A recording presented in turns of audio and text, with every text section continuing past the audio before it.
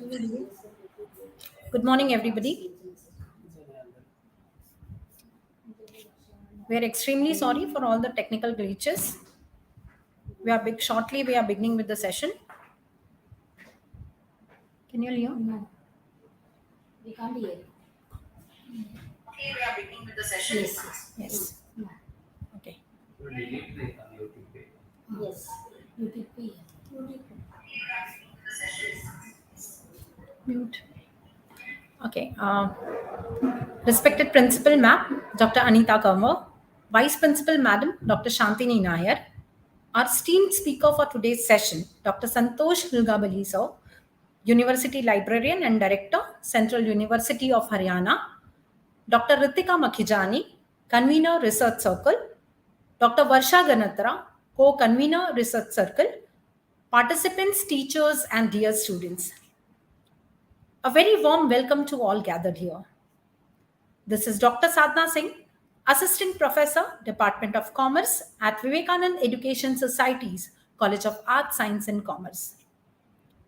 It is indeed my privilege today to be the compere of the inaugural session of today's expert talk on role of intellectual property rights and ethics in academics and research, organized by Research Circle of our college.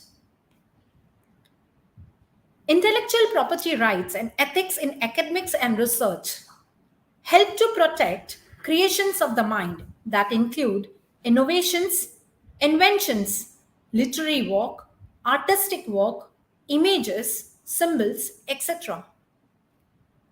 If one creates a product, publishes a book, or finds a new drug, intellectual property rights and research ethics ensure that one is benefited from his or her work and contributions.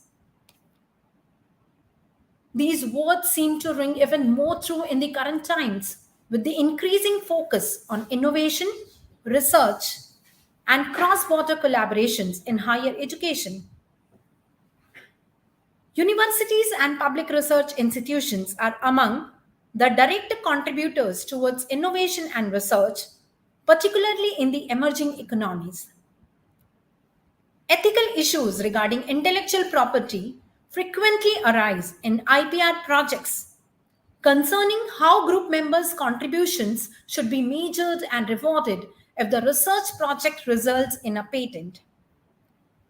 Thus, the present seminar is focused on creating awareness and providing more insights about the role of IPR and ethics in academics and research. To begin with, it's our holy tradition to invoke the blessings of the goddess Saraswati before any important event. So let's all put our hands together for lighting of the lamp. We all may not be face to face for a traditional lighting the lamp ceremony, but watching the following video, the vibrations of the lighting the lamp are sure to reach all of us. It will definitely energize and revitalize this magnificent gathering across. time like a issue है.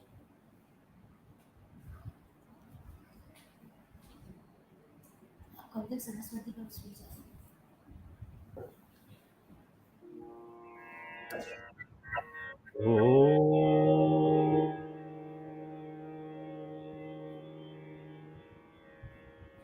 पूर्णमदः पूर्णमिदं पूर्णात् पूर्णमुदच्यते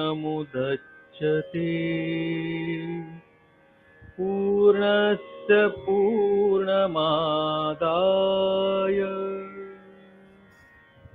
पूर्णमेवावशिष्यते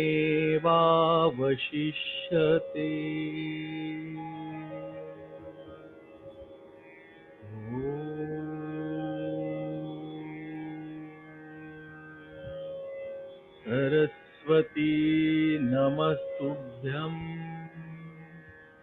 वरदे कामरूपिणे विद्यारम्भं करिष्यामि सिद्धिर्भवतु मे सदा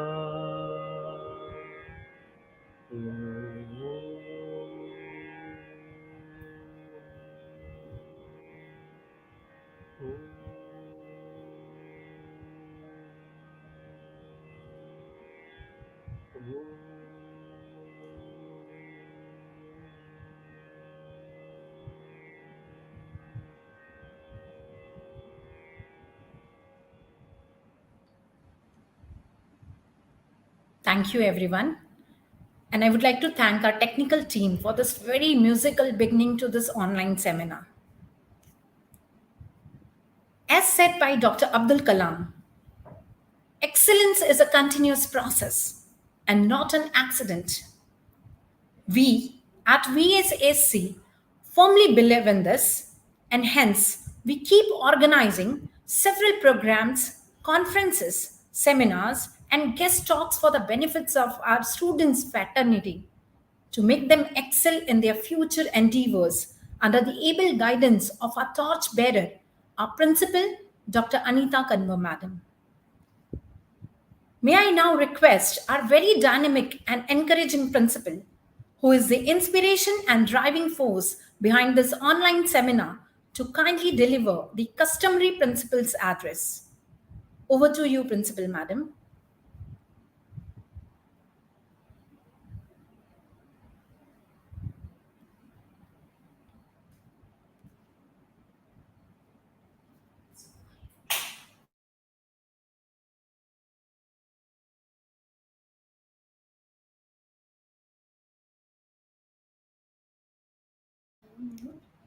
No.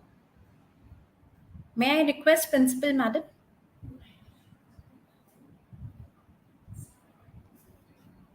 Technical team?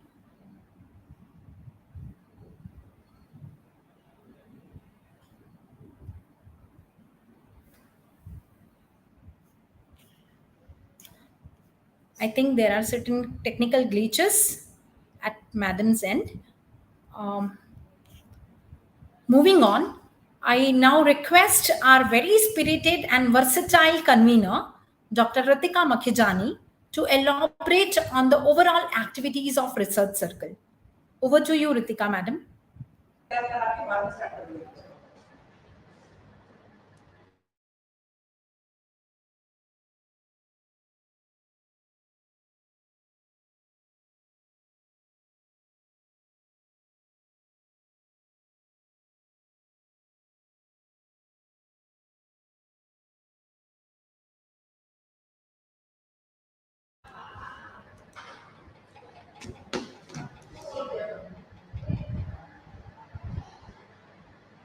Esteemed guest of the day, Dr. Santosh Kulgavali,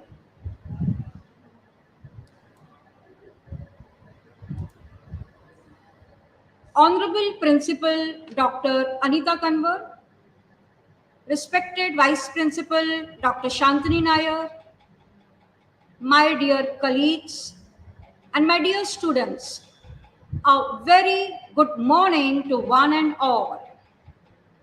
Let me begin with a quote of Albert Einstein. Research is to see what everybody else has seen and to think what nobody else has thought. Research contributes to the developing knowledge in almost all the fields of life. Teaching and research are the two most important functions of Institute of Higher Learning. It is well established fact that teaching contributes to the enhancement of research and research contributes to the enrichment in the levels of teaching. We at Vivekanand College of Science, Arts and Commerce recognize this and have attached utmost importance to research and has constituted research circle, which includes active researchers from all the departments. Research circle facilitates the submission of research proposals to different funding agencies like University of Mumbai, UGC, DST, and CSIR. In our college, there are 3 recognized research laboratories: Department of Chemistry, Department of Physics, and Microbiology. All of 3 universities all of them are having 3 research centers attached to the University of Mumbai for enrollment of MSc and PhD. College has 14 recognized research guides which are supervising PhD and MSc degrees by research. We have received DST FIST grant and we are also recipient of DBT Star College Scheme. Under these grants, there is a establishment of Central Instrumentation Lab. The lab is having highly sophisticated instruments which are used by our PhD students and MSc by research students. Our students are motivated to initiate research projects in the field of science, commerce, and humanities, which are guided by our teachers. They present their work at various national and international conferences. Dear participants, let me tell you, last year there were 19 research papers presented by our faculty members and the students at various national and international conferences. And from these papers, our college has received 9 Best Research Paper Awards. Due to the persistent efforts initiated by Research Circle, the contribution of research projects in the Avishkar Research Convention has increased in the past few years. In the last 2 years, we have received first rank at the final round of university level Avishkar Research Convention. We have also received overall championship trophy in the Avishkar Research Convention under the pure science category. In the past 5 years, 31 research papers have been published by our faculty members in the various peer-reviewed journals of national and international levels of a high impact factors. Research Circle have also constituted Research Advisory Committee, which is actively working in our college to promote the researching acumen of the faculty and the students by encouraging them to explore, experiment, and express.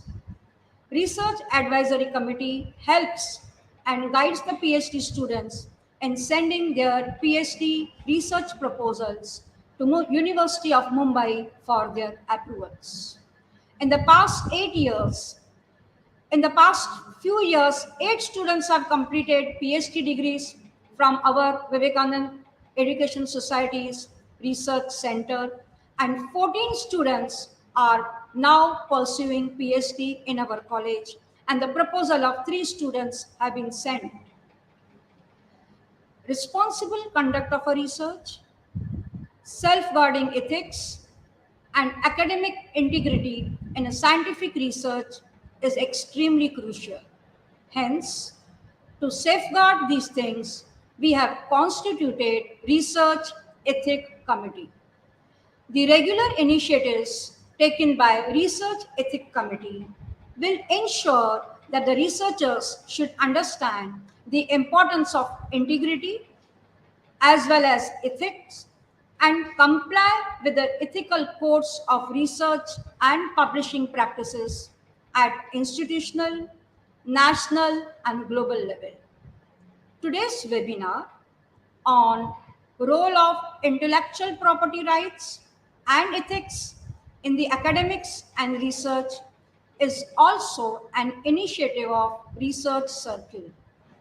This virtual conference aims to provide a podium for students, academicians, and researchers across the country to understand the role of IPR, the importance of research ethics in the respective fields.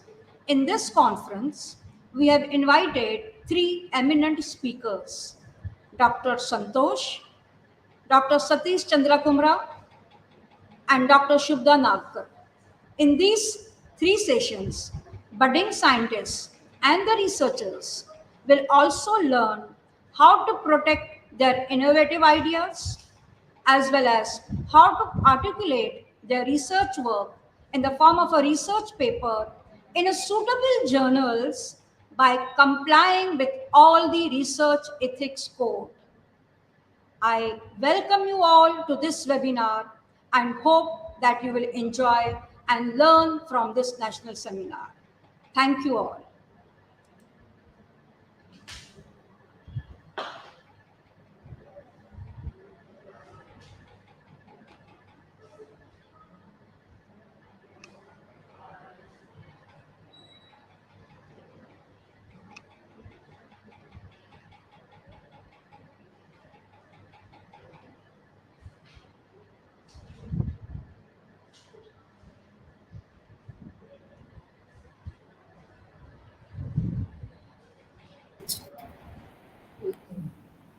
Thank you, Ritika, madam. That was truly a very precise and yet a most lucid description of the activities of Research Circle. May I now request our very dynamic and encouraging principal, who is the inspiration and driving force behind this online seminar, to kindly deliver the customary principal's address. Over to you, Principal Madam. Thank you, Sadhna. And good morning, everyone. A warm welcome to Dr. Satish Kumar from University of Mumbai, Dr. Santosh, University Librarian of University of Haryana, Dr. Shubhada Nagarkar, Department of Library, Savitribai Phule University of Pune. Our Vice Principal, Dr. Shantini Nair, Convener of Research Circle, Professor Ritika Makhijani, Co-convener Dr. Varsha Gandra and other members of the Research Circle Committee, teachers, non-teaching staff, all invitees and dear students.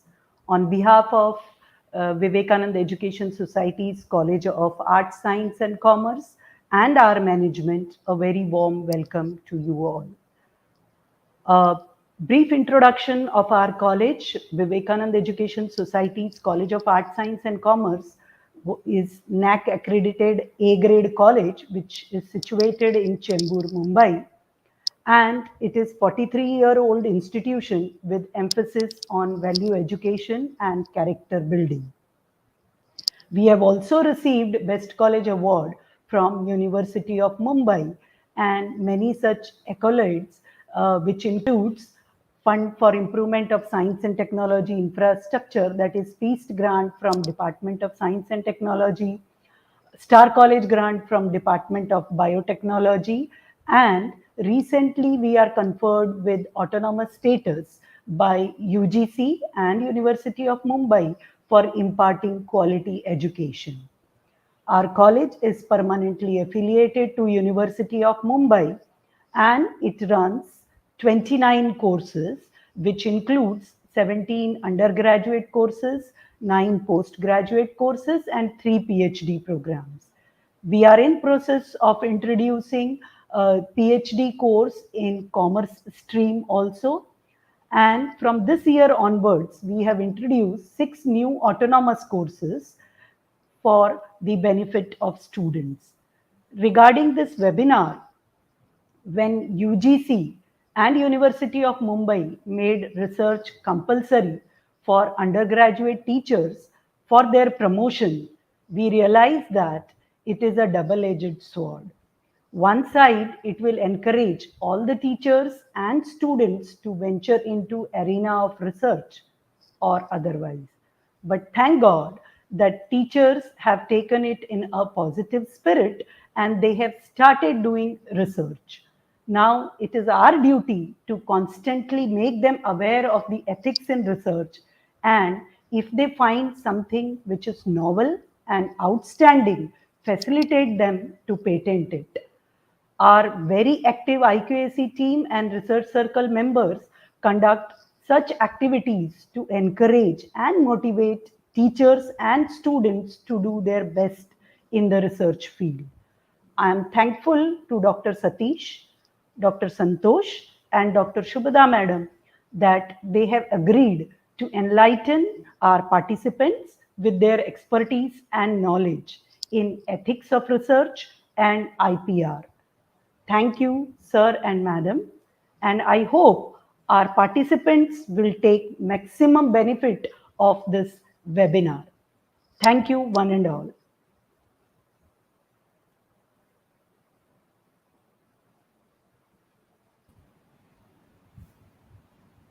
Thank you, madam, for very articulately sketching out the picture of our college and education society.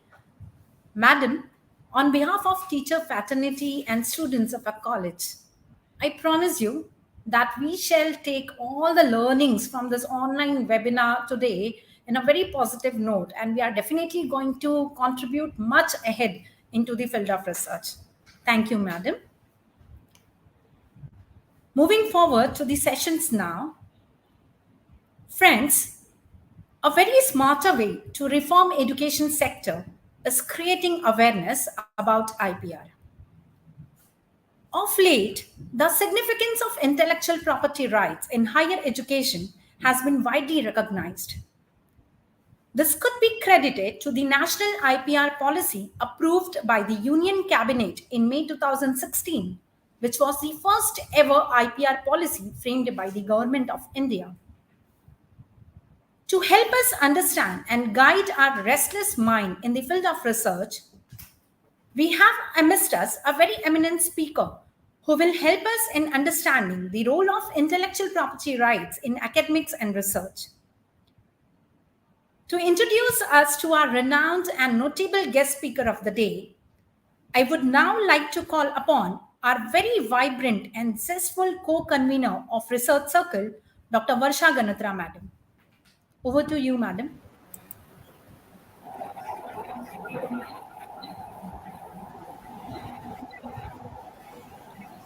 Thank you, Dr. Sadhna Singh.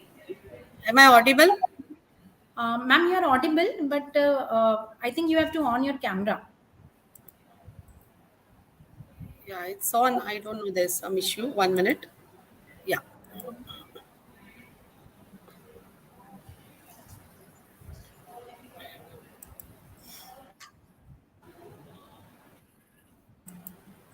There's some technical issue. Anyway, I think we'll continue without wasting much time. Yes, madam. I'm No audible, problem. right? Okay. Yeah, ma'am. You're quite audible. Please go ahead. Yeah, it is indeed my proud privilege to introduce the first speaker of today's webinar, Dr. Santosh Hulagali. Santosh sir is a gold medalist and rank holder, Master of Library Science from Karnataka University, Dharwad, and PhD from University of Mumbai. He also holds Masters in Mass Communication and Journalism and Diploma in Management. Sir started his career as documentation assistant at RBI's IGIDR Mumbai in 2000 and British Council Mumbai as a librarian. He has served in Nagindas Khandwala College, which is autonomous in Mumbai, for last 13 years. At present, Sir is a university librarian and director of Publication Division, Central University of Haryana. Sir has published 24 research papers, co-edited half a dozen conferences, and completed research projects. He is also a reviewer of scholarly journals. He has delivered more than 110 invited talks at universities, UGC's Human Resource Development conferences, B schools, colleges, etc. He is a very dynamic person because he is also a blogger and his articles are published on the Impact blog on London School of Economics. He is editor of Open Interview, a crowdsourced blog for interviews. His interview of Peter Subbair is featured on Harvard University website. He is also the editor of Open Commentaries, a blog created by him for publishing commentaries on academia and research. Sir has organized several workshops, devised and organized highly impactful courses for researchers, educators, and librarians. He is also actively engaged in voluntary projects and open consultancy. Sir is passionate about teaching, training, and blogging. Apart from being the librarian and director of the publication division, Central University of Haryana, Sir is also an ex officio member of the Academic Council, ex officio member of the court, director of the Granth Academy, chairperson of Media and Outreach, and senior coordinator, Office of International Affairs, nodal officer, NIRF, coordinator of Publication and Research Ethics course, UGC mandated, and coordinator for online course in book publishing jointly with pardon me if I missed out anything in your introduction. And we are indeed very fortunate to have you here today to express your views on the topic, the role of intellectual property rights in academic and research. So without wasting much time, as I know that we all are eagerly waiting for Sir, I invite Santosh Sir to begin with the first session for today's webinar. Thank you. Over to you, Santosh Sir. Thank you so much, ma'am. Hope my voice is clearly audible. Yes, sir. Yeah, just give me a sec. I share my PPT and I may close my video to get the bandwidth. So let me share my video.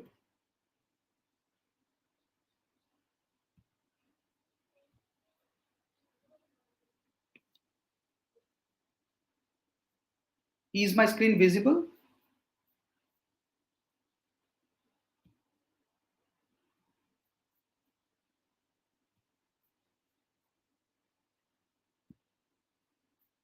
Can you please confirm?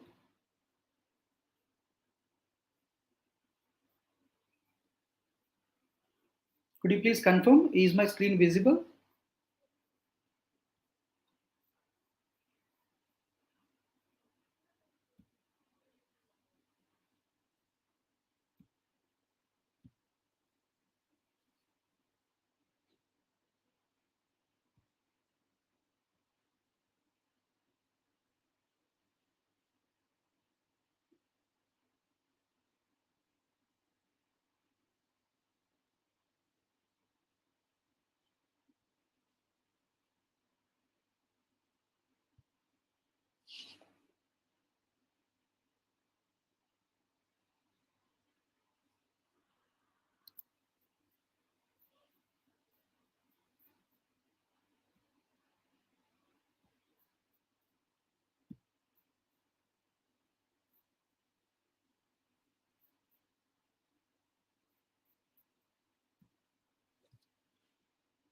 So could you please confirm whether my voice is audible and the screen is visible?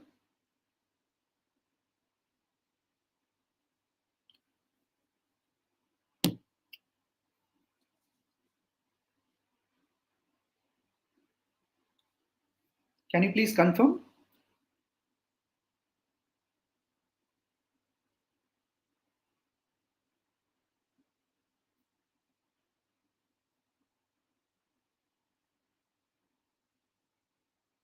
Yes, thank you so much. You all confirmed. I think Dinesh confirmed me that my voice is audible and screen is visible.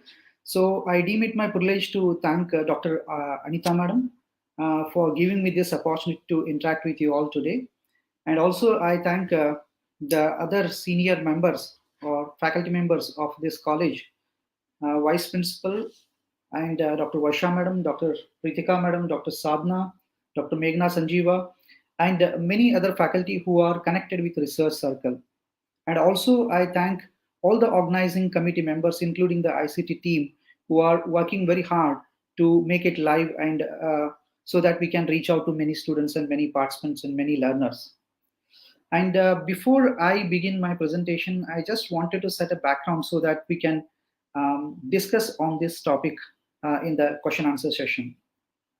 So before I begin, once again, I compliment the principal of Vivekanand Education Societies College for bringing a lot of changes in the college as far as research and publication and research and ethics are concerned. So I could see when Dr. Radhika madam was talking about what is the progress in the college. So I was very happy to know that there are a lot of innovative activities and innovative steps are taken by the principal and all the faculty members of the college to revive and to bring some changes in the research and publication approaches. So I compliment each one of them. And I also compliment all the participants who are joining this particular webinar, because they are going to learn different dimensions of this IPR as well as the ethics aspect of the research, because ethics is one of the important components in academia. And many of the academics and even students, they complain that how ethics can be taught to the researchers, because ethics should be a very natural phenomena. Why it should be taught in the schools or colleges or universities?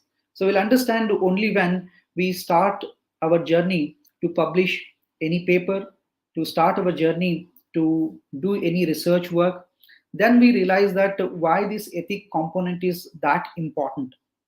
Because friends, we are living in the age of information communication technology and we are producing information like anything. I'm still on the first slide. I'm still on the title slide. I'll be taking another 1 or 2 minutes, then we can proceed further. So to set a background, let me share a few things so that I can connect to this particular topic. Friends, you all use Facebook and you all use YouTube. On Facebook, every minute we are uploading more than 2 lakh photographs. On YouTube, per minute we are uploading more than 100 hours of videos. And if you want to watch all the videos those are uploaded on YouTube in a day, so it requires at least 15 years to watch all the videos those are uploaded on YouTube. So why this is happening? This is happening because we have got very good platforms. We are highly connected using internet, and internet has changed the way information has to be generated. And we all are producing information like anything. It could be information, knowledge, or wisdom, or data. So in one or other way, we are generating a huge data. That is the reason we can see different concepts coming in, that is data science or big data, because we are unable to process, we are unable to catalog it, we are unable to classify the data, which is useful, which is not useful. So in such a situation, if you take an example of research, if you take an example of publication, so what we are doing, in fact, the number of papers has really increased. The number of research works that we are producing has really increased like anything. So in India, we are producing more than 40,000 PhDs every year. And in China, they are producing 110,000 PhDs every year. In USA, they are producing more than 70,000 PhDs every year. Now, the question is this, that how many of your PhD works, how many of your papers are converted or translated into very path-breaking innovations, or you can say those can be used for commercialization, those can be used for setting an industry, setting a business firm, setting an entrepreneurial unit. So improving the economic or financial condition of an institute or an individual or a society. So these many things we have, means when we are doing research, are we doing very innovatively? Are we doing research to impact the concerned stakeholders? So these questions usually crop up. Okay.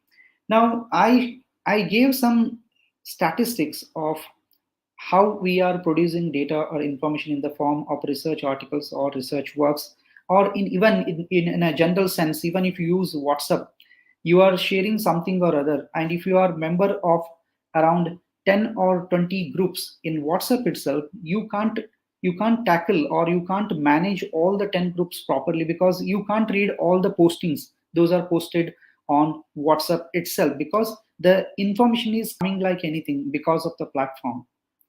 Now, coming to this IPR, intellectual property rights, again, I wanted to share a few statistics, then we'll start this session.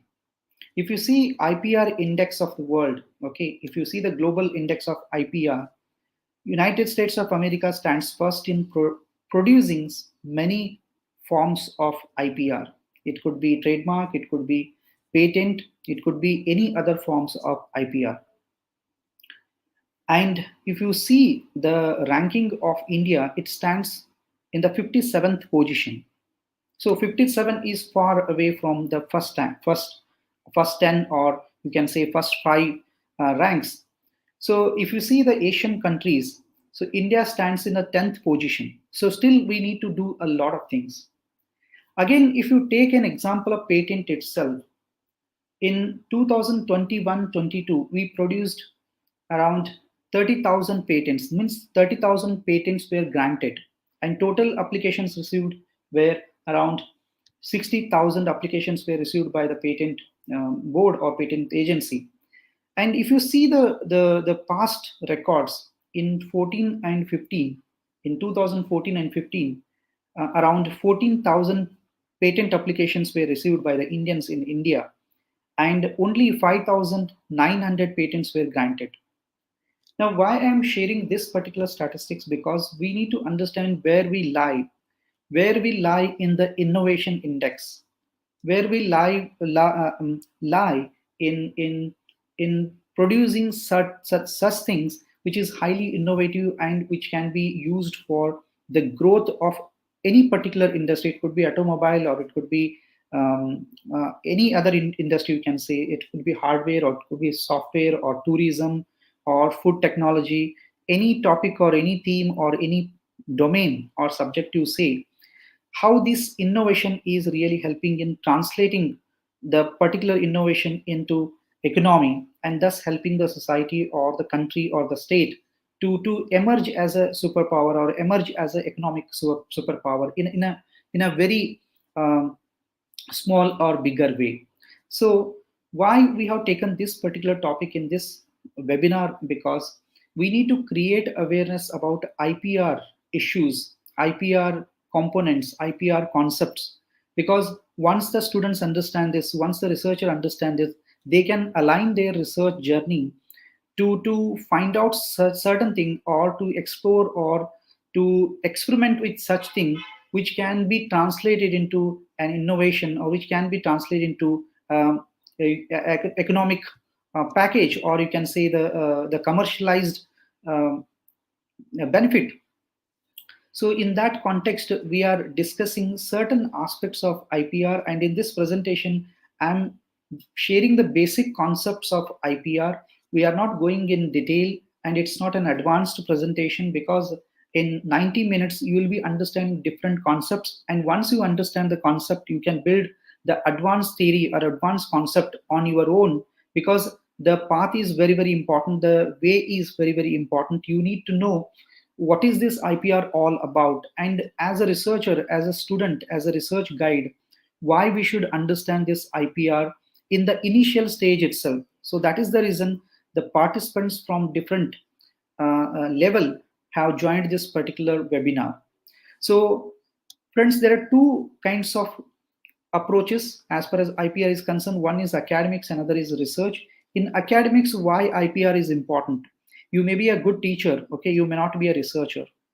You may be a very good researcher, but you may not be a teacher, or you may not be teaching. You may not like teaching. So in both the context, even if you are a teacher or a researcher, or if you are both, so understanding IPR is very, very important. As a teacher, you can create awareness about copyright, trademark, okay, geographical indications, all these designs. So basic components or basic concept of these IPR forms or the types should be understood by the teacher, one who is standing on the stage and teaching. Because I'm not saying that you need to teach about these things all the time. The only thing is that we need to create awareness as how IPR can really help an individual, an institute, a state or country to emerge as an economic power. I'm not saying a superpower, economic power in our own way. As far as research is concerned, while doing research, how IPR can, the knowledge of IPR can really help us in doing our research in such a way that can really help the individual institute, state or country to provide certain solutions, that can be monetized, that can be commercialized later. So when I say commercialization, that doesn't mean that earning money has to be the main objective. It's not about that. Earning money that really helps the concerned unit, concerned organization, concerned state, and concerned country. So in the innovation index, in the IPR index, our country or our researchers should reach a higher level. This can be possible only when we understand different components of IPR. So friends, in this presentation, what I am doing is I am covering both the categories like academics and research. And the focus is on copyright. I'll be focusing more on copyright and open licenses. As you all know that the IPR has different forms of intellectual property rights, like you have patents, you have copyright, trademark, geographical indications, and designs. So as far as academic and research are concerned, for academicians and for researchers, we need to know more about copyright. We need to know more about patents, okay? And also we need to know about open licenses. So the focus will be on copyright and open licenses in this presentation. The basic objective is that we need to know the different concepts. Once you understand the concept, once you understand the trends, what is happening in IPR domain as far as academics and research are concerned, so we understand that, okay, this way we need to align our research work. This way we need to teach and train or educate the participants or the students as far as IPR is concerned. Now the big question is that why IPR is required for an educator. I'll be justifying this in the coming slides in the next few moments, that why educator is very, very important, no matter whether you are a publisher, no matter whether you are an author or a researcher.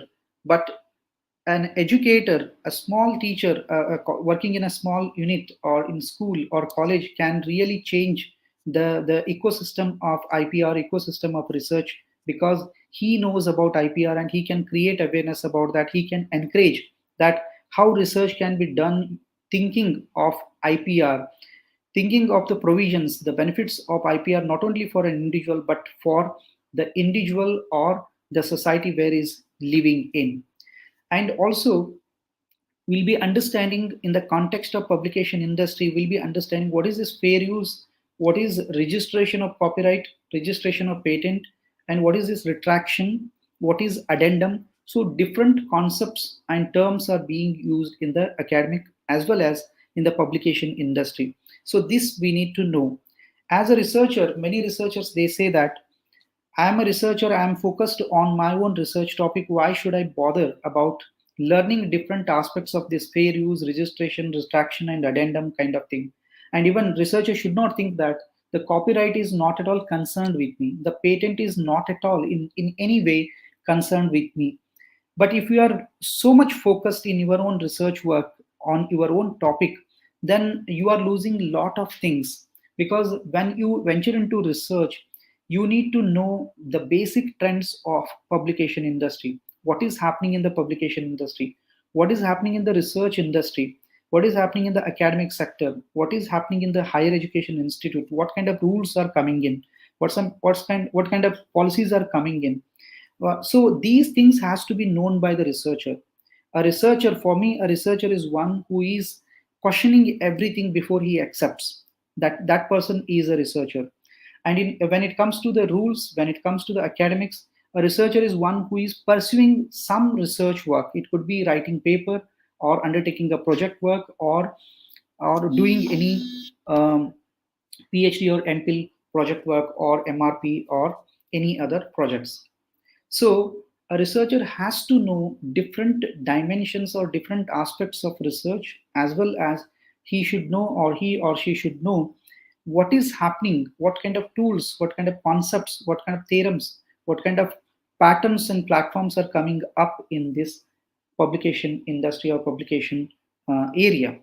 So we'll also be understanding what are the copyright tools. Briefly, I'll be showing those tools. So those are really helpful.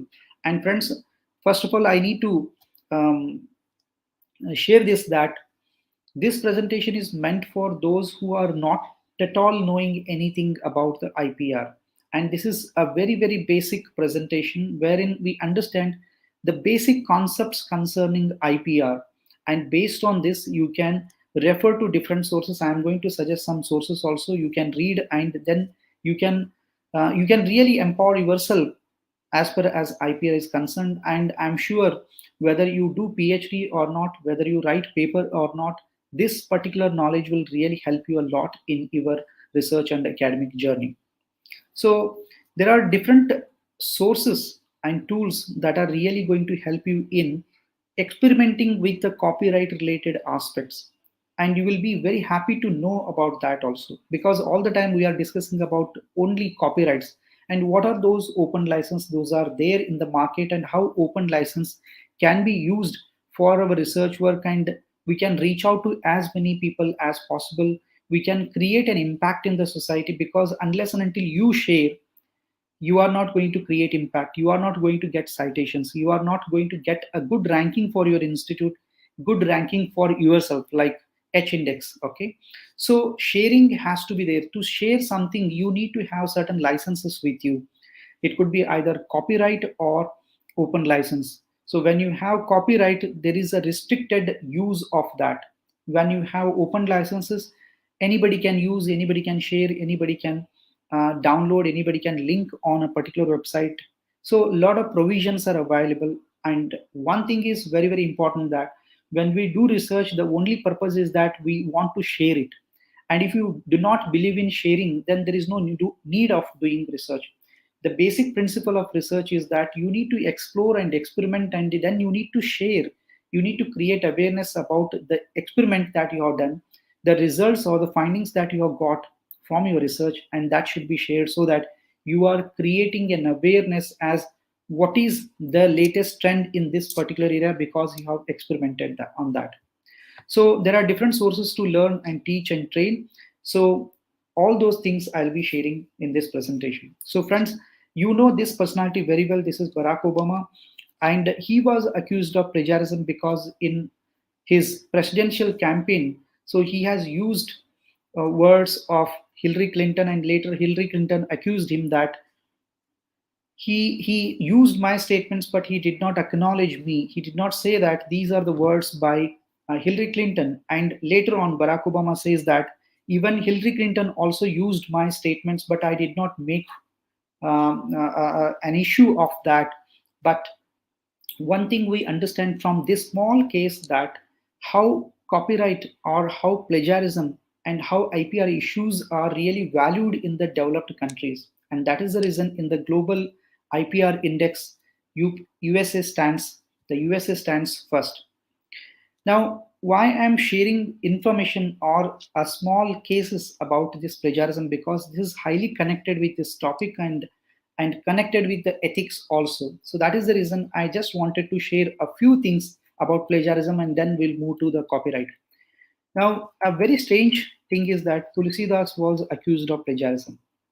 You may be wondering why Tulsidas is accused of plagiarism, because Tulsidas lived in a very, very old age, in the sense very, very ancient age or ancient period. So how Tulsidas can be accused of plagiarism? Now, what is the use of accusing him for the plagiarism? So the reason is that Valmiki wrote Ramayana and Tulsidas wrote Ramcharitmanas. And the story is almost similar, because the characters and the plot and the entire, you can say, the message and gist are almost similar. So if you see, or if you put this in the modern context, wherein you will feel that, oh yes, Tulsidas has really plagiarized what Valmiki has written or had written, right? So one thing we understand from this particular case is that no matter whether you have done PhD in 2010 or 2015 or 2020, one thing is certain from this particular case is that in future somebody will accuse us. In future, somebody will come and accuse us, saying that you have plagiarized something, you have violated some copyright rules, you have made some mistakes in this particular experiment or in this research work. Because when you submit your thesis or dissertation to the library or the institute, that becomes a piece in a showroom. Anybody can come and read it.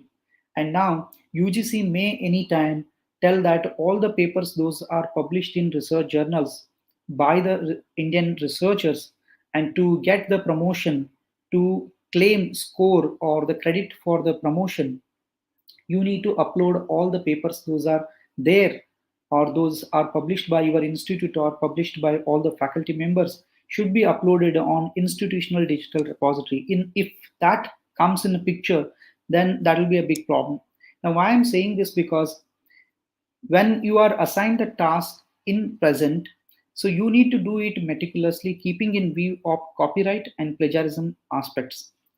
Okay, so if you ignore that, you will be facing a big problem in future, because your work may be there for everybody to access it. Anybody can access those work and they can blame that. Now please remember this Tulsidas case, wherein he is accused in the modern time that he has plagiarized. Now if you see his particular case in the modern context, definitely he has committed a mistake.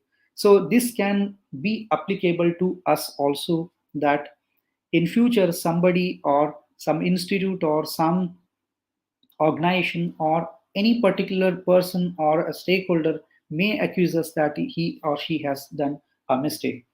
Now this is another standard case. I just wanted to show to you all that what kind of ethical issues are there in different academic systems of different countries. Now, if you take an example of Korea itself, academics in South Korea caught naming kids as co-authors. The practice was probably used to improve the children's chances of securing a university place. So you just imagine if Korea, the country like Korea, which is very good at technology and science, okay, even in medicine. So if their academicians are indulging in these kind of activities, okay, unethical practices, then what will be the future? Okay, so if the kids name are added as co-author, thinking that in future they will go to the university to get a job and they should get credit, they should be respected because of their publication, and they should get jobs also. Now these kind of issues are cropping up in not only Korea but even in many countries, even in USA also. Many IPR or plagiarism issues are really rampant. We have a misconception that whatever is happening as far as violation of copyright, plagiarism cases, academic integrity related issues and problems, these are happening in the developing countries only. Actually, this is a myth, because many developed countries are also seriously facing issues concerning IPR and plagiarism. Friends, you all can recognize who she is. She is J.K. Rowling. She is very famous for this Harry Potter series. Now, why I'm showing you this, because she is earning money like anything, because she has monetized what she has worked, okay, what she produced. Okay, so intellectual property is concerned with the intellectual aspect, the ideas that you are sharing in the form of express idea. You can say expressed idea means it is available in the form which can be read or which can be referred or which can be seen. Okay, it could be anything. It could be a poem, or it could be an article, or it could be anything that is creative or having any idea or thoughts. And if it is in the expressed form, it could be in audio form or video form, in the textual form, right?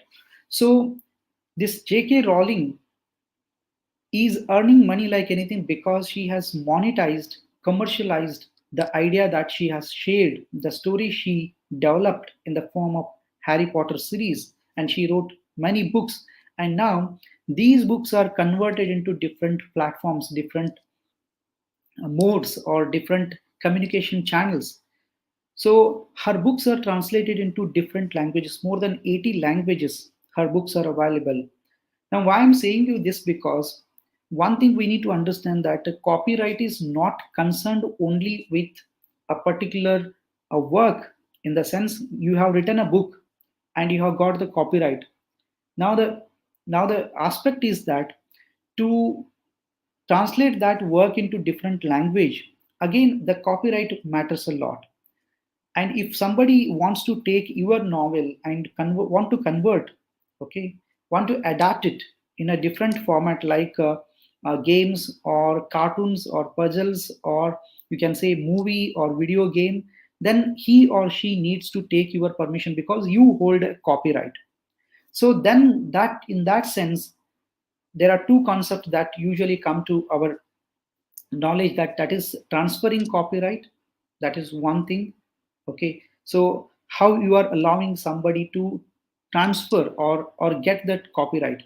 The second is that the copyright is not a singular right. Okay, when you get copyright, that means you are getting bundle of rights. That means you have written a novel and you have got a copyright because you have written that, you own that, that's your idea, that is your product, that is your you can say one of the products, you have produced that. Now if somebody asks to adapt it as a movie or a cartoon film or a you can say a documentary on that, you need to translate or you need to transfer the rights for that purpose only. Even for translating into any language, you need to provide some permission because you hold the copyright. And in that case, you can earn money like anything. You can earn respect. You can you will be valued because your work is in demand, because somebody wants to convert into a audio file or video file or any other format.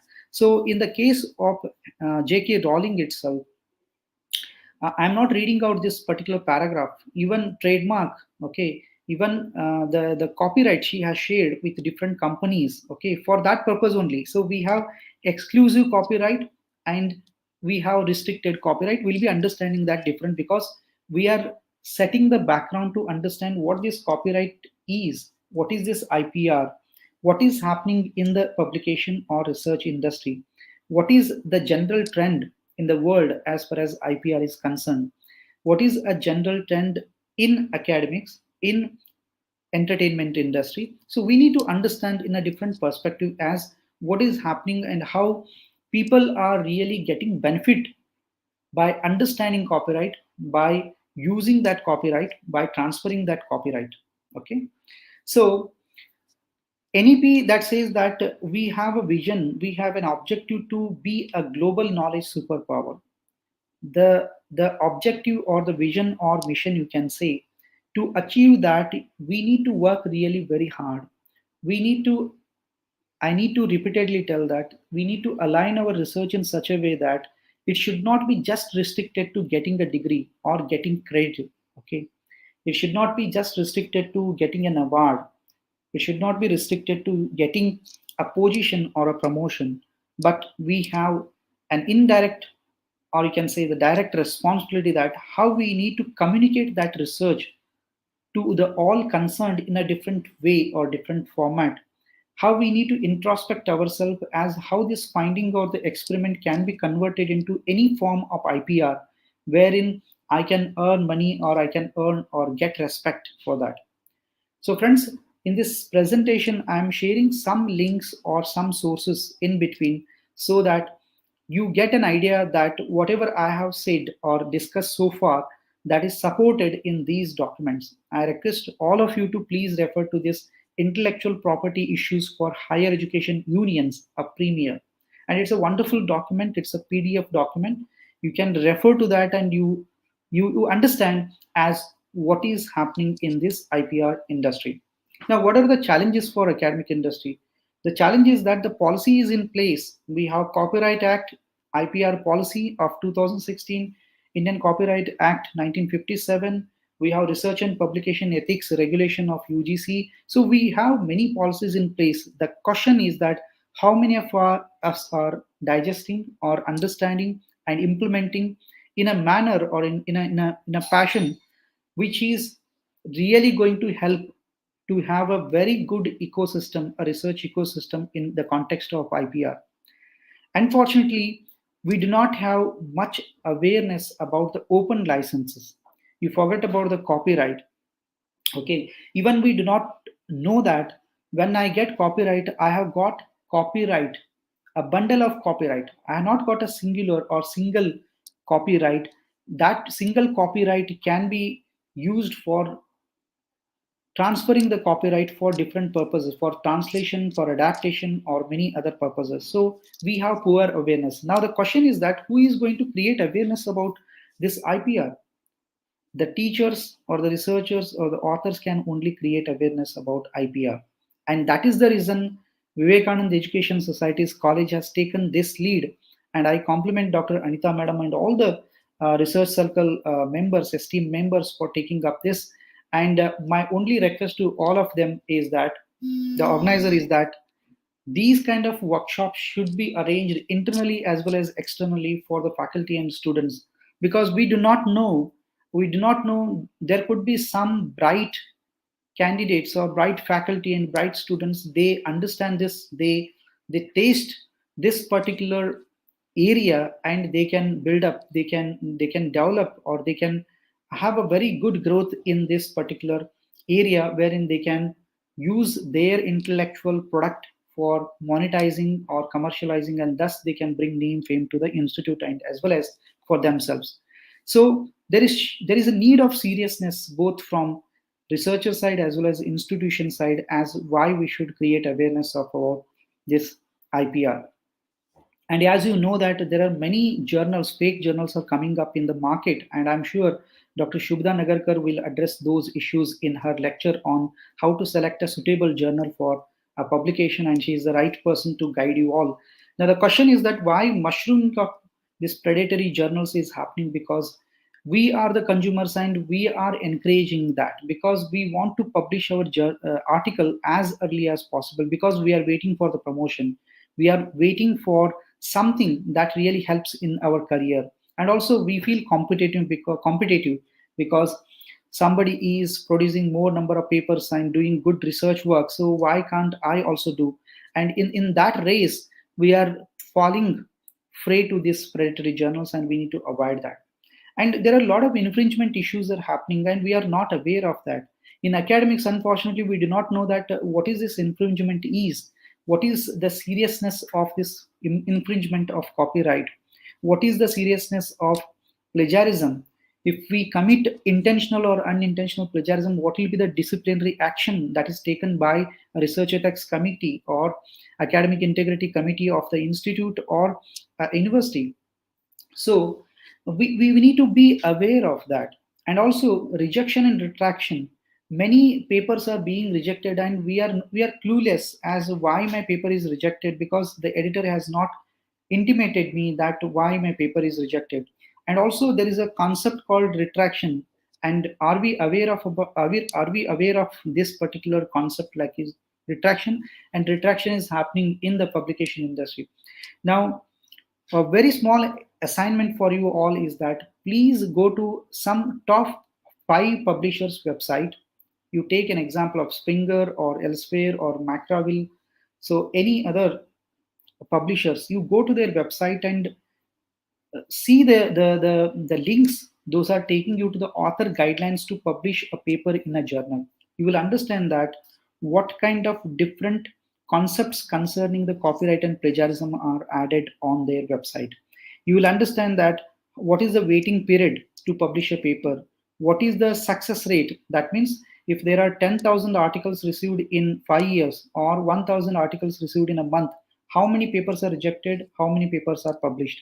If 1,000 articles are published in a journal, what is the ratio, what is the percentage of the papers those are retracted. So friends, retraction is such a concept.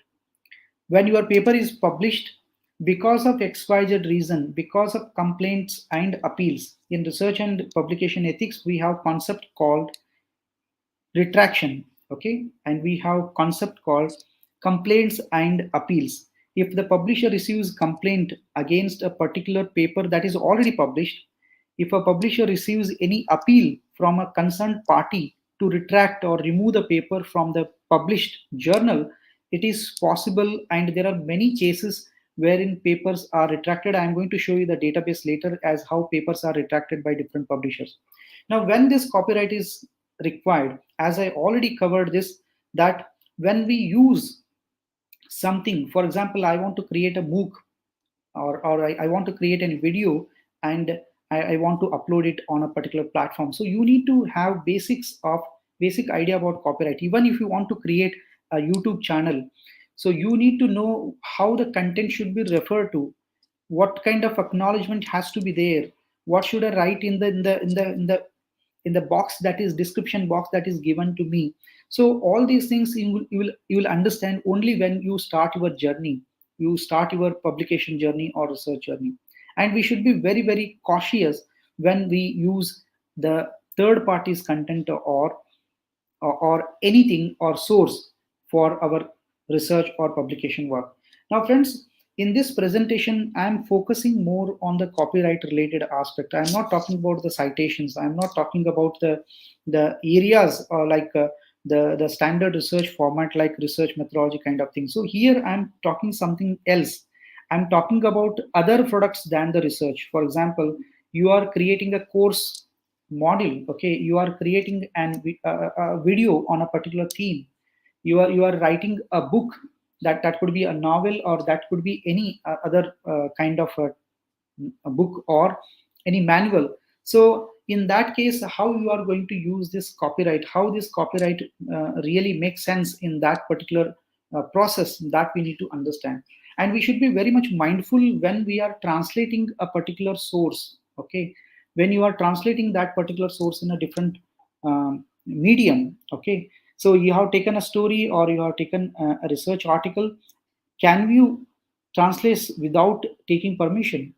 Another example is that we have ResearchGate or Academia Edu.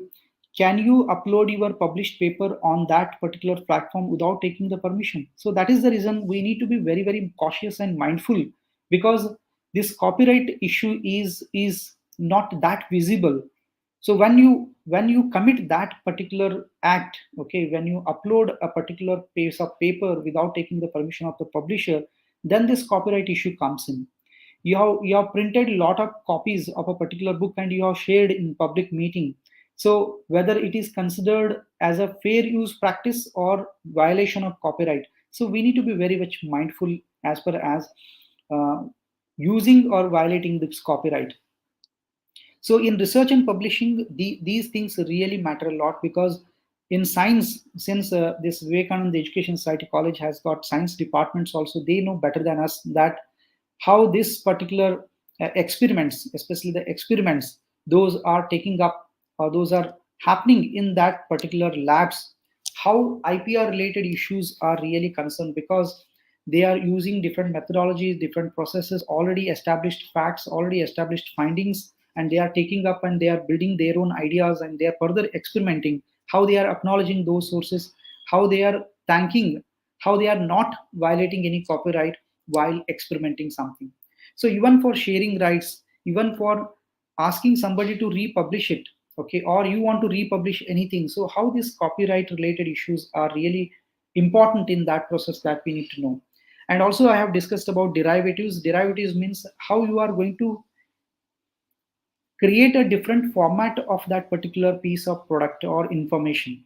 So in that case also IPR is required. And for bulk sharing, as I gave an example of bulk sharing, that you want to share a particular piece of information or a poem or a video to a larger audience. So in that case also, whether you need to be very cautious or mindful, that you need to know. Now these things matter a lot when the copyright tag is there in all those products. When it comes to open licenses, you have all the liberty to share, and that is the reason we need to know the difference between open license and the restricted license. And adaptations, derivatives and adaptations almost similar in the sense adaptation, you want to adapt it in a different format. Again, in that case also you need to know as whether to seek permission or not, keeping in view of whether the source has got open license or copyright. And transferring right, you have a copyright on a particular piece of paper or particular piece of product or book or work, so you want to transfer it. Even for publisher also, even publishers, after granting you some grants, because many of the publishers, they retain the copyright, okay, sometimes you need to negotiate with them to get the copyright with you only. So to keep the copyright with you only, you need to negotiate, you need to complete certain formalities, and it is a little tedious task, and you can see these processes in the author guidelines prepared by the publishers, and those are put on different platforms of the publishers. So to transfer rights, like J.K. Rowling, she has transferred certain rights to certain people to translate into a particular language, to convert her book into a movie, to convert her movie into a cartoon series. So you are transferring certain rights. So you are not transferring exclusive rights. So there are two types of transferring rights. One is exclusive right. That means what? Wholesome 100% of the rights have been transferred to the third party, and he or she has got full rights on that particular piece of work. And there are some restricted transferring of rights wherein you are allowing certain aspects or certain components of that copyright. For example, you are allowing somebody to translate into different language, and he further can't pass on this to anybody else as far as again translation is concerned. Again the original creator has to be consulted for adaptation or derivatives. So these all things bring in economic value to that particular source, because ultimately one product, if it is made in different formats and if it is produced in different formats, certainly there is a value attached to that, there is a price tag attached to that. So there will be an increased economic value for that product, that intellectual product. Now, when teacher requires, already I have shared this, when you are teaching and training, this IPR related knowledge is required. When you are answering the queries of the students or the researchers, if you are a guide, you need to guide them properly as how IPR is really important in research work. And in order to create awareness, so this particular knowledge is very, very important. To write paper and deal with the publishers, because to deal with the publisher, they do not want your original paper, they also want to discuss with you something else related to copyright. Because if whenever you write any paper to a publisher, if you are least bothered about asking for copyright, okay, if you are not aware whether the copyright is retained by the publisher or the author and what is the utility of that, if you are not aware, simply you are publishing, then there is no value for that. You cannot monetize it, you cannot allow somebody to adapt it or bring it some derivatives of that particular paper. So you need to understand that also. So we need to be aware of agreements and addendums also. Agreement is this, that many publishers are having or following this copyright agreement. So if you are simply signing that agreement without knowing the terms and conditions put in that, because if you do not know, then you don't have any right on that published paper. Even to bring some adaptations or bring some different versions or byproducts of that particular published paper of your own, you need to seek permission from the publisher, because you have agreed to transfer all the rights, exclusive rights, to the publisher. So this is very, very important. There is one more concept called addendum. Addendum is a kind of agreement. It is used for negotiating with the publisher, saying that these are your terms and conditions, and because of these reasons, I do not agree with the particular terms and condition. Kindly amend it, kindly change it. And many publishers are coming with agreements as well as addendum formats. If you go to any publisher's websites, you can even Google also addendum or author addendum, copyright addendum. You can type in and you will get to see as what kind of different formats are there, different agreements are there to negotiate with the publisher, saying that they need to make their rules flexible as far as your paper is concerned, your work is concerned. So transferring copyright, this is very, very important. We need to teach and train the students, and also initiate action when somebody infringes. So as an educator, as a researcher, as a student, we need to be aware, as if I commit any mistake, if I violate the copyright, then what punishment I am going to get. And as an education administrator, we need to be aware how to handle the cases concerning infringement of copyright, plagiarism issues. So for that reason, the teacher requires to know about IPR. And also how to respond to the retraction. If the publisher say that your paper published in 2010 and we got complaints and appeals for your paper, and because of XYZ reason your paper will be retracted after 10 years, means in 2010 you have published a paper and now it is being retracted. Retracted means your paper is blocked, and they put the disclaimer saying that this paper is retracted because of this legal reason, because of this complaint, because of this appeal. And there are hundreds of papers are being retracted by different publishers. I'll be showing you a particular database wherein you will understand that even after publishing a paper, that can be rejected, that can be removed from the publisher's archive. And in future, they do not consider your paper for publication once it is blacklisted once it is retracted. So we'll be understanding that once I show you Retraction Watch database. Now, as I said, what is this copyright and what is this copyrights? Because the moment you get copyright, that means you have got bundle of rights. Okay, bundle of rights, because those rights are right to reproduce the right copyrighted work. You can allow somebody to reproduce it. Now, why I'm repeatedly sharing all these things, because we are not fully aware of these provisions. We are not aware that the copyright, when I heard the term copyright, that means there are different copyrights are hidden in that. You have different rights with you as far as your copy is concerned, as far as your product is concerned. So you have right to reproduce the copyrighted work, right to prepare derivative work based upon the copyrighted work. You have the right to distribute copies of copyrighted work to the public, right to perform the copyrighted work publicly, right to display the copyrighted work publicly. So when you get the copyright, you have bundle of rights. Like, you can convert it into a novel, and you can convert that particular work in comics, you can convert it in serial, you can convert it in movie, game. So, and you can translate also, you can convert it as a programming file.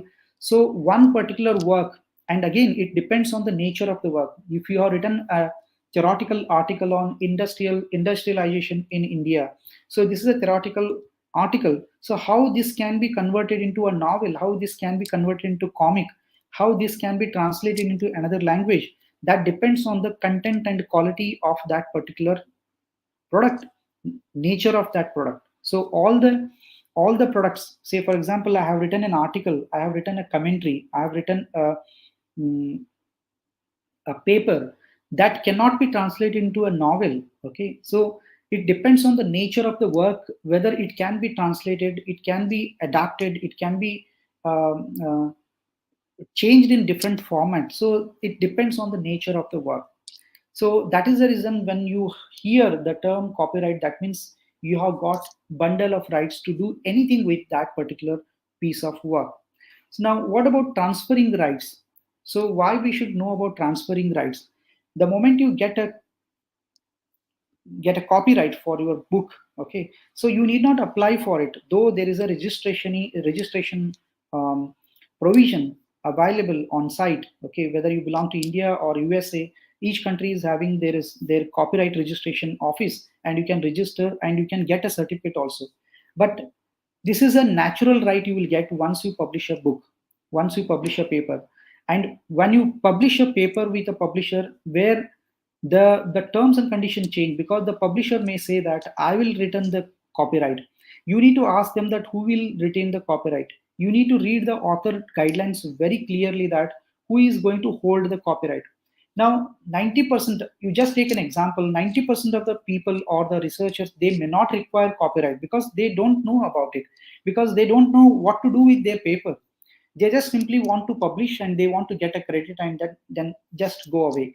Otherwise they do not want anything out of that. But there are certain people, a few people, a very few percentage of people or the researchers who are really concerned about their copyright, especially in the field of science, technology and medicine, because if they retain the copyright, they can use it for different purposes. They can allow somebody to translate it, they can allow somebody to bring some adaptation. So that is the reason this transferring copyright is very, very important. And when you transfer copyright, you can put certain conditions, certain riders. Okay, you can select some provisions, so that is possible. Or else you can transfer the exclusive right to the person who is going to use it. And some products or some sources, you may not have any control, because we do not know who is using my work. In USA, somebody must have photocopied my entire book and must have put on the website. We do not know that. Okay, so you are not transferred the right there. Okay, so somebody is using in a different way, unethical way, without permission and without notice, they are using. In that case, this transferring right doesn't come in picture, but the violation of copyright, infringement of copyright comes in the picture. Now, quickly, I wanted to show you, if time permits, it's already 11:07. So let me quickly show what is this transferring right. I'll just simply type in hope my screen is visible to you. So I'll simply write transferring copyright. Okay, and I'll say Springer. Okay, I'll simply say Springer because he is the publisher. So let me see what kind of provisions that publisher provides. So here I am visiting the Springer website, copyright transfer. The moment you click on this, you will get to know that what are the provisions are there as far as transferring the copyrights are concerned. So they have given different aspects related to transferring the copyright. And even if you see the agreement, I'll just simply change it. Say, for example, I'll say PDF or agreement. I check like this. So you can see here, you can see some Taylor and Francis. This is Taylor and Francis. Taylor and Francis is also a publisher. Transfer of copyright. So you can see the agreement or the forms. Those are available with the publisher as what kind of rights you are transferring with the third party. Okay, and who is agreeing to that. Okay, and what rule is applicable, which act or policy is applicable, that can be seen. And also I discussed about addendum, author addendum. Okay, so you can see here author addendum. So this is again another form of agreement wherein you are going to negotiate with the publisher to keep some rules open, or you can say that to waive off some particular restrictions as far as the copywriter concerned. So I typed in author addendum. Okay, so you can see what is author addendum in different sources. Okay, and this Spark is very famous and it has given a lot of guidelines as far as how to negotiate with the publisher as far as IPR is concerned. Okay, I'll simply type in author addendum PDF so that I can show you the form or agreement. Okay, so here I'll be showing you some forms.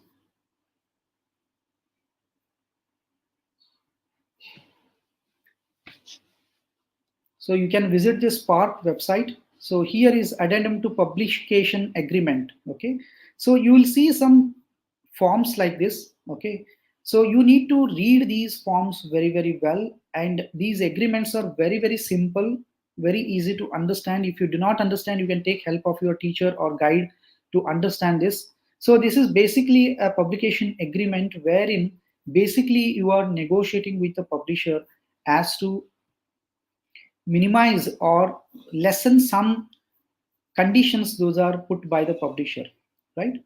So you can check that. So the assignment is this, that you are going to work on this addendum as what is this addendum, and also you are going to check what are the rules and regulations or the terms and conditions put by the publisher as far as transferring the right is concerned, how this agreement form is prepared, who prepares that, what conditions are put in that. So that we need to understand. Now copyright protects derivative works. Okay, whether it protects derivative works or not, that we need to see. And again, we have differing rules for derivative work. Derivative work means what? You are deriving something from that work. For example, the work is translated into or converted as novel or a story, and it is going to be published. So what kind of copyrights are there with that particular derivative work? So it differs from country to country, and it differs from different publisher, right? So that also you can explore. Now I am sharing just certain tools or the platforms. Those are really important for the researchers or the those who are interested to know more about patents, designs, trademarks, or geographical indicators. Okay, so for them, this particular website is very, very important. That is iprindia.gov.in. In this, you will see all the basic aspects of this copyright and all other forms of IPR. You will also get to see what is the trend, what is happening, and what kind of rules and regulations are there, what kind of manuals and guidelines are available. Okay, you can also see some cases as what kind of cases have happened in the case of infringement of copyright or infringement of any copyright rules or IPR rules. And internationally, I request or I endorse fully this WIPO website, that is World Intellectual Property Organization, wherein you will get a lot of resources, and also you can pursue some courses also, short-term courses. Many of my friends have completed a short-term course on IPR, and it's a wonderful website wherein it solves your queries. So I request all of you to please check the Indian IPO website as well as the WIPO website of the international level. So I was talking about the copyright registration. As an enthusiast, as a newcomer to this particular industry, that is education sector, you may be a new researcher, or you have joined the college as a lecturer recently, or you are studying an undergraduate course or postgraduate course, or you are pursuing PhD. You may be wondering, as when you write a book, okay, so can I register for copyright? Because I'm afraid, because somebody may take my idea, though I have published this book and available in market, but I'm afraid whether somebody may use it for different purpose. So should I register for copyright? I have written a song and I uploaded on the on a particular platform. I have written an article for a blog. Okay, I have uploaded a video on YouTube. So should I register for copyright? And friends, one thing we need to know, that copyright is completely automatic. Okay, in case if you want registration, you want to have the registration copy with you, you are free to do that. Whether you belong to USA or you belong to India, you can register your copyright with that particular country so that you can get a certificate. And please remember that the moment you create an expressed idea, when it is expressed in the form of a book or any video or audio file, certainly you are going to get the right with you. Now, some copyright limitations are there. The limitation in the sense, though the copyright rules say that nobody should violate the copyright rule, but there are certain ways wherein you can use it for a very genuine purpose. Say, for example, in the Indian Copyright Act 1957, they have a provision called fair use. Fair use means you should use it fairly. For example, you need to use that particular source for teaching, training, and research purpose, wherein you are not monetizing something. So statutorily, it is allowed that fair use is allowed, whether it is US Copyright Act or Indian Copyright Act. In majority of the countries, this fair use provision is available. And many researchers, they say that, sir, I have copied some text from a particular source and I have used it in my research work. So should I take permission from the author? Therein you need not take permission, and it depends on the quantity, how much of information you have put in your research paper or your research project. Okay, so the standard, or you can say the general idea, that in the circles of the IPR professionals, that if you are using 10% of the whole source, then you need to seek permission. That means 10% means it is very huge. For example, there is a book having 200 pages, and you want to you have used 20 pages of that particular work, then you need to seek permission, because you are using bulk material in that. And again, it depends on the situation, it depends on the condition, it depends on nature of the nature of use of that particular source. So you need to see that particular case, means it depends on the case to case situation. So again, contractually, you can make it very, very flexible. Though the copyright say that nobody should violate the copyright, but as far as fair use is concerned, you can use it for a genuine reason. As I said, that teaching, training, and research purpose, you can use it. And also contractually, that means agreement you can make, like addendum I said. Though the copyright rules or the copyright restriction is there from the publisher side, but you can negotiate with them saying that I want to keep that copyright with me, or I want to transfer this copyright with others, because these provisions are provided by many different acts of different countries. So this is a fair use provisions available in Indian Copyright Act. You can refer to that. So for research, for criticism, for backup of copies on a computer, reporting current events or report of judicial proceedings, or using by a teacher in a course of instructions, so answering in an exam. So copyright violation is not at all, it is not assumed as copyright violation. But whereas when you are creating a Swayam or MOOC videos, you need to be very, very aware as how you should use the citations, how you should take the permission from the source. So that is the reason it is advisable that when you create your MOOC videos, you need to use as many as sources possible which are having open license system. Okay, so the major publishers sue ResearchGate over copyright infringement. You know ResearchGate very well. I think you are already member of that ResearchGate. If you are not, please enroll yourself as a member of ResearchGate. It's a wonderful platform. Now the issue is that major publishers, they felt very bad because many of the members or the account holders of ResearchGate, they started uploading the published paper in that particular platform, and this is violating the copyright rule. So that is the reason whenever you upload any paper, published paper on any website, you need to seek permission from the publishers first.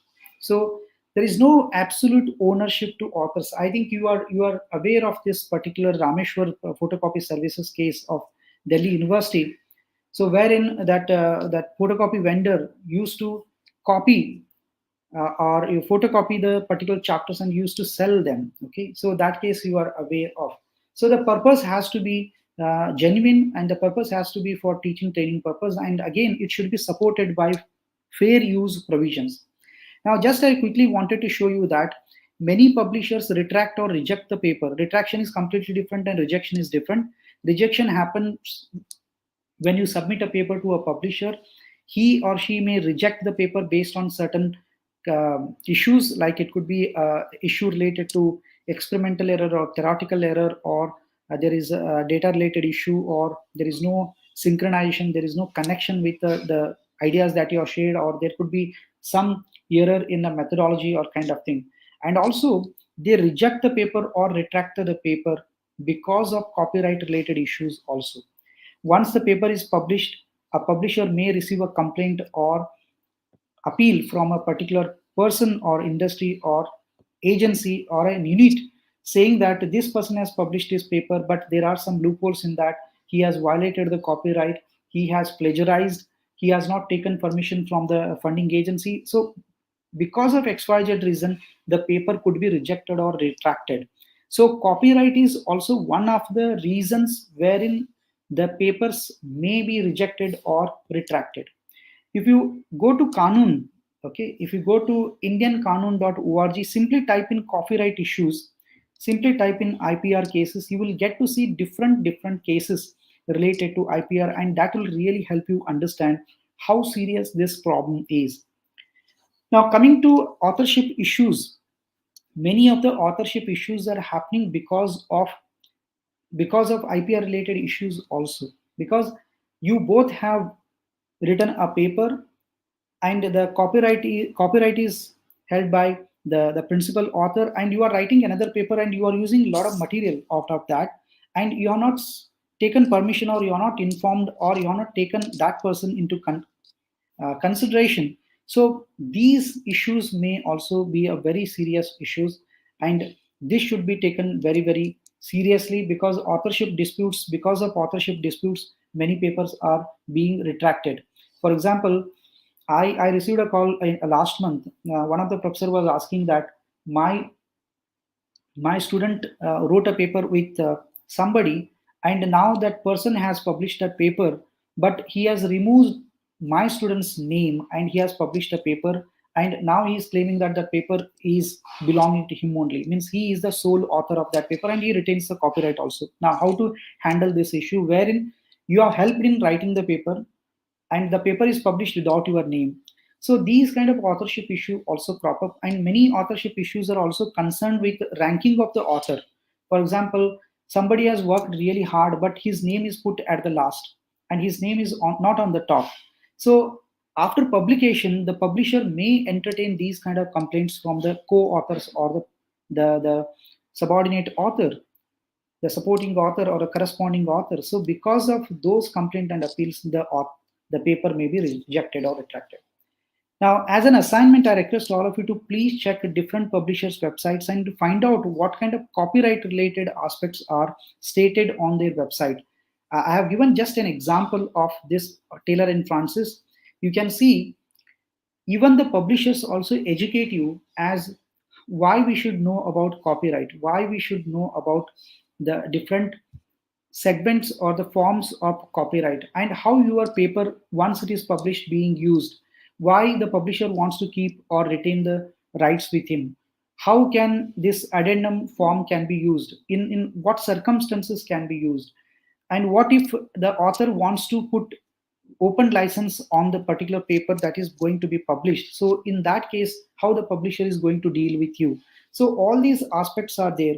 And friends, please remember that reading author guidelines provided by the publisher is like completing a course, completing a short-term course. Please never ever ignore reading the author guidelines. Those are provided by genuine publishers. You forget about the fake journals wherein their author guidelines are just customary. Those are just formality. They are not serious about that. And I'm sure Dr. Shubha Nagarkar is going to speak on that. But if you take reputed journals, author guidelines, you will understand that what is the publication approach, what is the publication cycle. You know how to write a research paper, but publishing it on any particular platform or publishing it in a very reputed journal, it is another Herculean task, and you need to know in and out of this publication process. So the assignment is that please try to read as many author guidelines as possible of different publisher, no matter whether you write or not, whether you write a paper or not, but reading those guidelines is very, very important. Now, copyright and retractions, as I said that the published paper can also be retracted, but you can also know that what is this takedown, copyright takedown request. Copyright takedown request is another form of retraction. You can say once your video, for example, on YouTube, your video is uploaded, okay, and nobody has taken your permission. So you can contact the concerned admin to take down that particular content. So I have taken this particular page from Google support itself, and it talks about the Google platforms like Yahoo, like YouTube, as how they deal with these takedown requests, right? So please remember that once it is published, nobody will touch you. It's not like that. Even after publication, the paper or the product or the piece of information may be rejected or removed or withdrawn or retracted from that platform because of XYZ complaint and appeal. Now, as author addendum already have spoken about that, I request all of you to please check this Spark is a site. Already I have shown you that this Spark Open website, I have given the link also. You will get to know that what kind of rights are there, what kind of provisions are there for the author to negotiate with the publishers. So how to negotiate with them using their own rules, okay, and considering your own request or considering your own adjustment or your own requirement at your institute. Say, for example, you have open access policy in your institute. Now your institute says that you need to publish at least one paper in open access journal. So you are approaching somebody, but they are not publishing, or the commercial publishers are there. They are ready to publish your paper with the open access license, but there should be some agreement between both of you so that you can materialize that. Now, what about infringement? I already have spoken a lot on that. Infringement means violating the prescribed rules. Okay, so without taking permission, without following the proper channel. So if you are committing any mistake, say for example, you are printing and you are sharing, you are using a particular video to monetize, and you are using a particular source of information and you are putting your name and you are selling it, okay, so you are sharing it or you are linking it. So in all the aspects, if you are not taking permission and if you are not aware of the copyright rules, then the mistake may happen. So what are the challenges that publication industries that are facing is that there is a lot of submissions. As I said, there are more than 60,000 patents have been received by patent office. So only half of them, 50% of them are granted patents. Why? Because rest of them may not be eligible for that patent. Okay. So similarly, many publishers receive a lot of papers. There is a lot of queue to publish those papers, but not all the papers may not be qualitative. If they are qualitative, somewhere there could be issues related to copyright also. Okay, so this copying and reproduction of the copyright material much easy and faster because of the information that is available. The quality of the copied material can be matched with the original. Okay, so because of that, many publishers are very, very particular about this particular aspect.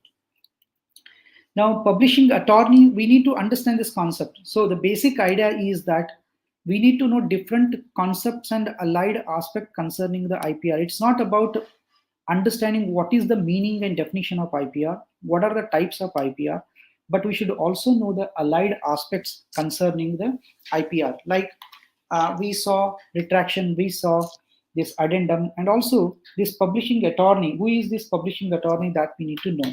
So he is basically a publishing consultant or a literary lawyer who guides us in publishing process, and he advocates on our behalf to getting the strongest deal or terms and conditions so that we can protect our rights.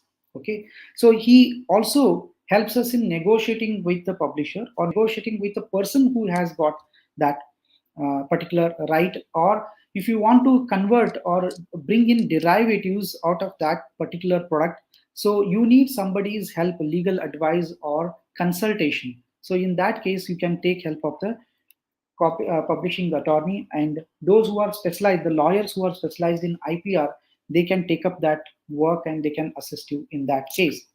Now, already I have spoken about exclusive right. Exclusive right means what? Why I'm saying this repeatedly, because we need to digest or we need to understand these different concepts. Exclusive right means what? You have been given all the rights to do anything with that particular product. Okay, even while transferring that particular right, you can use selective rights or you can give away all the rights, that is exclusive right. And as far as reprography is concerned, reprography is nothing but photocopying, right?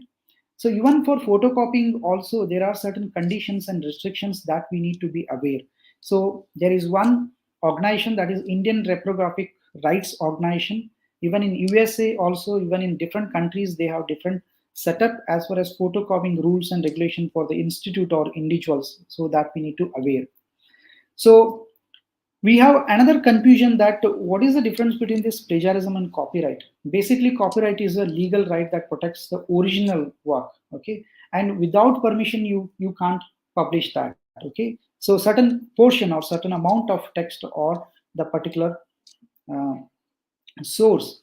And basically, copyright is concerned with the expressed idea, and it is illegal, okay? If you violate it, you may be charged fine or you may get imprisonment as far as copyright is concerned.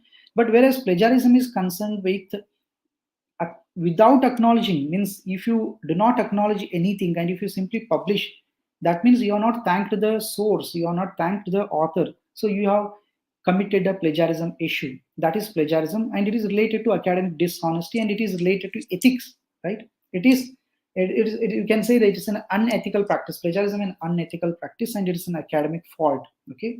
So the punishment is that there is no credit for your work if you have committed plagiarism. There is no marks, there is no degree, there is no promotion like that. Now, copyright notice. What is this copyright notice? Usually you see this symbol in the books, okay? And in many countries, they do not use even symbols like this, okay? That means the moment it is published, it is assumed that the rights is held by or retained by the author itself. So you can see the copyright symbol, year of the creation, name of the author, and a right statement also. What kind of rights are retained? All rights are reserved with this John Doe, okay? So here, all rights are reserved and the period is also mentioned here, okay? So for this period, it is valid, okay? And some rights are reserved. That means this particular author doesn't have exclusive rights. Some rights are reserved. So some rights are reserved for that particular work. Now, quickly, I want to discuss about open license, because keeping in view of the time, so I just wanted to skip some slides which are not that important, but you can refer to them later. But whatever main or important things are there, that I am going to cover in this. The spectrum of right we need to understand. We all know that the copyright wherein all rights are reserved, and we also have this open licenses wherein Creative Commons license are being used widely now. Even in MOOCs also Creative Commons license are used. Here some rights are reserved. That doesn't mean that all rights are blocked, means all rights are very, very flexible, anybody can use like that. No, but some rights are reserved in Creative Commons, and some licenses you can see like this, that is public domain. That means no rights are reserved, anybody can use that. To simplify this, please refer to these icons or the logos. So this indicates that public domain, that means even though your article is published having a copyright, okay, so if you are the sole copyright holder of that, you can you can make it flexible, you can open it, you can make it as open licensed work. So if you put this particular logo or CC, Creative Commons 0 license, that means you are permitting, you are allowing already published, already the copyright is there on that. Now you want to open it for anybody. And wherein public domain means what? Public domain means anything that is past a copyright period, say for example the lifetime of the author plus 60 years in the context of Indian Copyright Act, and after that anybody can use that and they can publish any book. Like in this you can see these are the works put on the museum. These are converted into CC0. That means what? Earlier copyright was there, later on the copyright was removed from this, the permission was sought, the source or the creator who allowed anybody to use this free of cost using exclusive right. So this is available in public domain, anybody can use that. Now different open licenses are there, like these 6 licenses, those are very, very popular. The open license, what is the difference between copyright and open license? In copyright, restriction is there. Conditions are there to bring some derivatives or use in bulk and share it in a public. Whereas if the work is having this open license, say for example, you have written an article and you have used this Creative Commons license and it is legally valid, okay? So the reader will understand that this person wants only acknowledgement. Otherwise, I can sell it, I can share it with anybody else. So this first license indicates that it can be used it for any purpose. The provided somebody should acknowledge my work. Say for example, I have shared my PPT with you and I have put this particular logo or license in my PPT. That means that I only want acknowledgement. I only want you to thank me. Otherwise, you can use it for any purpose. You can use it for selling it, printing it, putting on your website. You can do anything with that.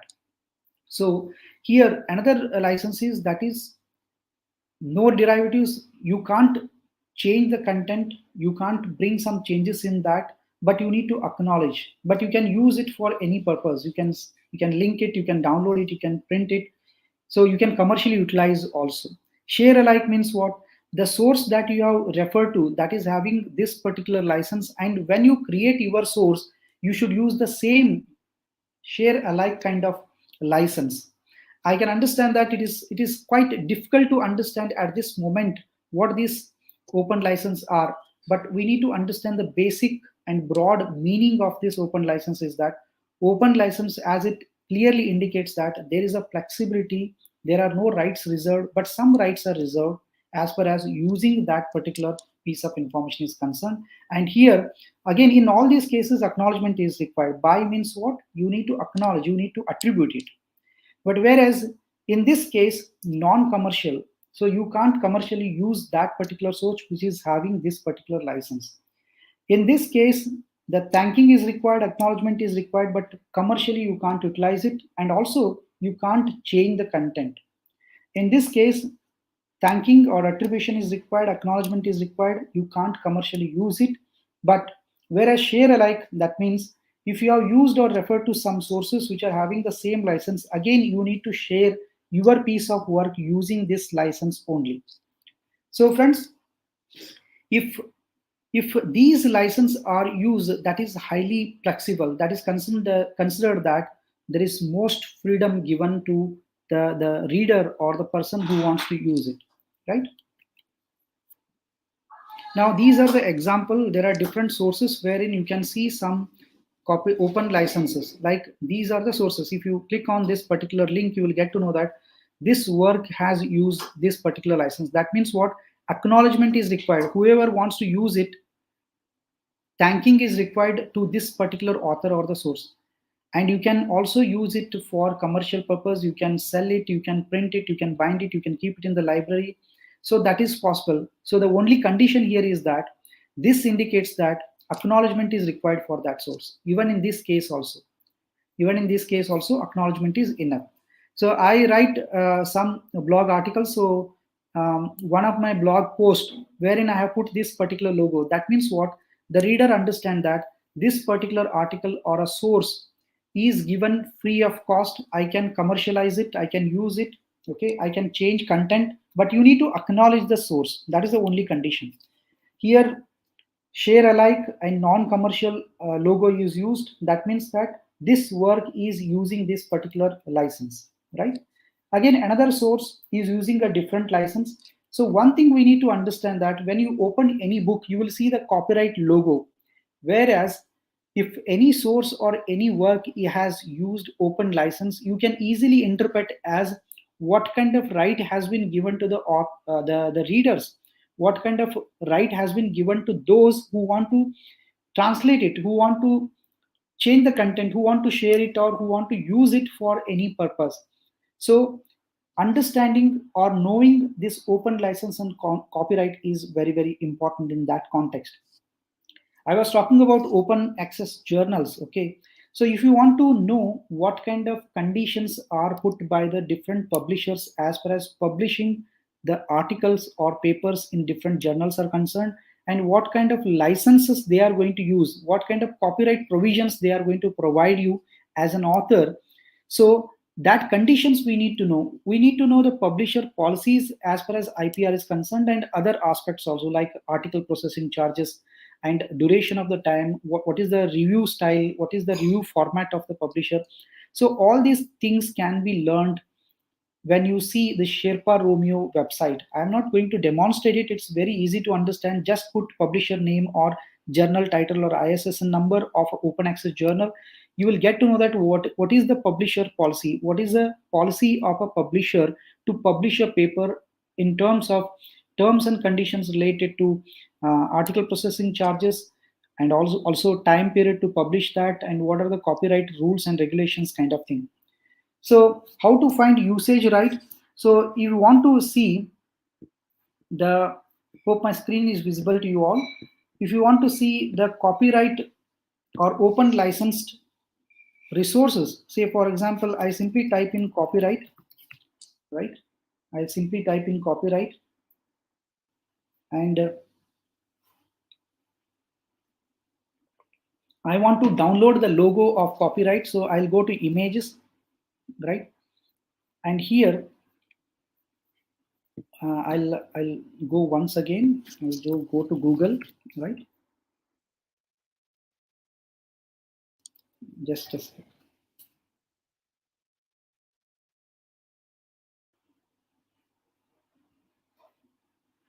Hope my screen is visible to you all. Yeah.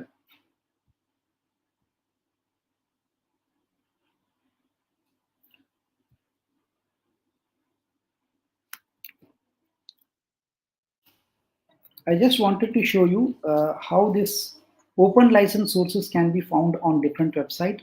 Say for example, I'll go to Google Images.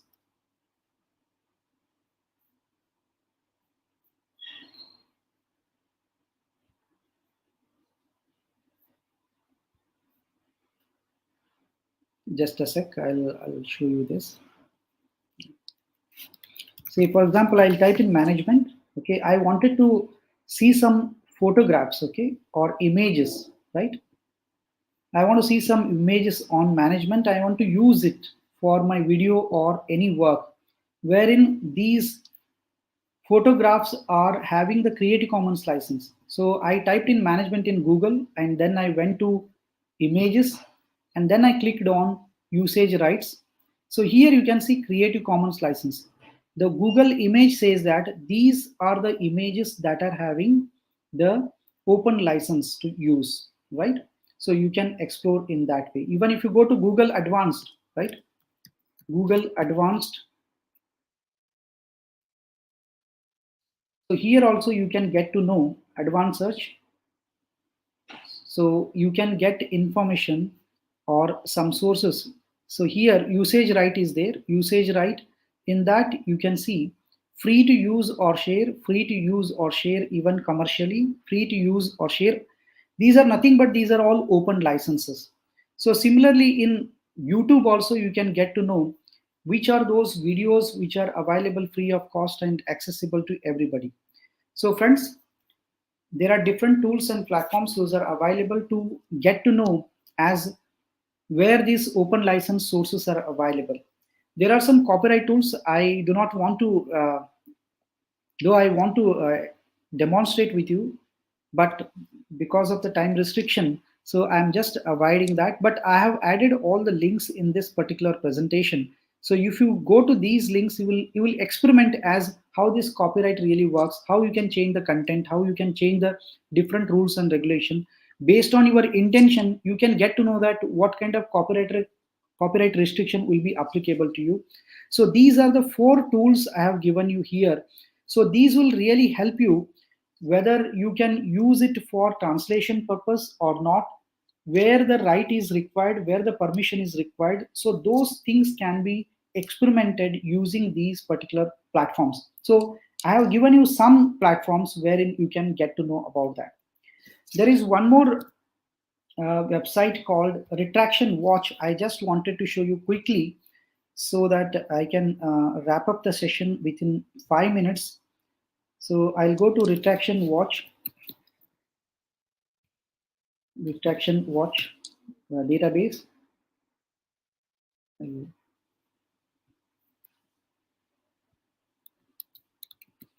Hope my screen is visible to you all.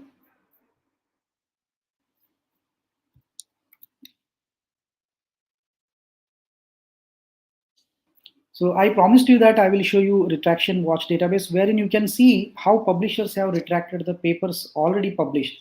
Okay, I'll simply type in sociology here, or you can say management.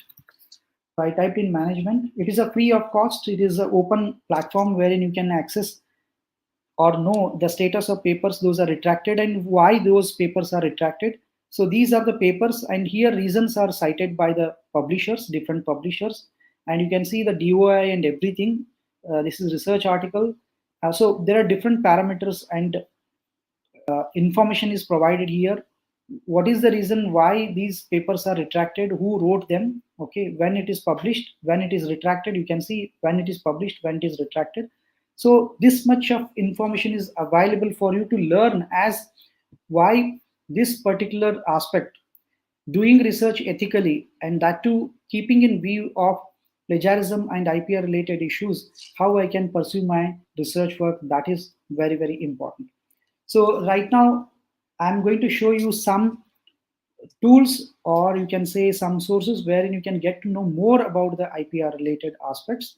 So this is a wonderful compendium. You can access that for all category of the users or the learners. They have created a wonderful source, even for judges to deal with the cases related to copyright, what all things they need to know, that has also been added in this particular source. Please access that. So all the publication of WIPO are available free of cost. You can access it. These are downloadable. You can access those publication and you can read it. And this is a wonderful source. This is Teacher's Manual for Understanding Intellectual Property Rights. I request all of you to please go through this. It is a very user-friendly and you will really enjoy reading it, and also your concepts will be clear. And at the same time, I really emphasize that please do not ignore reading the author guidelines given by different publishers. And I request you to at least check 5 to 6 publishers' website wherein you can read the author guidelines, wherein you will get different aspects of entire publication cycle, including the IPR. So you can refer to this particular website also. Those who are innovating, those who are belonging to the incubation center or innovation center or belonging to the science fraternity, so they can use it. And if you want to know some answers to your queries related to intellectual property rights, so this is the best source by WIPO. You can check this.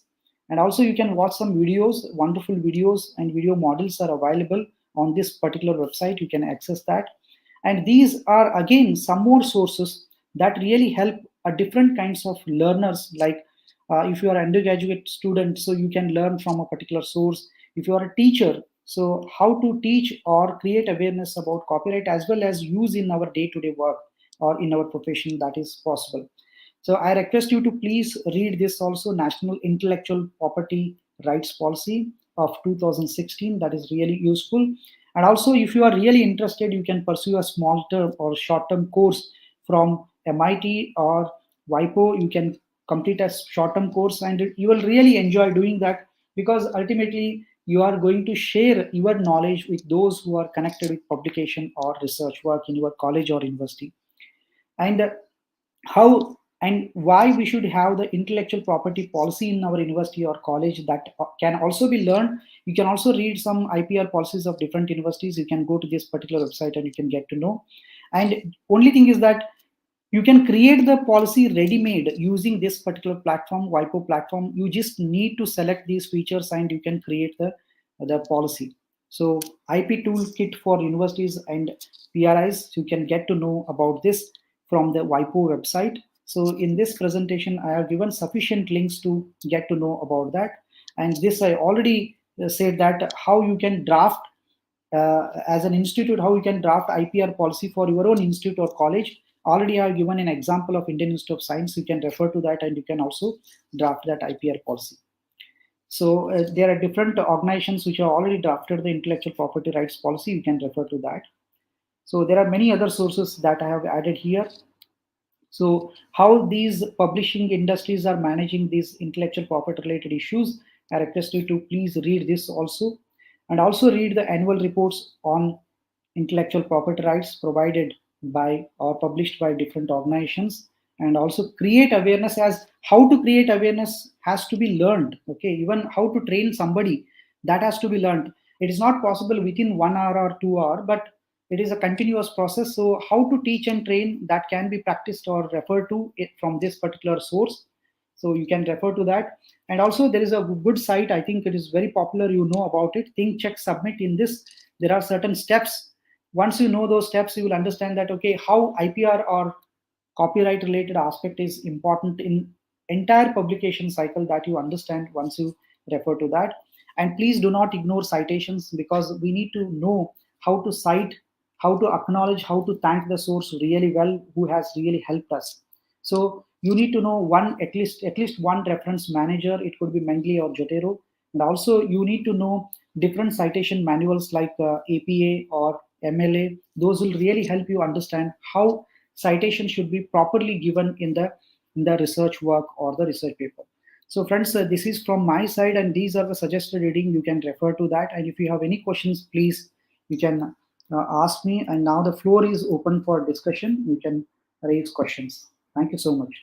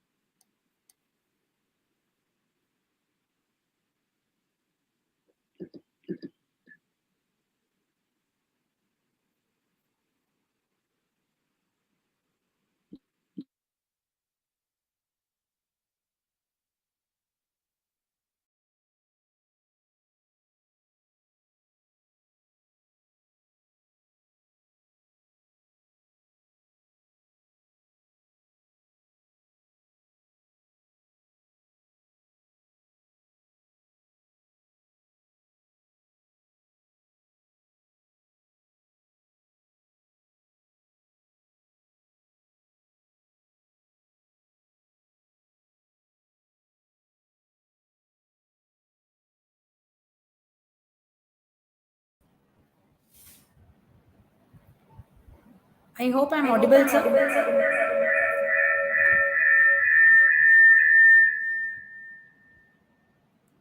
Just a minute.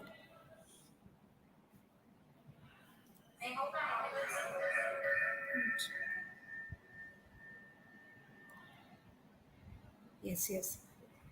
Thank you so much, sir. It was really a very informative talk. And I must say this, that what we knew before was just the tip of iceberg, and beneath a lot to deepen into the context of academics and research, especially sharing rights, republishing, bulk sharing, adaptations, addendum agreement, difference between copyright and copyrights, common creative licenses. That is something, very significant and mindful to all of us budding researchers who have been assembled here. Let us now take up the questions. All the participants are kindly requested to put up their questions in the chat box. All your questions would be taken up one after another. Now, requesting Dr. Bharti Valecha, member of Research Circle, to address the questions. Over to you, madam. Thank you so much. Thank you, Sadhana madam. Really, sir, very informative session. So there are the questions, a few questions in the chat box, which are picked up from the chat box, sir. So, sir, shall we start? Can we start with the questions from the participants? Yes, madam, please go ahead. Yeah. Sir. Thank you. Sir, one of the question, participant name is Villonia Dorai. She has asked, what are the consequences or punishment imposed on them who use the copyrighted material without permission? Madam, could you please repeat that question? Sir. Sir, what are the punishments imposed on them who use copyrighted material without permission? It is as per the provisions. Those are stated in the Indian Copyright Act as per the provisions. Even if you take this example, that is intellectual.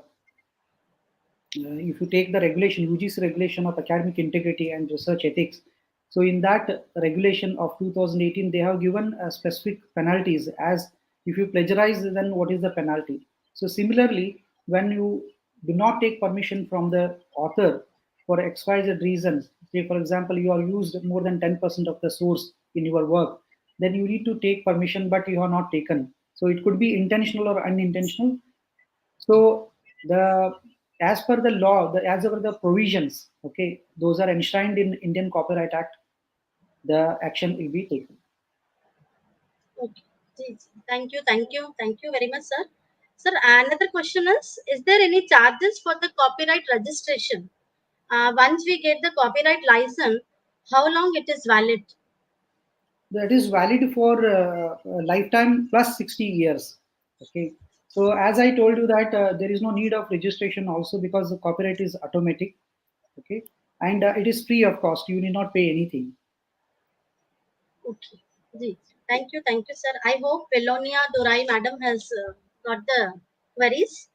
Sir, another two questions are from the Suraj Bunia. If we want to take old research material from the authors and want to take the permission from the author, but for any reason, if the author is not there, so sir, how this process to go in this situation, and to whom the copyrights are transferred, yeah, original paper in that case, from whom we can take the permission? If the author is not there, not alive, so you need to see the provisions as per the Indian Copyright Act, as what provision is applicable to for that. So that we need to see, and also we need to explore whether the author who is holding the copyright has he shared with anybody else, or there is a joint ventureship. Means, for example, there are two authors who have written that paper. If there is only one author who has written it and who retains the copyright, then in that case we need to see the provisions as what provisions are helping us in converting that particular piece of work in our own work. Okay, sir. Thank you very much, sir. I hope Suraj Bunya sir has cleared their query. Sir, one more question. Can we get intellectual property rights just as a result of our research if we have some research having a good results and significant impact? So intellectual property, again, it depends means what nature of research work you have done. Is it a process related or product related or just idea, or it is an expressed idea, or it is a design? So we need to see the nature of that intellectual output. Okay, accordingly that applicable IPR is really helpful in knowing that. Thank you, sir. Sir, last question. Are inventions in all fields are patentable? Uh, all innovations. I told you one example that 60,000 applications were received by patent office. Only 30,000 were granted. Okay, it depends on the evaluation. It depends on whether it is really innovative or not. So based on that. Can natural things be patentable, sir? Natural things. Sir, this is a question. Can you give me an example? Natural things means what? Now, if the knowledge is available in public domain, so it can't be Yeah, patented. So for the patent means natural what? things. Yeah, patent means there should be some innovation, something new has to be there. So otherwise, it's not possible, because if the knowledge is already there in public domain, like you have heard the haldi case, means turmeric. Okay, so from the ages we are using haldi for medicinal purpose in India, even basmati. So US filed a patent that we hold a patent for basmati rice, but actually in India we are we are using basmati or even using this turmeric for many ages. Okay, so these things can't be patented. These natural things, I did not understand her or his question, but the general idea I got from his question is that anything that is available in public domain, that can't be patented, but there should Sir, be some innovation. sir, maybe the participants may be asked that the collection of the knowledge about the natural things, which maybe the do not having the other people, that can be the patentable. I just presume it. Okay. Thank you very much, sir. So Thank you, ma'am. these were the questions which were asked by the participants, and I hope all the participants have cleared their queries. Thank you very much, sir. Over to Thank you, you, ma'am. Sadhana madam.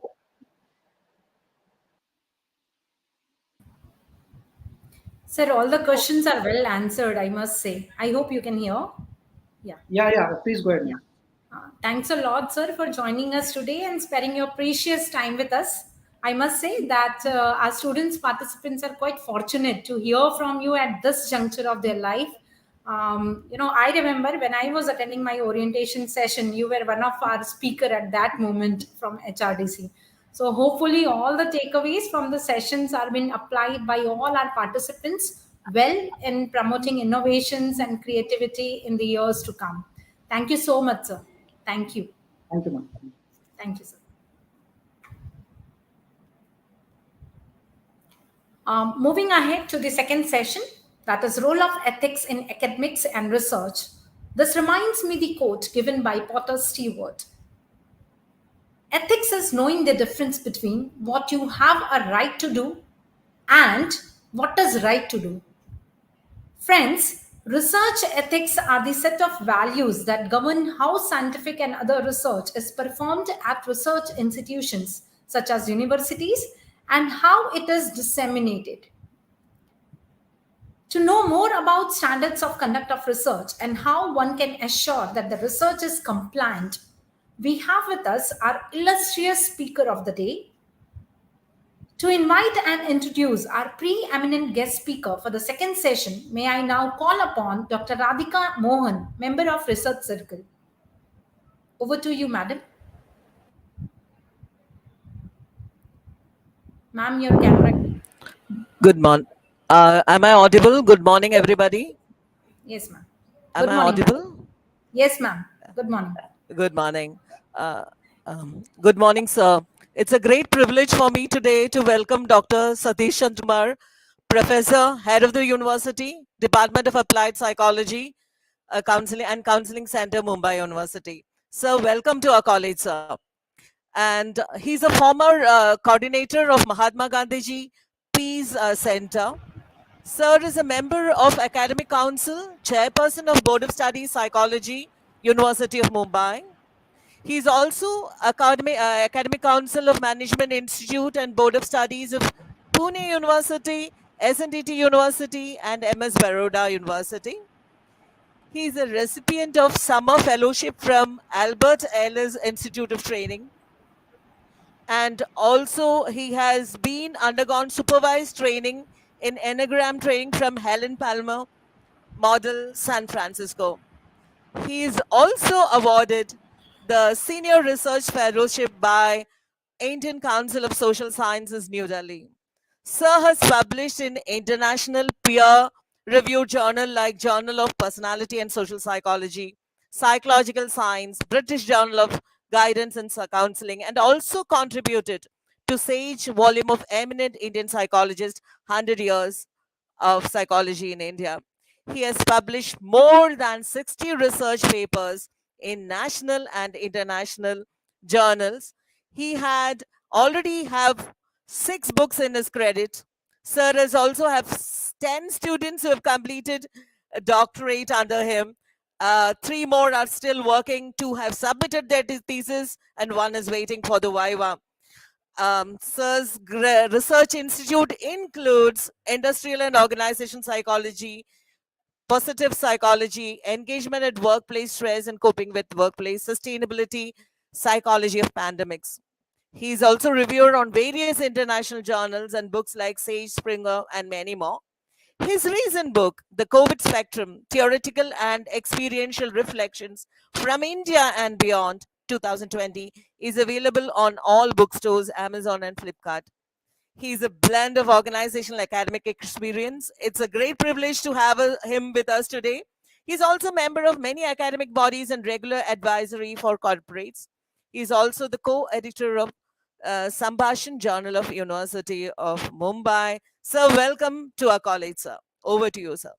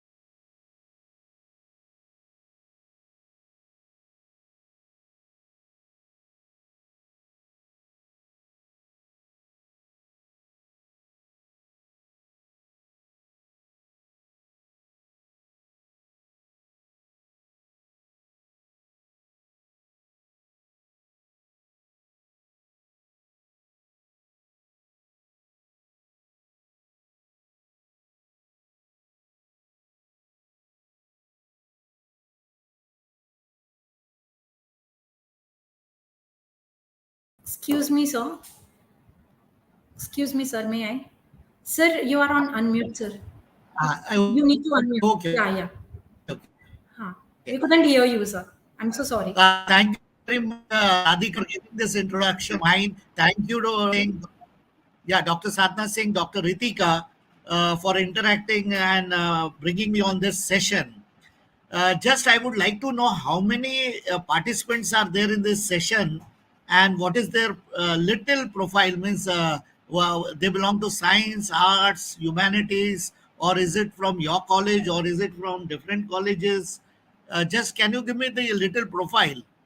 Just a little, so that I get the audience whom I'm speaking with.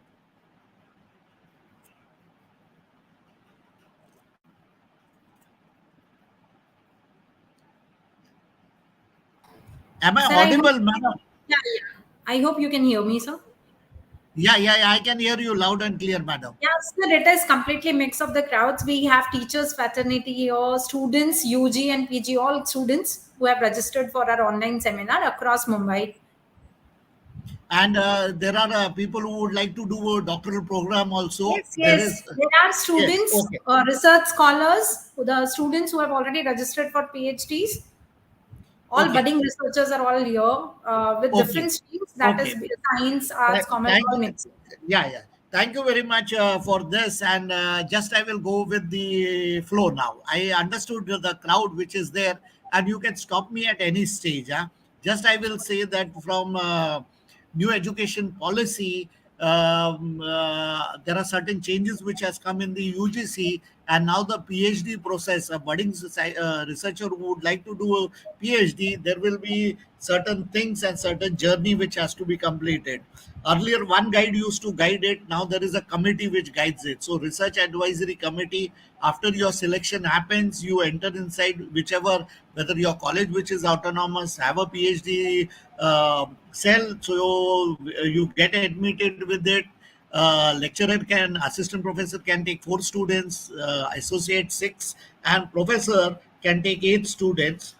And once you are admitted, research advisory committee is there, and this research advisory committee has 3 to 4 members. You can have it. One is the chairman of the research center. He or she is there. One, your guide is there. one internal expert is there and one or two external expert can be taken.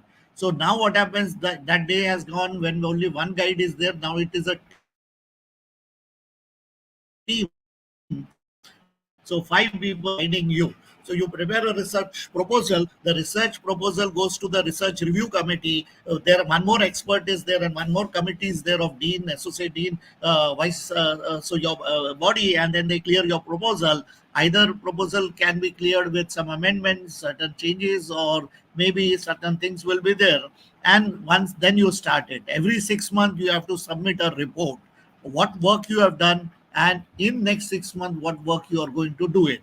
Like that, PhD process can be completed in 3 years with 6 reports.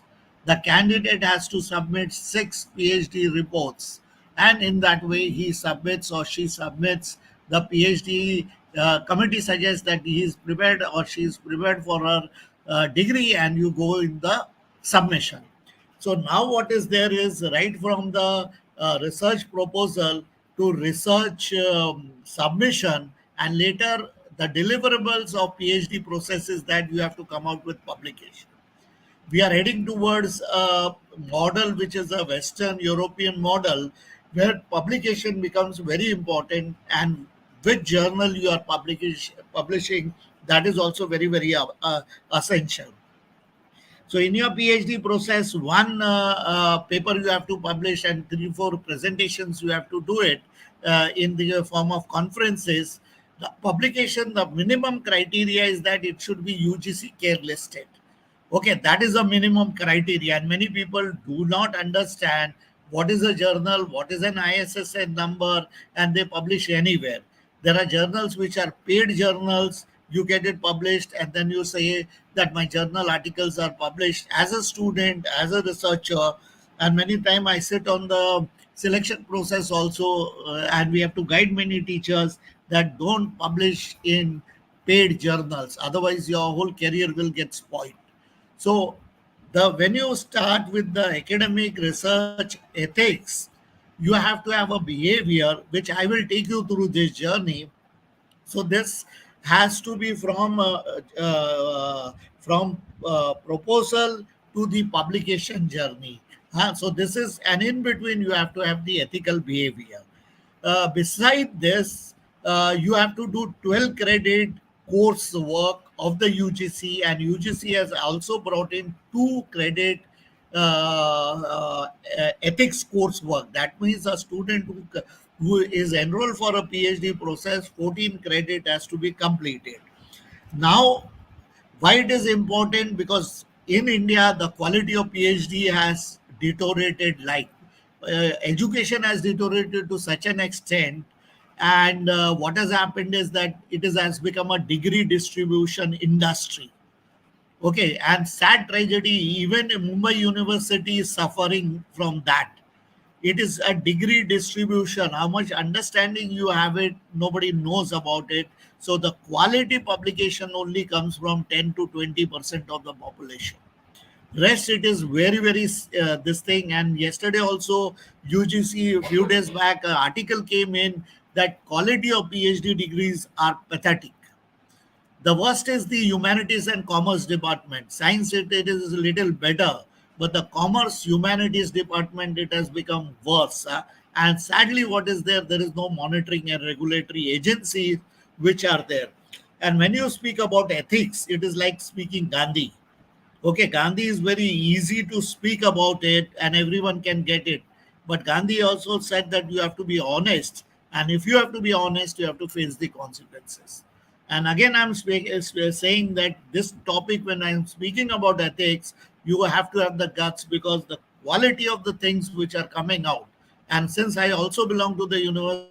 I can tell you that the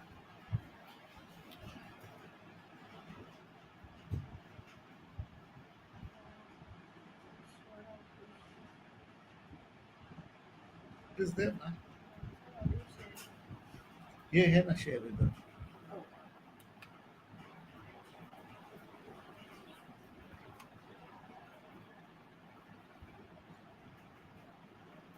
Is it I am there on that or not?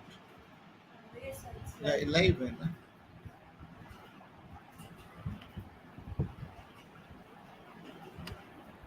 So we can hear you. Okay. I'm sharing my screen. That is why I still want that. Kindly respond with me. Yeah.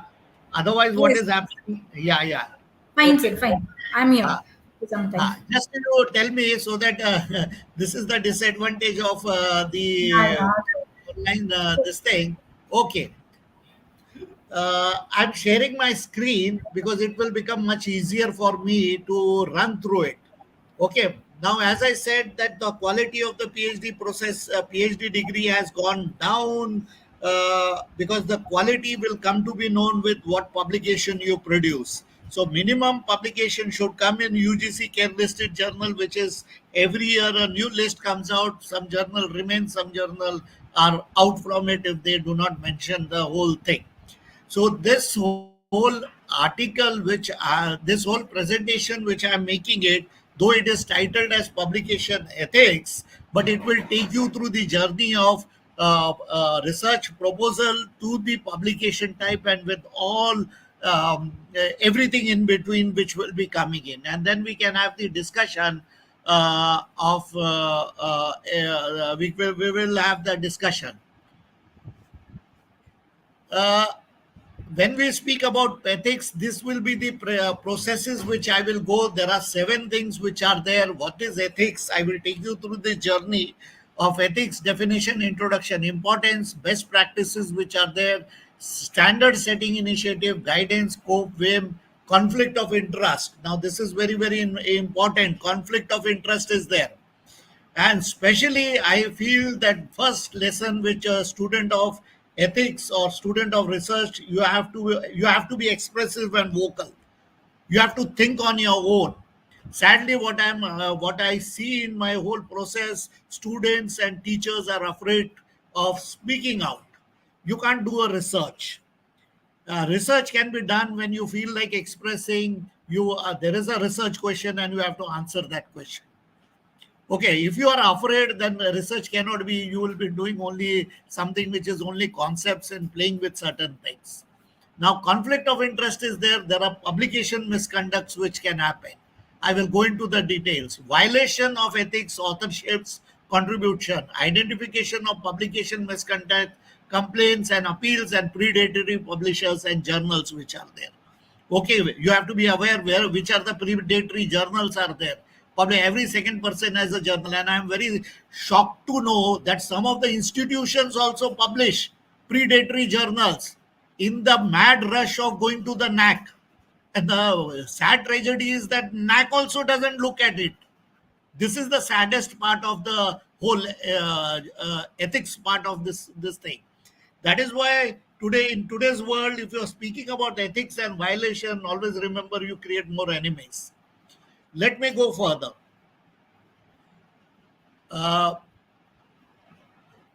will be covering all this, what I have suggested and I have said. And if you want to know, do you think there are issues of ethics in social science research? Can we list some of them? Let me have some discussion with here. What are the issues which you think are of ethics, not only in social science, but also in pure sciences?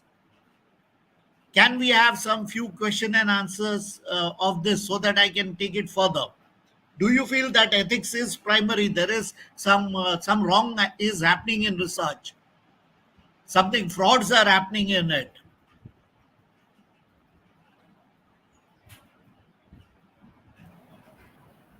Sir? Yeah. Sir, actually, nobody else except me on the platform right now. This is StreamYard. Yeah. So people are watching you on YouTube. They would be Okay. posting their questions there itself. So I can't get the questions from the participants. Not right away, sir, but at the end of the session, we are Okay. definitely going to take up question answer round. Yeah. Okay. So we Sir, will discuss also, about- may I request you to please make the full screen of your PPT? It is full screen, madam. Um, no, sir, it is not actually. But then fine, that's fine. We One can minute, see. 1 minute, 1 minute. I will ask my research scholar to do it because Okay, okay, this sir. is, yeah, 1 minute.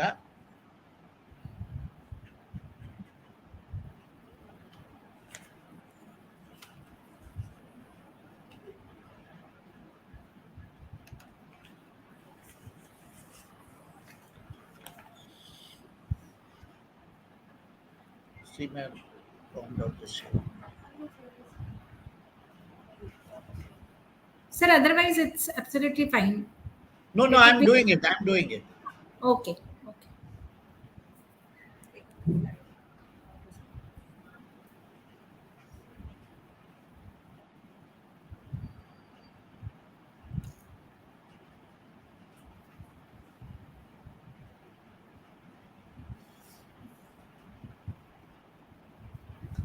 And how to change the slides.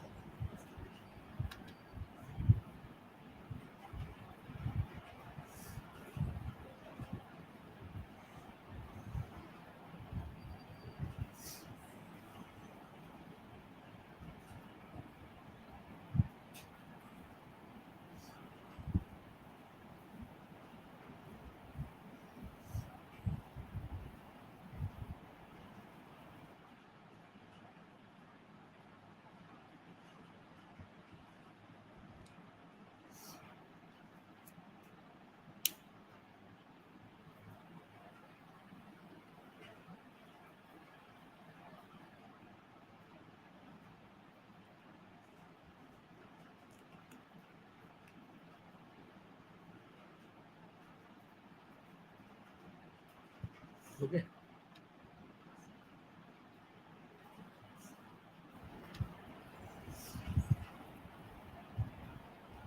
Come to the third, fourth slide.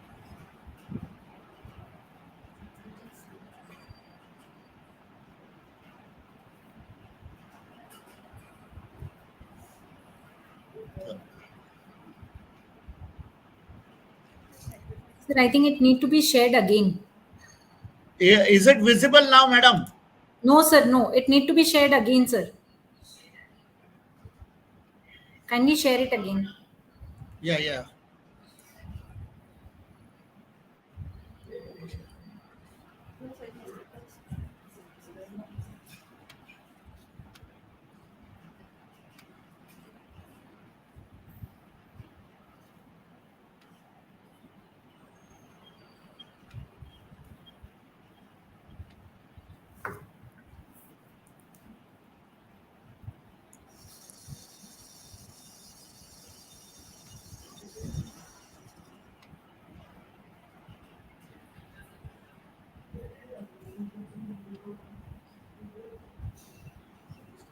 Madam, it has come now. Yes, yes, sir. It is visible, sir. From Yes. Sir, please continue. here. Yeah. Okay. Uh, just take it. I have given you my Google Scholar score. This is a Google Scholar score which students should always see if you want to work with the faculty. You will come across knowing that what is the score as you go. So there is a ResearchGate, there is a Google score which comes to know what is your citation, what is the H index, and what is I-10 index. Since I belong to social sciences, in social, and every time it changes, every day it changes. So now currently, today you will see it is 502. Okay, citation which I have it. This will give you a data of the scorecard of a professor. Especially science, you have better citations because the research is done much more and more publications they happen and more journals are available. Wherein social sciences, you don't have that kind of citations, So it doesn't go to a very high level, but at least a good professor should have more than 500 citations. Do you think there are issues in ethical social sciences? When I discuss this topic, yes, many people says there are issues, and I will take these issues, okay, as we will go further. Now let us go with what is ethics. Publication ethics will be there. That will come little later. What is ethics? When we speak about ethics, ethics is nothing but right and wrong. What is right? What are the right practices which you have to follow? What should be your conduct? Okay, that is also very important. You know, many people do lot of frauds, lot of violations. It happens of research, and especially when you are dealing with human subject, you have to be very particular. Especially in our country, unsafe behavior is there when you conduct human participants, especially in psychology, which I come, even in biological sciences, even in medical sciences. The No, it is not only the research committee, but the ethical committee consisting of 11 to 13 members has to give you a clearance of your work. And especially that is what the demand we are making in, especially where data is collected from subjects. And especially the greatest mess is there in my subject, which is called as psychology, and University of Mumbai sadly doesn't have the ethics committee as yet, though we have the research committee and all that, which is not there. Now let us, why ethics is important, because they are the fundamental values. Whether you want to go for means to an end or end is important. Attitude, norms considered by most of the population, personal life with one another, and life in relation to society and institutions. So that is which is very important of ethics. If you overboard, transgression if you do, then it is called as misconduct. Because many of the time what happens is, many people do a lot of romancing of the subject. You may belong to one area which is your expertise, and you overboard yourself and you go into it. For that overboarding, if you want to do, then collaboration has to be there. There has to be some person within your team who is one of the collaborator. Otherwise, it cannot be done. Ethical violation in conducting research, misconduct, always promote unethical scientific publication. The output is also unscientific, which is coming out. And when this output comes unscientific, many crises can happen in the society, because generalization of your research is there, where population is going to use it, and this population can create a lot of problems, because based on your research finding, it is generalized, especially in medical sciences, which happens in, because the drugs may come out and it may harm the many of the medical maybe population. Similarly, in psychological research, biological sciences research, other research, if you are making something which is, because of your misconduct, you manipulated certain things, and because of the manipulation, you went ahead and published also, and all these criteria will lead it. Today, that is why the hurdles are increased much, because every step has to be checked, and whether it is ethical or not, which has to be there. Now, these are all the misconduct which can happen in. Okay, I will go into the details of this misconduct. There can be fabrication, falsification of data, which can happen. There can be plagiarism, which can happen. There is a problematic data presentation or analysis, which can happen. Failure to obtain ethical approval by the research ethics committee, or to obtain subject informed consent. See, many of the time when you are going, there are no informed consent. You are taken participant on ride. If the participant is below the 18 years of age, have you taken the parent consent also? And in Indian context, all this is there. Inappropriate claims of authorship. Sadly, in Indian context, the authorship claim is very pathetic. Collaboration is least in India. Collaboration is highest in America and UK, which is an individualistic culture. Duplicate publication, recycling, same material, you recycle it. Recycling of the research which is done, that is which is there. And undisclosed conflict of interest is there. Okay, undisclosed, I will go into the details of all this thing, but this can be the misconduct which can happen in research. But let us go with the acronym. What is ethical? E stands for ethical. T is, you have to be very technical. There is human participant which is there. You have to see all that. Implementation, is proper implementation done? Step 1, step 2, step 3, step 4 followed, or whether you did zigzag, or whether you have overboarded first step 2 and you went in third step. Computer, how the computer processing is done, how what this computer has been used for what, and whether there has been a system within your research. Have you followed a system and processes? That means steps wise. We now live in a nation where doctors destroy health, lawyers destroy justice, university destroys knowledge, government destroys freedom, press destroys information, religion destroys morals, our banks destroy the economy. This was what Chris Hedges said. Now remember, there is people look for the educated people. They look on for them. Professors, teachers, they are one of the hallmarks. So when you become an intellectual and when you travel on this journey, definitely yes, your moral character, your ethical character has to be very, very grown. That is why it is said that science without a conscience can ruin the society. Now, origin of the word ethos, Greek word character, between good or bad, deals with what one ought to do and what one ought not to do. You know, even in our country, the medical profession is not professional, especially when you go to a good hospital, you will get the professional.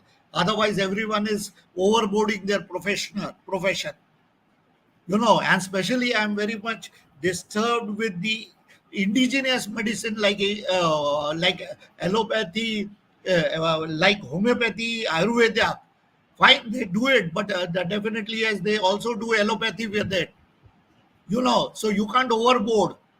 Similarly, there are many fields today. Counseling, like my field, which is coming, any Tom, Dick, and Harry says that he is a counselor.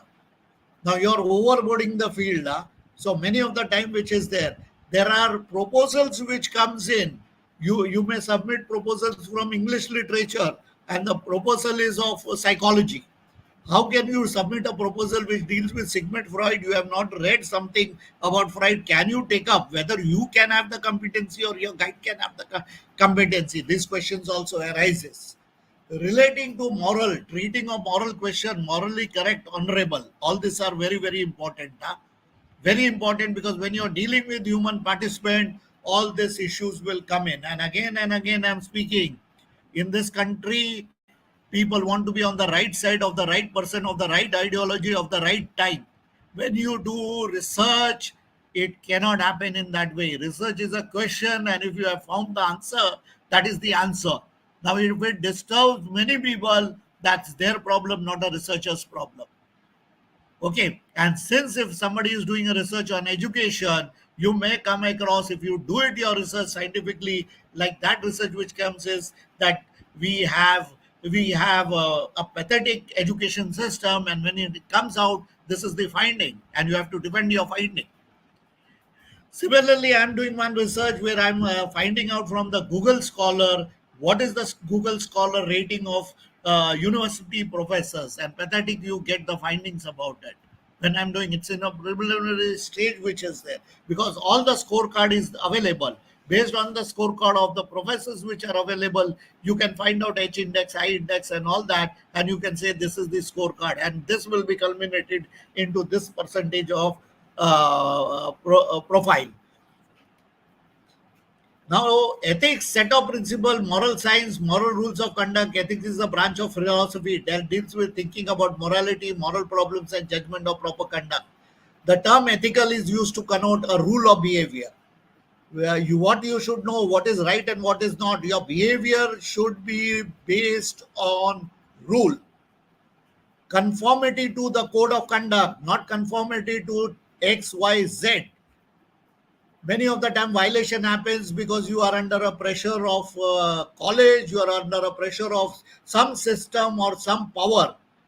Conformity to the code of ethics, code of conduct, a set of principle. You don't do research for individuals, you do the research for your subject, and the code is to be followed. Ethical consideration, these are the things which has to be there. There has to be voluntary participation.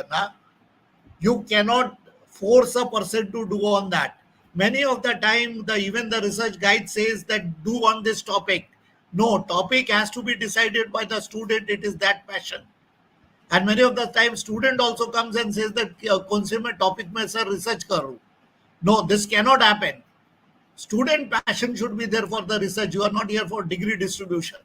So it has to be voluntary participation. Risk of harm. If you find that your research has any physical and second I'm speaking psychological harm, ethics will come into the picture. You have to minimize those risks and minimize those harms. Third, anonymity should be there. You cannot disclose the participant's name. Very your conduct has to be there, and at any time the participant can withdraw. Informed consent, you have to fill a form and take the consent of the person whom you are doing a research. Again, confidentiality. I tell my students that what confidentiality, people tell you many things in your research. Left hand should not know what right hand is doing, and what right hand is doing, left hand should not be doing. You have to do a lot of self-work on yourself before you enter and venture inside the research. Otherwise, unsafe behavior will be there, unethical things may happen. And right to service. If you have two groups, which is a treatment and no treatment group, the group which has no treatment should also get the equal access to your services. Like in medical profession, if I'm giving and experimenting with a drug, I have a control group and one is the experimental. The control group will also get all the benefits which your research gives to an experimental group in form of treatment and free service. When you make ethical decision making, it requires three things: commitment, consciousness, and competence. Strong desire to do right thing, especially when behaving ethically, imposes financial, social, or emotional cost. Ethics is not easy. That is why Gandhi, people teach children Gandhi, but I also tell them teach the second lesson, that you will be shot dead every day. Okay, so ethical commitment should be there, that it should come, I will go with what is right and what is wrong. And that makes a distinction of a professional, because many of the time financial, social, or emotional cost you have to bear it. Ethical consciousness, lot of moral conviction to apply to daily behavior. Aapka acharan, your daily behavior should be there. And this is used by every philosophy since it has come. Whether you are from Hindu philosophy, Buddhist philosophy, Jain, Islam, every philosophy which teaches you ethical and moral convictions. Yoga teaches you yamas and niyamas. Buddhism teaches you values.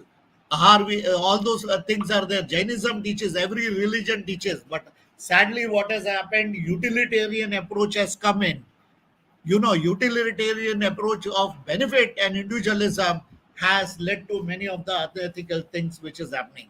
And do you have the ethical competence also, which means your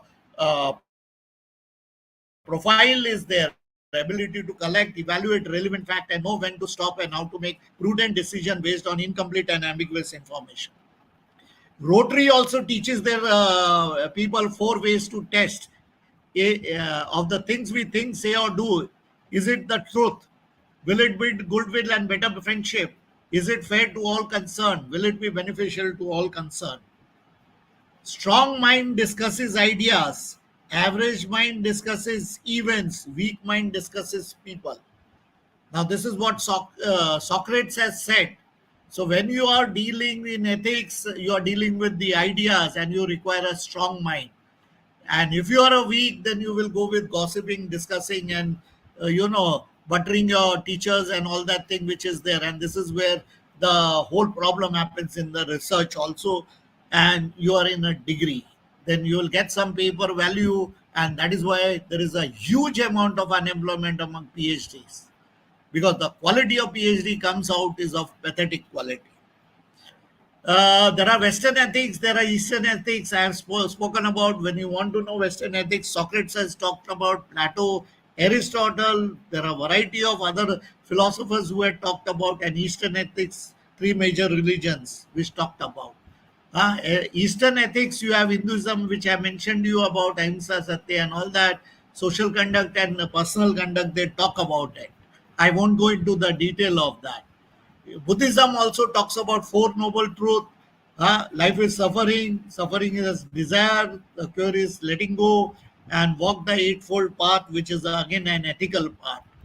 You have Eastern, they have given you right thought, right understanding. Detail, they talk about it. Detail, they go about it. And last is the Jainism also, they talk about vratas or vows, people coming from that. So you find that ethics is ingrained in philosophy, which is a life. And if misconduct is happening, you have been taught, but why it happens? Is it end is more important than means? Is it the success which has gone in, which is success means it is the final success which is important, it are not the steps which are important. So somewhere something has gone wrong. So what very important is that this ethics becomes the first step of learning that if you want to do research, develop yourself with the ethical things. And here it is of another philosopher, Marcus Aurelius, which psychotherapists use him a lot. Everything you hear is an opinion but not a fact. Everything we see is a perspective but not a reality. Eighth principle of psychologist, which talks about ethical consideration. Since it is people are from different field, I come from psychology, I will give, but each subject has its own conduct of conduct, and these are the things which are there, is which I said: respect, justice, integrity, all that has to be maintained. uh, Now, one of the psychologists very rightly said, there are certain question which comes is what kind of research which you are doing. There is a debate which goes on between experimental research and a research which are dealing with social dimensions, and there is a very hierarchy. And if you see, there is a hierarchy of social science also. Maths, physics, chemistry, they are higher on the social sciences. Literature, political science, sociology, they are at lower, because it is not an exact science. Pure science is an exact. So there is a hierarchy in it. But even social sciences are has its own applicability. It has its own utility, which is there. But it becomes very important. And he has spoken about one thing which I feel very important. Hundreds of professors of psychology make their living teaching scientific methods and statistics, the trapping of internal validity, but no one makes a living teaching about external validity. What you find inside the laboratory, what value it has outside the laboratory, is also very important. And Martin Seligman was one among them. Now, this is how do you resolve ethical issues when competence happens? Do you have the competence? Human relations, privacy and confidentiality, and fifth, very important, this goes with the medical science, and even my subject is also affected with it, is advertising and other public statements. Now there are medical professions which gets lobbied by the by the pharma companies, and this is where the problem comes in. Record keeping and fees, this is also very important. People who are there in education, training, research, publication, assessment, and therapy, all this becomes a part of your code of conduct, your ethical standards. uh, when you come out with your research finding, and it has to go through a publication, you have to disseminate your finding for the scientific community, and scientific community will not accept it. Is this, they will send it to peer review. And scientific publication is a team effort, so right from when you do the PhD, and the ethics which comes in, your system should be very, very. So when, if any college wants to start, or if any student, or if any university it has to start, you have to see whether there are systems in place or not. If systems are not in place, unethical things which are going to happen within, you can't avoid it. And that is why many of the time we suggest that you go to the best of the people, best of the professional teachers of that particular field, where you have the passion, and whether he is professionally trained, scientifically trained, ethically trained, which is very, very essential. Otherwise, what will happen? You will learn all faulty processes of research. The strict standards are also maintained so that you get your behavior inculcated in that way, your ideas get inculcated in that way, and that ideas which will lead you to the behavioral pattern. Now, very important, wrongdoings. I will come down to you. What are the causals of wrongdoings? Why do people do wrong? Either they are in a haste. You join for a PhD and you want a degree because usme career advancement hai and all that. Those days are getting over now. New education policy, I think secured jobs abhi khatam ho jayega. Permanent jobs are no more. Older people are living with that. Today the contract systems is coming in the higher education. Okay, and the tenure system will be there. Tenure system is, it's like a Western pattern. How much publication you do, what is your scorecard? I used to have a professor by the name of Kanekar, Suresh Kanekar. He was from the University of Iowa, teaching us, and his first lesson was publish or perish. Either you publish or you perish. When this ideas come into it, people do haste. People do it fast and they break the step. Remember, it is not the multiple publication which is important. If you come across few publications which are of this thing, and it takes time. In a good quality journal, if you want to publish, it takes 2 to 3 years. It goes through review, it comes back, it revised, it comes back, and then it goes through it. And if you are in a hurry of getting this career, this, or my increment and all that, this is only for short period of the time. The coming years, all this will go away. Increase the likelihood of the biases. And many of the time in Indian context, ethics comes into the picture because many of the time your research topic also has many people biases. Can harm the quality of research and public good. If you are biased also yourself, then it will harm it.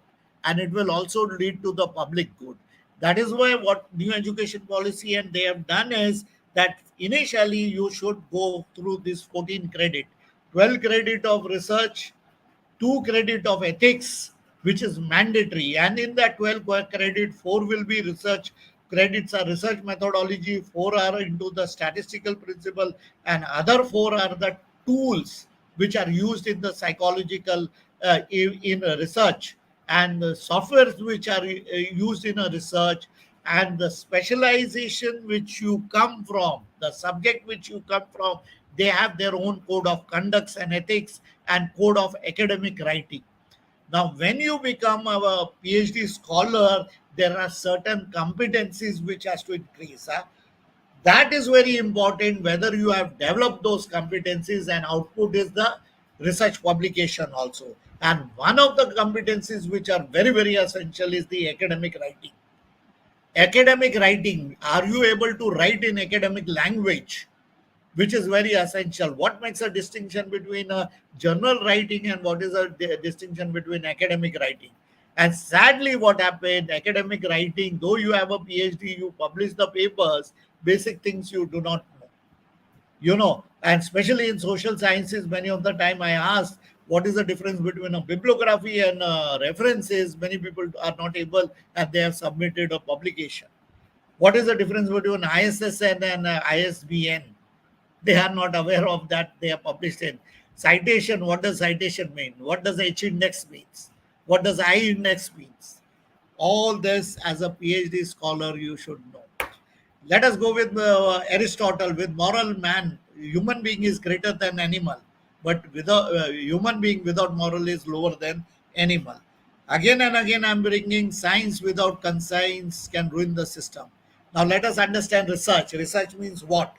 R stands for rational way of thinking. You have to think rationally. Expertness and exhaustive treatment is E. S is search for solution. There is a research question and you want solution. Many people do concept-based research. There is no research question. You took this variable, that variable, did something. Or what you did something. And our system is like, pass kar dalo, de do degree, de do. और आज ऐसा हालत हो गया है कि 80% of the people come out with a paper degree, and it has lost its meaning also. Sad tragedy hai. See how much unemployment is there with the PhD candidates, because they have not learned anything. In 4 years, what you have learned? Nothing. Exactness, analysis. Can you do micro and macro analysis? If somebody makes a presentation, can you critically analyze? It is a competency, a skill. How do you see the relationships of facts? If he is producing or she is producing some certain things, will you be able to do it? Critical observation, constructive attitude. Can you generalize? And do you have the honesty? And hard work is there. PhD is a very, very hard work. 100 pages per day, you should read it. Sadly, what is happening, PhD scholar doesn't read anything. Many, I'm not speaking all, there are good PhD scholars which are producing tremendous good work. But a large section of people they come only with the objective of कर दिया MA और PhD करने का क्या है मालूम ही नहीं. So is there a hard work? 100 pages reading has to be there every day. Now there are certain best practices which are there, and you have to know this scope and vein. Scope and vein, which is very, very essential, are used to maintain the quality. Mandatory legislative standard can be based on self-assessment or benchmark, accredited. Now, many of the time you don't have a PhD guide, and you are sent on somebody because the college is in a hurry to get NAC and all these ratings, Now, that is the saddest tragedy. All higher education in the colleges, universities is increasing. They are expanding. Now, the question comes is, what is the output which you are getting? Does this output has relevance for the social cause or for the national cause? Is your solutions coming out from it? You find very rarely. Especially I come from humanities and commerce and management. All these fields are related. But sadly, it is there. Is a method of technique that has been generally accepted as superior to any alternative because its procedure results that are superior those achieved by other means because it has become a standard way of doing things. And does it comply with legal or ethical requirement?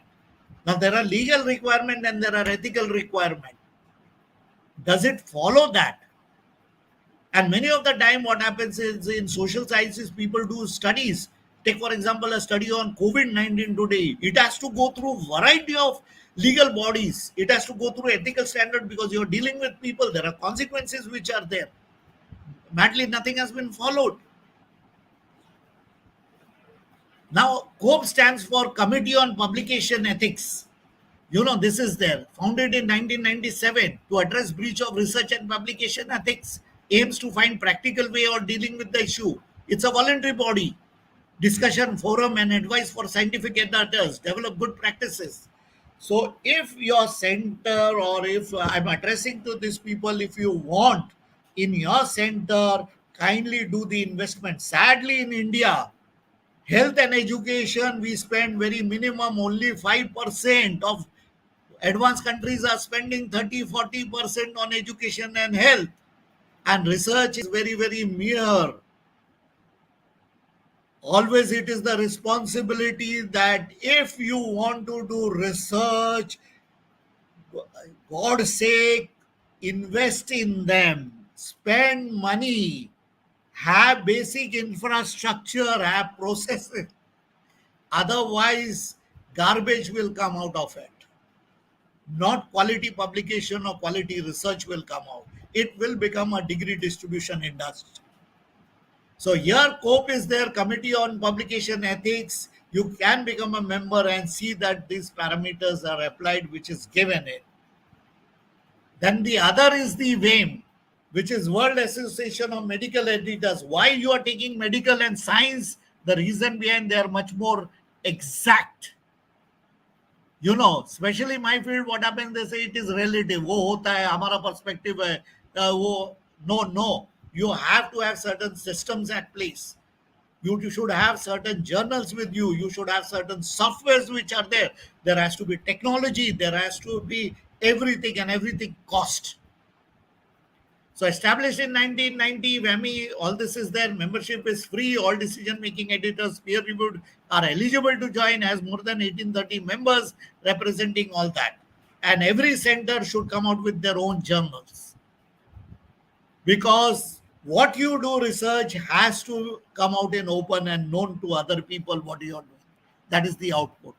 So a research center, research publication. So this journey, when you have a proposal, there should be knowing what will be the delivers and what will be the publication and what is the output. So this whole journey from publication to from proposal to publication should be there. And that is why UGC said that let us have a research advisory committee. 5 members will sit together. They will prepare the proposal along with the student, work it out. It's a joint day, and like that it will go. 14 credits will be there every 6 months. He has to prove, say what 6 months he has done, what 6 months.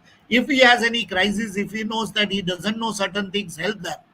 Answer should not be given that go and study. Yes, you tell the student go and study, but what to study, where to study, and how to study. Now, these are also the things, because many of the time students are kept in lurch. You go and study. It's not like that. You have to give them where, when, how, and what. This is the paper. You read it, study it, summarize it, and come back. Goals of WIMS are mentioned. Worldwide cooperation, communication among all this is there. Promote professionalism and encourage research on the principle and practices. What your college is doing, and this is also helping out. I was listening to the earlier lecture for some time. Definitely, yes, these ideas are helping, and encouragement should be given to have this kind of activities. Investment should be given, and funding should be given by the institutions. And research should be promoted with the funding infrastructure for the teachers. Now, this is high ethical and scientific principle to pursue for common goal. Publish original, important, well-documented, peer-reviewed articles in clinical and lab. Provide continuing education. Very important. Your lecture series should be there. Continuing education. If you have the research colloquium, see that once in a 15 days, something should be there. The presentation should be there, and encourage more and more team research. Sadly, in our country, individualism is encouraged. No team, collaboration, diversity, cross-discipline, interdisciplinary should be there. A physics professor should work with a psychological professor, a maths professor. Like that, it should be done on variety of issues. Remain informed in one or more areas. They have given, same which every, and you have to audit. Audit has to be done, self-audit. Institution audit, and audit should not be that you bring your own friends and this is there. I know, because I'm in a system very much how things work, but that is dishonesty. Honest, you have to be there that yes, I need improvement, and there has to be self-critical, and we have to take it. And this comes from the top. This doesn't come from the bottom. I teach organizational development, and if you want to develop an organization, things should change at the top level. Produce publication timely, credible, and enjoyable to read. Now, there are 2 types of publication. One are popular publication for lay people. Definitely, yes, that should also come out. And one are the credible publication. Now, there are journals. Minimum UGC. After that, you go, Scopus journals are there. Then ABCD journals are there. And then each subject has their own scientific journals, which are qualitative journals given in their feed. So, try to, minimum you should publish in UGC care listed. And it has to be peer reviewed. When the journal gets published, it has to be, if the culture is there in the college, you have to make the presentation and see it, and encourage the people to go a little higher in the journal. Important issues, problem, trends, you have to take important issues which are bothering. What are the important issues which are bothering? And for me, important issues which is bothering is that the quality of things which are coming is pathetic. You are producing. Does it has any meaning? This becomes my research question, and I would like to explore that. So, which is bothering public health, whichever, political, ethical, environmental, we can go ahead with it. Recognize the addition in these fields which are very, very essential. Now, another very important field which is very, very essential is conflict of interest. This many of the people do not know, and I think that every college should have now, if those who are becoming autonomous, should have an ethics committee. An ethics committee also consisting of the members which are there, and it has to be registered. Now, conflict of interest in research refers to situation in which financial or have the appearance of compromising a researcher professional judgment in conducting or reporting research. There are many students who will come and say that I will outsource my research. There are very all this outsourcing method has come in research also. You give it to somebody else to write a review. You give somebody else to do the data collection. What are you doing? Conducting or reporting research, loyalty to an employer and loyalty to family business. And now this whole thing is loyalty. And as a researcher, you should not have the loyalty. You should have the loyalty to the subject, which is very, very essential, not to people. And I work for the institution. I tell my student that I work for the institution for its rules and regulation. I work for the institution with the act which is given. I don't work for the individuals. Principals may come, VCs may come and VCs may go. Principals may come and principals may go. Your loyalty should not be to this. Loyalty should be to your subject and to your profession. And if this is a loyalty is there, then only you will be able to do research and you will argue and you will bring out your things which are very, very essential. Otherwise, also known as competing interest is there. Everyone has its own competing interest. Cause wrongdoing. When competing interest comes in, wrongdoings happen. And when wrongdoing increases, it increases the likelihood of biases and can harm the quality of research and public good. Occurs when issue outside research could be reasonably perceived to affect the neutrality or objectivity of the work or its assessment. It's a cyclic process. It's a linear process which is there. Now, conflict of interest can happen. Variety of conflict can happen. There is one college which I have to intervene. What they did, they formed a board of studies. And in the board of studies, the head of the department formed a board of studies based on their own friends. And the course is something else. The people who are setting the syllabus is belonging to different specialization. And when this issue came in, I said, this is a conflict of interest. Who took that decision? And the whole board had to be changed in because you want the people who do not discuss. You want only yes person, Now that cannot happen in research. So there are financial, funding and other payments, goods, service received, expected by the authors relating to the subject of the work or from an organization with an interest in the outcome of the work. Very, very problematic in research. Affiliation, being employed by on the advisory board for or a member of an organization with an interest in the outcome of the work. I was on the interview panel. I'll give you one example of one of the best colleges, and the candidate who came in for the selection of assistant professor, her PhD evaluator, I was there. I was in her committee. I had to disclose. I told the people that I will not evaluate her because I know her. And if I know her, then there is an affiliation conflict of interest comes in. Sadly, in this country, nobody does all this conflict of interest. Okay, if I am known to that person, I will not sit on the panel. I will say, excuse me, because my judgment is going to get affected. Sadly, nobody follows this in the systems. Intellectual property, patents or trademark owned by someone or their organization. If there is a patent or trademark owned by my organization or my college or my university, I will not get it because it leads to conflict of interest. Personal.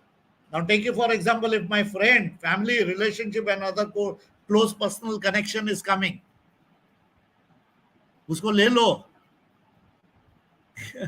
Personal, family, all this Indian culture, it works up. But sadly, it is not. Research cannot be done. Ideology. Beliefs or activism, for example, political or religious, relevant to the work. Academic, competitors or someone whose work is critic. If I have critiqued somebody's work, I will not evaluate or be a part of that work. Now, just go through it. This can come in conflict of interest. Should decline to be involved with the submission when they conflict of interest when you are reviewing certain things. Now, there are some people who might be senior here who are reviewing. Have a recent publication or current submission with any author. I will not. Have a close personal connection to any author. Share or recently shared an affiliation with any author. Have a financial interest in the subject of the work. Collaborate or recently collaborated with any author. Feel unable to be objective. So wherever I feel unable to be objective, I will keep myself away. Now, data life cycle management, very, very, very problematic in our country. How does whoever collects the data, what is the policy of data management? So if you are doing a research, you should be very clear. How will you prepare the confidentiality of my data? Will that data will be available where? Today leakage of data is very common. And what integrity? I have a full right to ask you what integrity you have about my data, because my data is vital. So all this is also very important. Misconduct mostly happens. What is your data management policy? How the data will be protected? How long it will be protected? So this detailed information should be there, and you have a right to ask somebody about it. Let me go into this publication misconduct, because ultimately this is also one very important. I will conduct it is publication misconduct, which happens, and I go across colleges, schools, and variety of these things. They have this conduct. Plagiarism, very common. You pick up, you even in a PhD thesis, there are UGC guidelines which is there, which says plagiarism ke bare mein and punishment. And I was hearing the earlier speaker also, he talked about that 10% plagiarism should be there. What is the rules and regulation when you are doing writing a research report? How much it is allowed? What is the rule of University of Mumbai for degree? But when you go outside, how much it is and what it is. Then fabrication. See, many of the time people collect data. You have to be very cautious how the data was collected. Many of the time outsourcing hota hai data, somebody fills it, it goes, I don't know how the data gets collected also. Okay, falsification, how the falsification, inaccurate authority, duplicate publication, all this I have there. I will go through each one in detail. Plagiarism. Someone else's work or ideas as your own with or without the consent, by incorporating it into your work with full acknowledgement, without full acknowledgement. Cut and paste, which is very common, and how much it is there. Many people get involved in it. And today Turnitin and Urkund has come as a software. And if you are a researcher, you want to do a research, see to it that whatever you write initially, first chapter or whatever, it has to go through a plagiarism check. Plagiarism gives you the report, revise it, restructure it, rephrase it, find the references, give the credit to other people whose ideas which you have taken. Otherwise, it will be a problem. How much is publication allowed? If I'm not mistaken, Mumbai University has 15%. Okay, 15% is allowed, but I tell my students it has to be less than 5%. So go again, do it. I never 5%, 6% will be acceptable to me. Maximum I can go to single digit by seeing your things, not beyond that. And there are students of mine who come in 2%, 1%, 0% also. Otherwise, there is a punishment which is involved in it. And if it is more than 50%, you will be suspended from your service. And like that, it goes on. And if you are a frequent offender, then you will be thrown out from the job also. But we are becoming strict, and as things will go, it will be. Fabrication. Now, this is very important when people do quantitative. That is why Mark Twain said that there are three lies, damn lies, and statistics. Statistics becomes, other social sciences uses statistics, but remember, statistics is only to supplement, not to statistics becoming more important than your subject. Otherwise, that becomes a distinction. What difference it is between you and the statistics? These two are different subjects. And many of the time, people cook up the data. Data can be cooked up. They don't know how to analyze the data. There are certain basic things where cleaning of the data has to be done. Many of the people don't do cleaning of the data. They are not aware of the cleaning of the data. Third, which is there, is manipulating research material, equipment, processes, or changing or omitting data or results such that research is not accurately represented in the research record. You see what you want to see. You record what you want to record. All the biases comes in. And that is why a lot of self-work a researcher has to do. He has to examine himself, because there are a lot of biases which may come in. And if you are doing it from a good institute, you will always be questioned. How did you did the recording? How was it done? Why was it done? Did you follow the certain norms and all that? Huh? So this is very, very essential. Inappropriate authorship. Huh? Now here what happens is study was done, as I said, UK, US were the highest, India was the lowest. And here there is a problem where many of the time if your PhD work is there, the student will be the first author and second will be the author, that is his guide or her guide.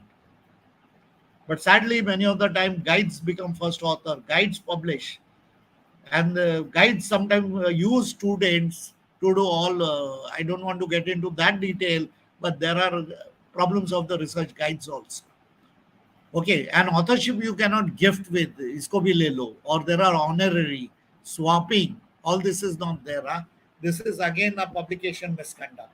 Same duplicate and multiple submissions. You can't do duplicate and multiple. Same recycling. That cannot happen. Huh?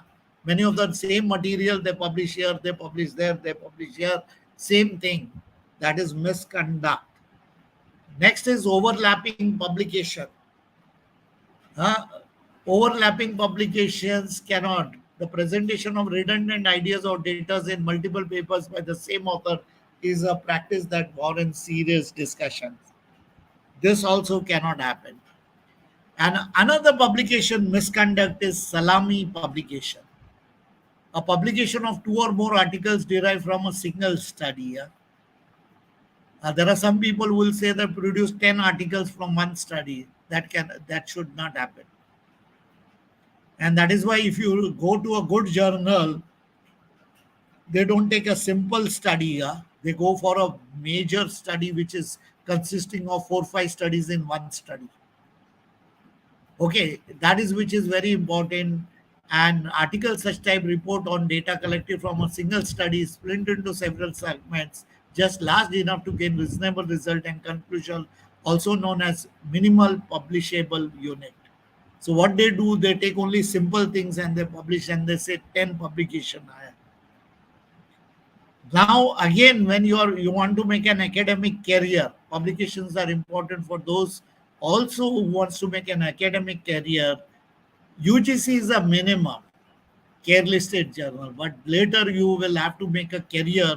You have to go for a higher publications like Scopus, then you go to ABCD journal, you go to better journals, better publication house like Routledge, Springer. There are many more which are there, Sage publication and like that, which has standings of international repute. Not everything that counts can be counted, and not everything that counted truly counts. This was what Albert Einstein said.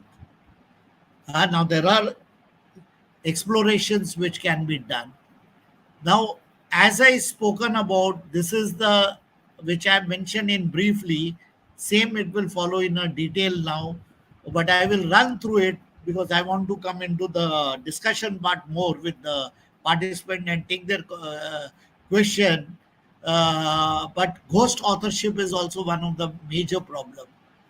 Who participate in research, data analysis, or writing of a manuscript but are not named or disclosed in the author byline or acknowledgement. That is which is essential. What problem leads to unethical behavior? There are traps which are there. A student falls into trap, which are root cause of unethical, similar to fish trap, comprised or to wire cage with an entrance shaped like a large funnel, and you enter inside, and you will land up in these traps. Okay, maybe the culture in which you are doing research, everyone speaks of unethical. Today, when you speak of ethical, very few people will speak about it. Unethical, very popular. Everyone will get involved in it because kuch tension nahi hota. There are 3 main categories why this happens: primary traps, personality traps, and defensive traps.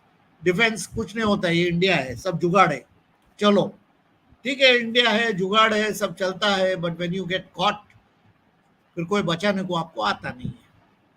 And this is my corporate experience, which shows great people fallen down from top level, and same it happens in research also. Let us go with this primary traps, external main traps that impel people to move in certain direction, obedience to authority. Again, this is a major problem. And that is why many of the time I get disturbed with this, though I'm a university professor, especially this college teacher, they have a phobia of principles, principal phobia, obedience to authority. Good colleges, principle is not visible. They encourage, but this obedience to authority and research doesn't go together. We belong to university. We first lesson we teach obedience to authority. You will get into trap. All psychological, unethical behavior happened because obedience to authority. Get out of this. Children obey their parents. I am your mother or your mother, right from childhood.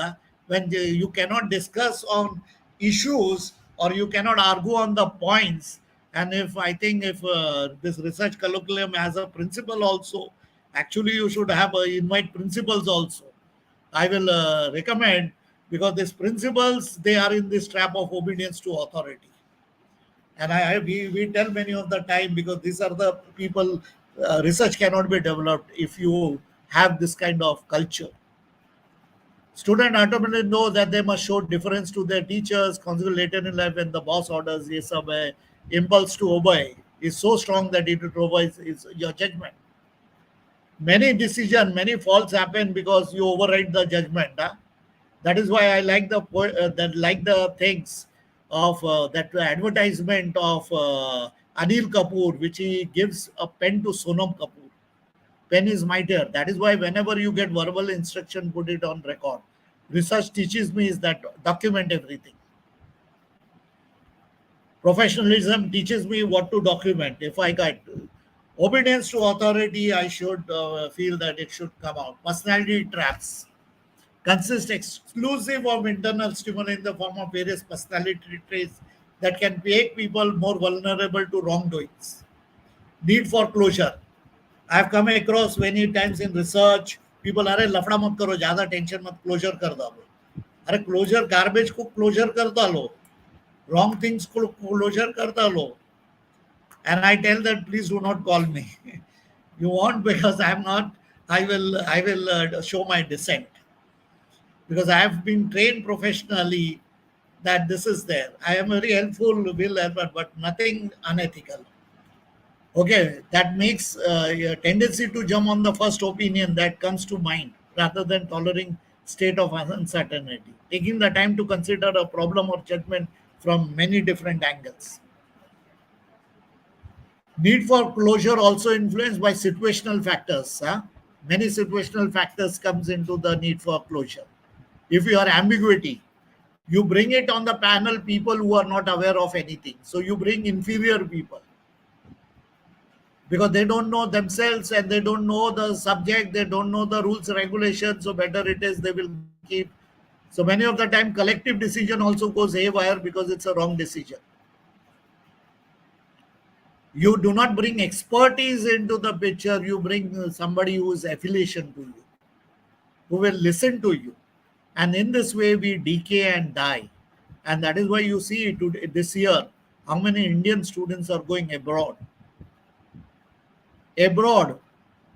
Sadly, we have the best of the people here also, but the culture, why it is happening? So research culture is not being developed here. All the Nobel laureates didn't come in India. They come out from the Western countries. All Indian Nobel laureates. We have to reflect back. So these are the personality traps which is there.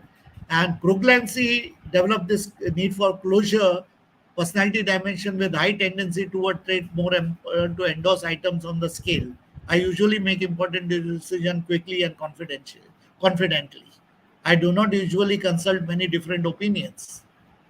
Before my own, when I am confused, use this scale, you'll find it. I feel very upset. Defensive trap. The third trap, human beings, because here Freud comes into the picture. We are afraid of two things, and researchers should not be. One is fear, dar lagta hai. I tell people that you are afraid of fear, then research is not your cup of tea, at least with me. Develop faith in self, faith in others, and faith in life. Faith can be developed only if you develop the competencies. And competencies can be developed only when you develop the skills and reading. Information is knowledge. Knowledge is power. Those who lack information find that their faith is shaped by others in light of their own interest. And reading of 100 pages per day and developing that skill will take you a long way. Fear is one of the biggest. If you want a student to develop, overcome the fear, he will. That is why you see all the people who are winning international sports competition, they come from the marginalized society. Marginalized society, because वो तो रास्ते का उसको कोई डर नहीं है ना. They will run and they will have. See Hima, that girl Hima,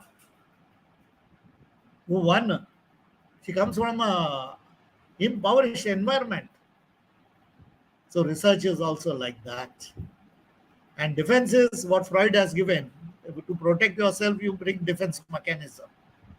And at the end of the journey, when you get the PhD also, many people come and they say, मैंने क्या किया, मुझे को खुद को ही नहीं मालूम, you know. Because a lot of expectation comes out from you when you do your PhD and all these things. So all these defensive traps which are there, I will read Thomas Geber, professor of criminology at the University of Ottawa. False consensus effect. This happens in all the meetings which happens. False consensus effect which is there.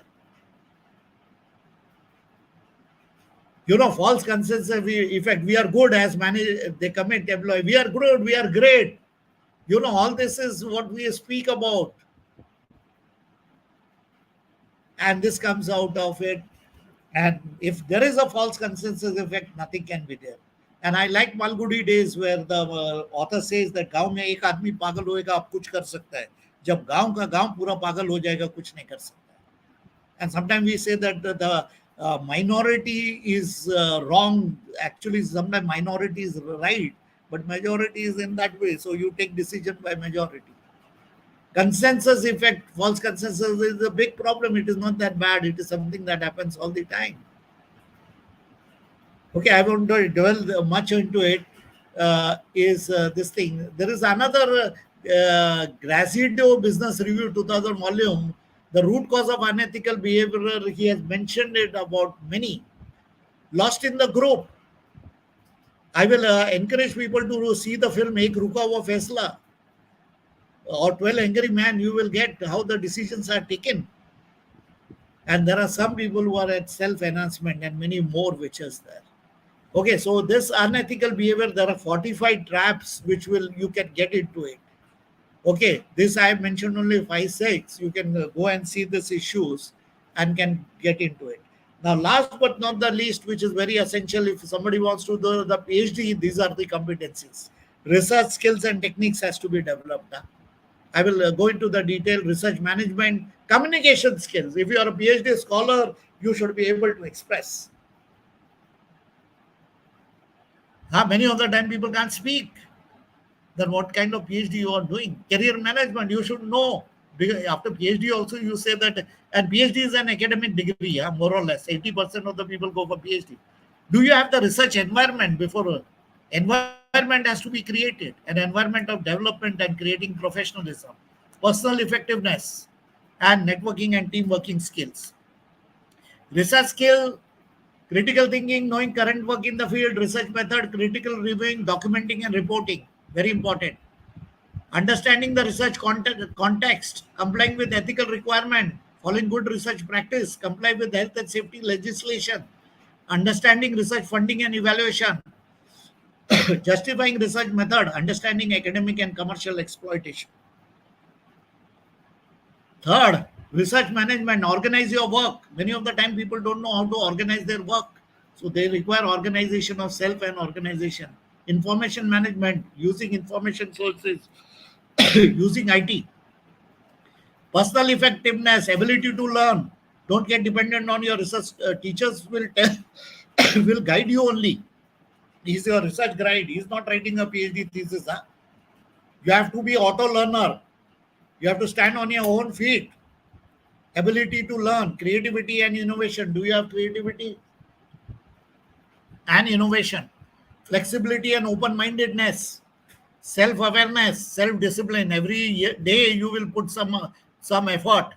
3 to 4 hours you will spend. Now, whether you are a full-time PhD student, part-time PhD student, online PhD student or distance learning PhD student. That classification still Mumbai University doesn't have it. Now that has to be done. Because if you're a full-time student like a JRF, you are here with your teacher. And if you are a part-time PhD student, then double the time. And if you are distance learning, then lifelong process. Self-discipline, very disciplined, asking for help. You are not to feel ashamed. If you feel like this person is good, you go to meet him. So each one has its own expertise. Independent working, you have to work on own. Communication speak, both written and verbal. Academic writing, each gives you the academic writing. You come from your subject. That subject has its own their own writing methodology. Presenting to non-academic, then it is popular reading. Academic presentation, promotion of public understanding, teaching, mentoring, and demonstration should be there. Networking and team working skills, building relationship and network, working in team, giving and receiving feedback. You should receive feedback for PhD scholars, how it goes on. Tell the good things what a person is there, where the improvement is needed. And there, today's 6 monthly report has come in. Sadly, what is happening is, especially in our department, we do it and we work it and we bring best of the people. 6 months what you did and 6 months next what you have to do it. So you have to list it down and tell us detail what you did. Naming is not explaining. Just naming a concept is not explaining. Questionable in practice, which I said, these are the questionable practices which are there, which should not be there, which again it is there. Responsibility to research participant. When you have used written participant, all these things should be there. Clarifying the nature of research, you have to tell them. Compliance with the law and standards. This is very, very essential. Take for example, in my department, lab was established for COVID, where I had taken the objections because no compliance of the law was followed by the research scholar. And today, from last 1 month, 1 year, the lab is doldrum. In doldrum, nothing. It has not started because human participants are there. And it speaks about that you have to take biosafety clearance. People are not aware what is a biosafety clearance, medical safety clearance, ethical clearance, medical clearance. Because when you are dealing with COVID patient, if he falls down, and with the ECG, it's a multidisciplinary. There has to be a psychologist, neuropsychiatrist. The person who sanctioned it and the person who applied for it, both were not aware that this compliance has to be taken in. Because harmful effect will be there. How will you maintain the confidentiality and anonymity? All this is there. Informed consent in research, filming and recording. Very important. Deception in research, plagiarism and publication credit. Okay, this is where it comes into it. Okay, now there is you can go and read this UGC Promotion of Academic Integrity and Prevention of Plagiarism 2018, where shows which I have spoken about the punishment level. 10% less, no punishment. Level 1 is 10 to 40%. Level 2 is 40 to 60%. More than 60% similarity, level 3. And penalty in case where the degree or credit has already been obtained and it will be taken back from you.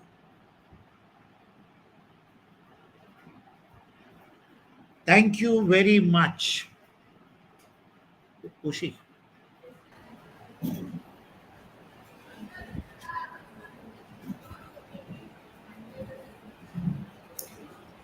Sir, I hope you can hear me. Yes, madam, I can hear you now. Oh, sorry, Sir, I don't know whether I was communicable because I was not getting No, it went on very well, sir.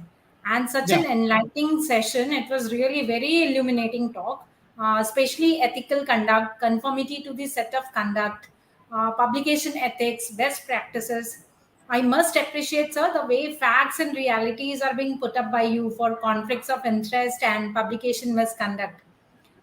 These are few concerns definitely we need to worry about and strategize ourselves to sort out these. so that the quality in research work can be derived.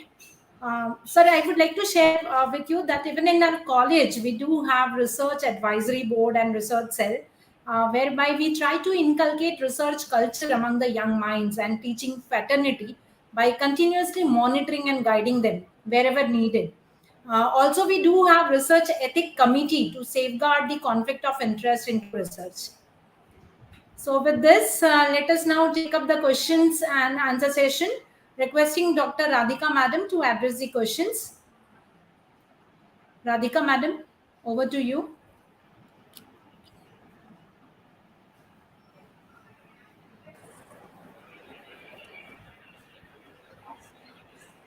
Hello, am I audible? Yes, ma'am. Yes, Yes, madam. please go ahead. Hello, am I audible? Yes, Professor Radhika, you are audible. Okay, thank you, sir. So one question that we have is, since you spoke about the importance of research ethics committee in every autonomous colleges, can you give us some guideline on what it constitute, how many members, and how do we go about doing it? Some guidelines on that, sir. You see, it is given. You can find it out on the Google. They will tell you how a research ethics committee is being formed. It consists of variety of members which will be there. A chairperson is there, which is a neutral person. He should be independent person. You cannot have somebody from your own college as a chairperson. Number two, there has to be a legal expert. Number three, there has to be a social scientist. Number four, there has to be a lay person. And like that, it goes on. Some 10 to 11% is there, which is there. And it depends upon which ICMR also gives a criteria of research ethics committee. So ICMR research ethics you can follow up. Pune University has a research ethics committee and the members are listed. So you can go to the Pune University website and can find it out. You have that research ethics committee. Wherever human participants are involved, you cannot conduct the research as long as the clearance is taken from the research ethics committee. And the proposal has to be, and there has to be, members have to be paid for it. It is not a free. So whoever is attending the meetings, you have to pay them, record them. There has to be a separate room for it. See, separate infrastructure should be given, and there has to be a secretary who will be helping the chairperson. And the meetings agenda has to be given 1 week before. So all that infrastructure should also be there before implementing. There will be some funding. It has to be linked with the funding. Otherwise, what happens is, again, I'm speaking namesake ke liye chalu ho jata hai, but it doesn't follow the norms. So definitely, yes. Pune University has it. Some of the colleges had it. St. Xavier's College, if I'm not mistaken, has it.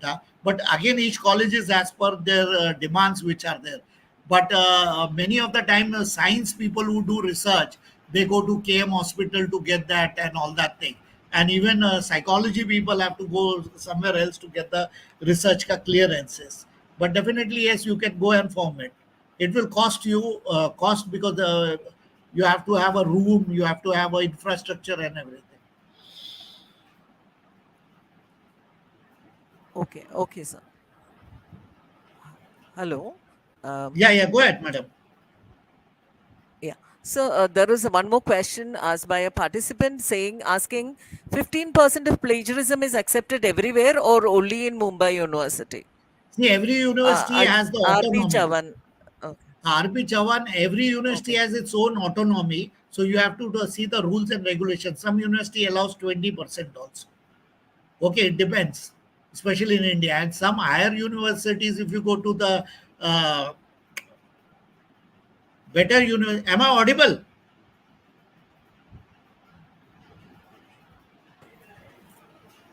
Yes, sir. Yes, sir. You are audible. Am I audible? Yeah. Yes, sir. Radhika Madam, I think she lost her network. Yeah. Please continue. If you are in a good universities, they encourage you to be less than 10%. So always international, but because we have the variance in our country, so University of Mumbai felt 15%, fair enough, and some university has 20% also, which I am aware of. So depending on it, and plagiarism is nothing but what happens is you put it on the software, they will tell you how much is the this thing, and then you rephrase, give the credit, and go on doing it. It's a part of your behavior. If you inculcate that behavior right from your first proposal stage, nothing your behavior will be inculcated, and it's a routine, so we don't find it any difficulty. It's not a big word, plagiarism and all that. And today softwares are available, that is Turnit and Urkon. So every college has it, and just take the software, and you can go ahead with it.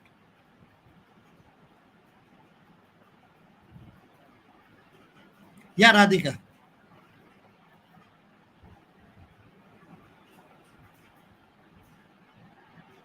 Hello. Yeah, yeah. Am I audible? I Yes, think yes, there is some network Professor. issue I'm facing. Sorry for the inconvenience. No, no, no problem.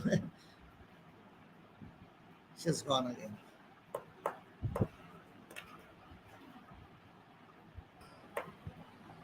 Um, Fine, sir. I think we are done with the question answer session. I must thank you, sir, for articulating research ethics so beautifully today. Your delivery was so engaging that we got so engrossed into the ethical framework. And your illustrated talk made it all come alive for all of us. Thank you very much for this enlightening and stimulating talk. And I'm sure our participants would take all this with positivity to develop their research competencies in future. Thank you Okay. so much. Thank you very much. Thank you, Professor. Thank you a lot. Thank you. Thank you. Thank you, sir.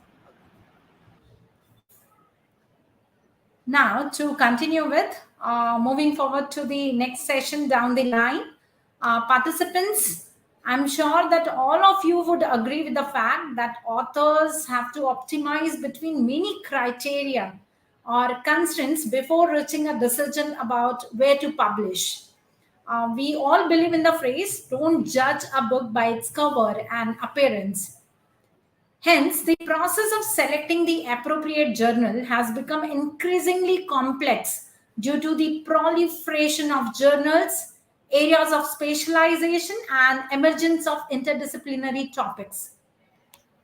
Moving to the third session of the day to share with us quick tips for the selection of suitable journal, we have with us a very distinguished speaker. Now, may I call upon Dr. Sarla Rathi, again, member of Research Circle, to introduce our guest speaker of the day. Over to you, Sarla Madam.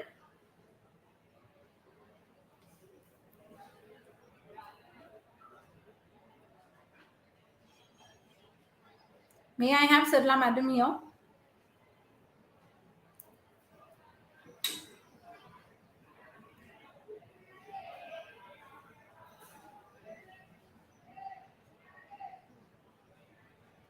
Participants, we need to just wait for 2 minutes. I think there are certain technical glitches. Anyways, we are been continuing with last two sessions, and this is going to be the third session for us. So very tiring day and very long day. So I think we can take a break for maybe 5 minutes, and we can join back. You'll be here. Just 5 minutes break we can take.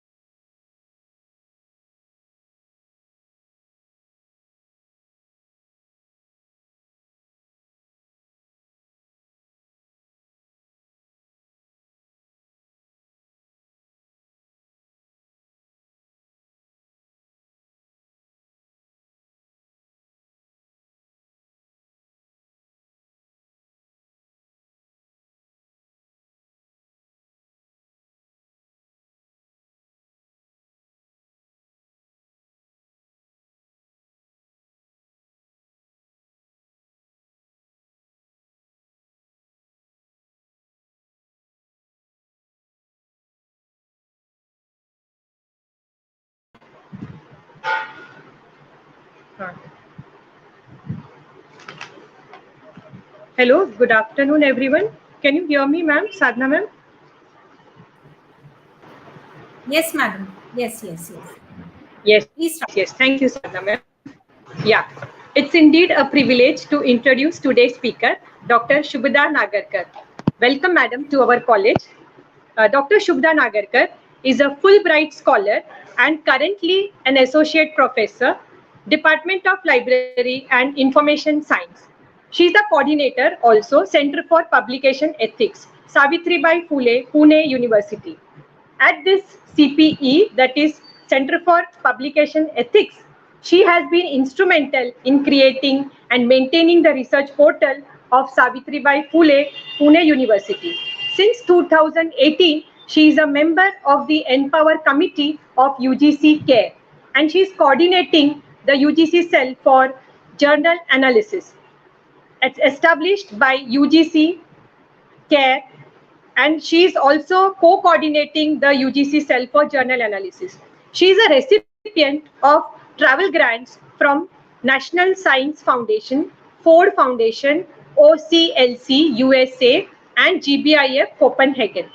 Her areas of research are bibliometrics, publication ethics, institutional repositories, and digital libraries. Her work has been published by many journals like Current Science, Annals of Library Science and Information Studies, Library Review, Library Management. She has been publishing and popularizing library and information science articles in newspapers and on blogs, which has recently launched the one-stop shop for predatory journals. She is a yoga teacher too. We welcome you, ma'am. Over to you, ma'am. Thank you. Thank you so much, Dr. Sarla, and thank you so much for inviting me for this lecture and sharing my expertise being working as a coordinator in the Center of the Center for Publication Ethics. Let me tell you what I'm going to share. Can I share my PPTs?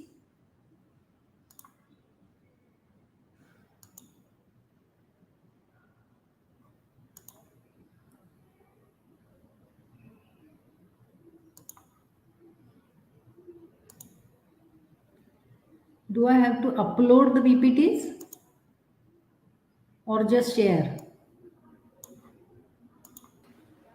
Ma'am, you can. Because I am not using this platform much. Share the screen. Ma'am, you have to just share the screen. Keep the PPT open in the background and you need to just share the screen. I hope you can see the share button there, downside. Yes. Can you see this? No, not yet, ma'am. Okay. Yes, yes. I think it's working. It worked, but then again it got stopped. Okay. Let me see, because when you say move, then I just Yeah, it was working. Yeah. took it out. Yes. Fine, fine. No problem.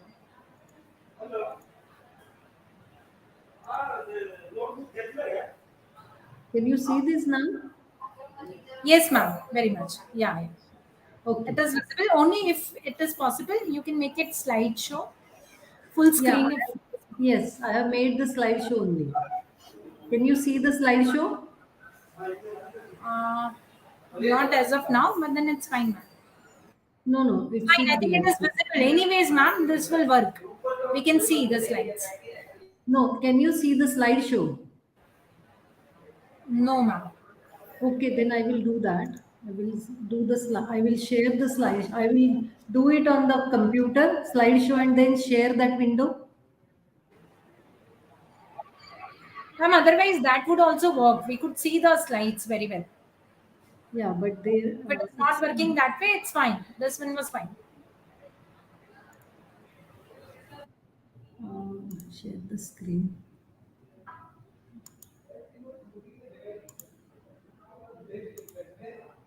Can I do the entire screen and then select?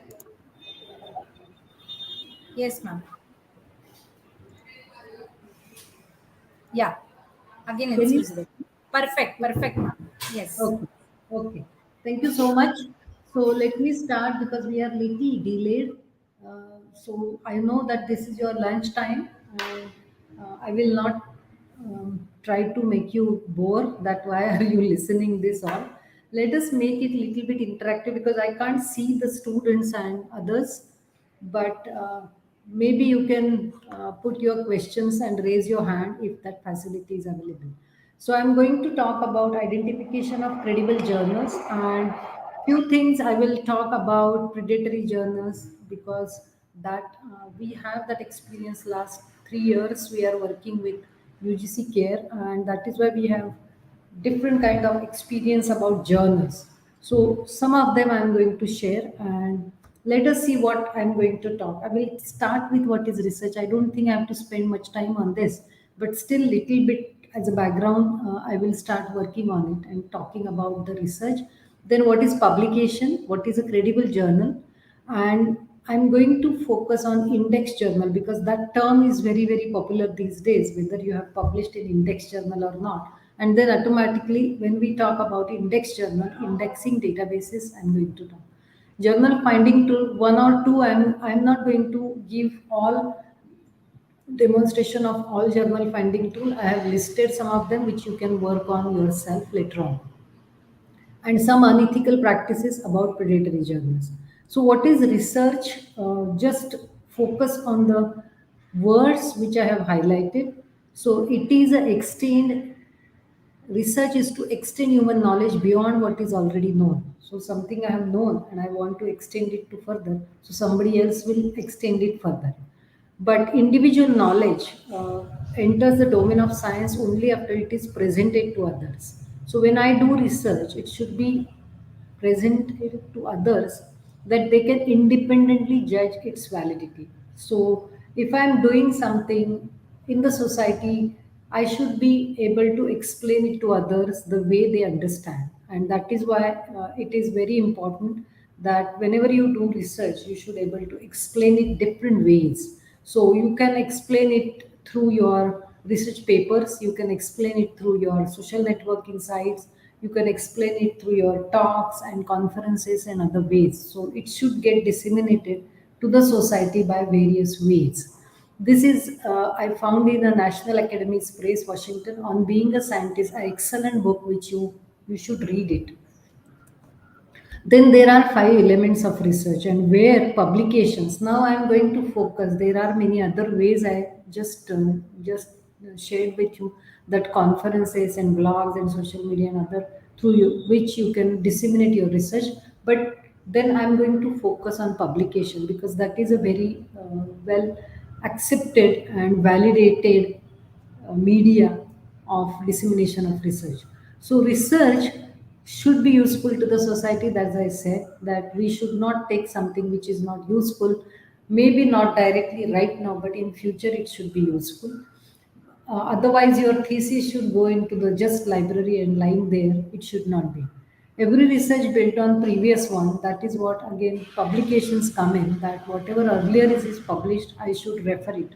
And that is why we talk about plagiarism and many other things. So you have to give acknowledgement to the others, and this is your literature review and literature search and review. I must say literature search should be very robust so that you can write literature review very well.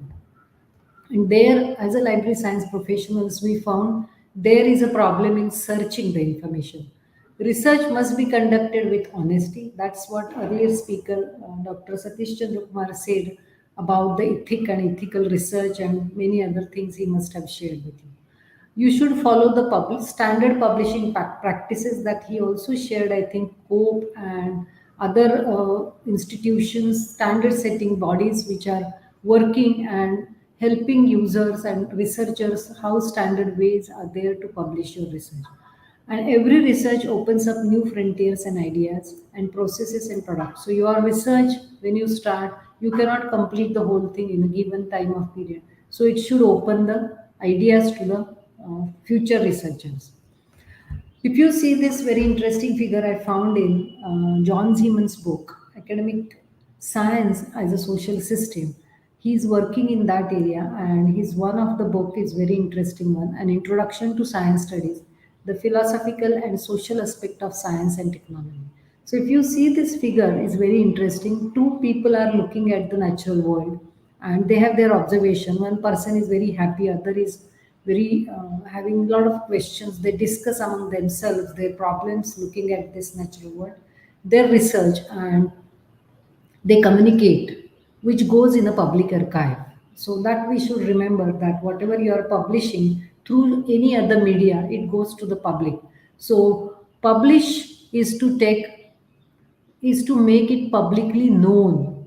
Publish is not just in a thesis and keeping it in a library or some other way, no. It should make publicly known. So whatever you have done should know by the public. This is another figure I found very interesting. Publication is at the core center part of these three circles, intersection of these three circles. And each three circle has different dimensions. Like if you see first circle, philosophy, then psychology, and then sociology.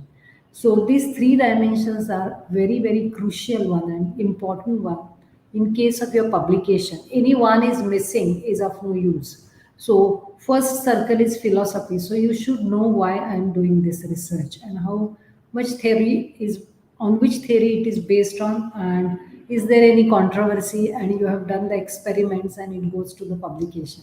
Second aspect is psychology, that is your sincerity and research integrity, that depends on the person. So psychology is related to the person's mind, and then again authority and experiment goes done by the person, and sincerity is a large circle of that part, large part of the circle, and that is what ethics and research integrity comes in, and that goes in a publication. So if your research is not done well, you will not have good publication. So good research, good publication is important.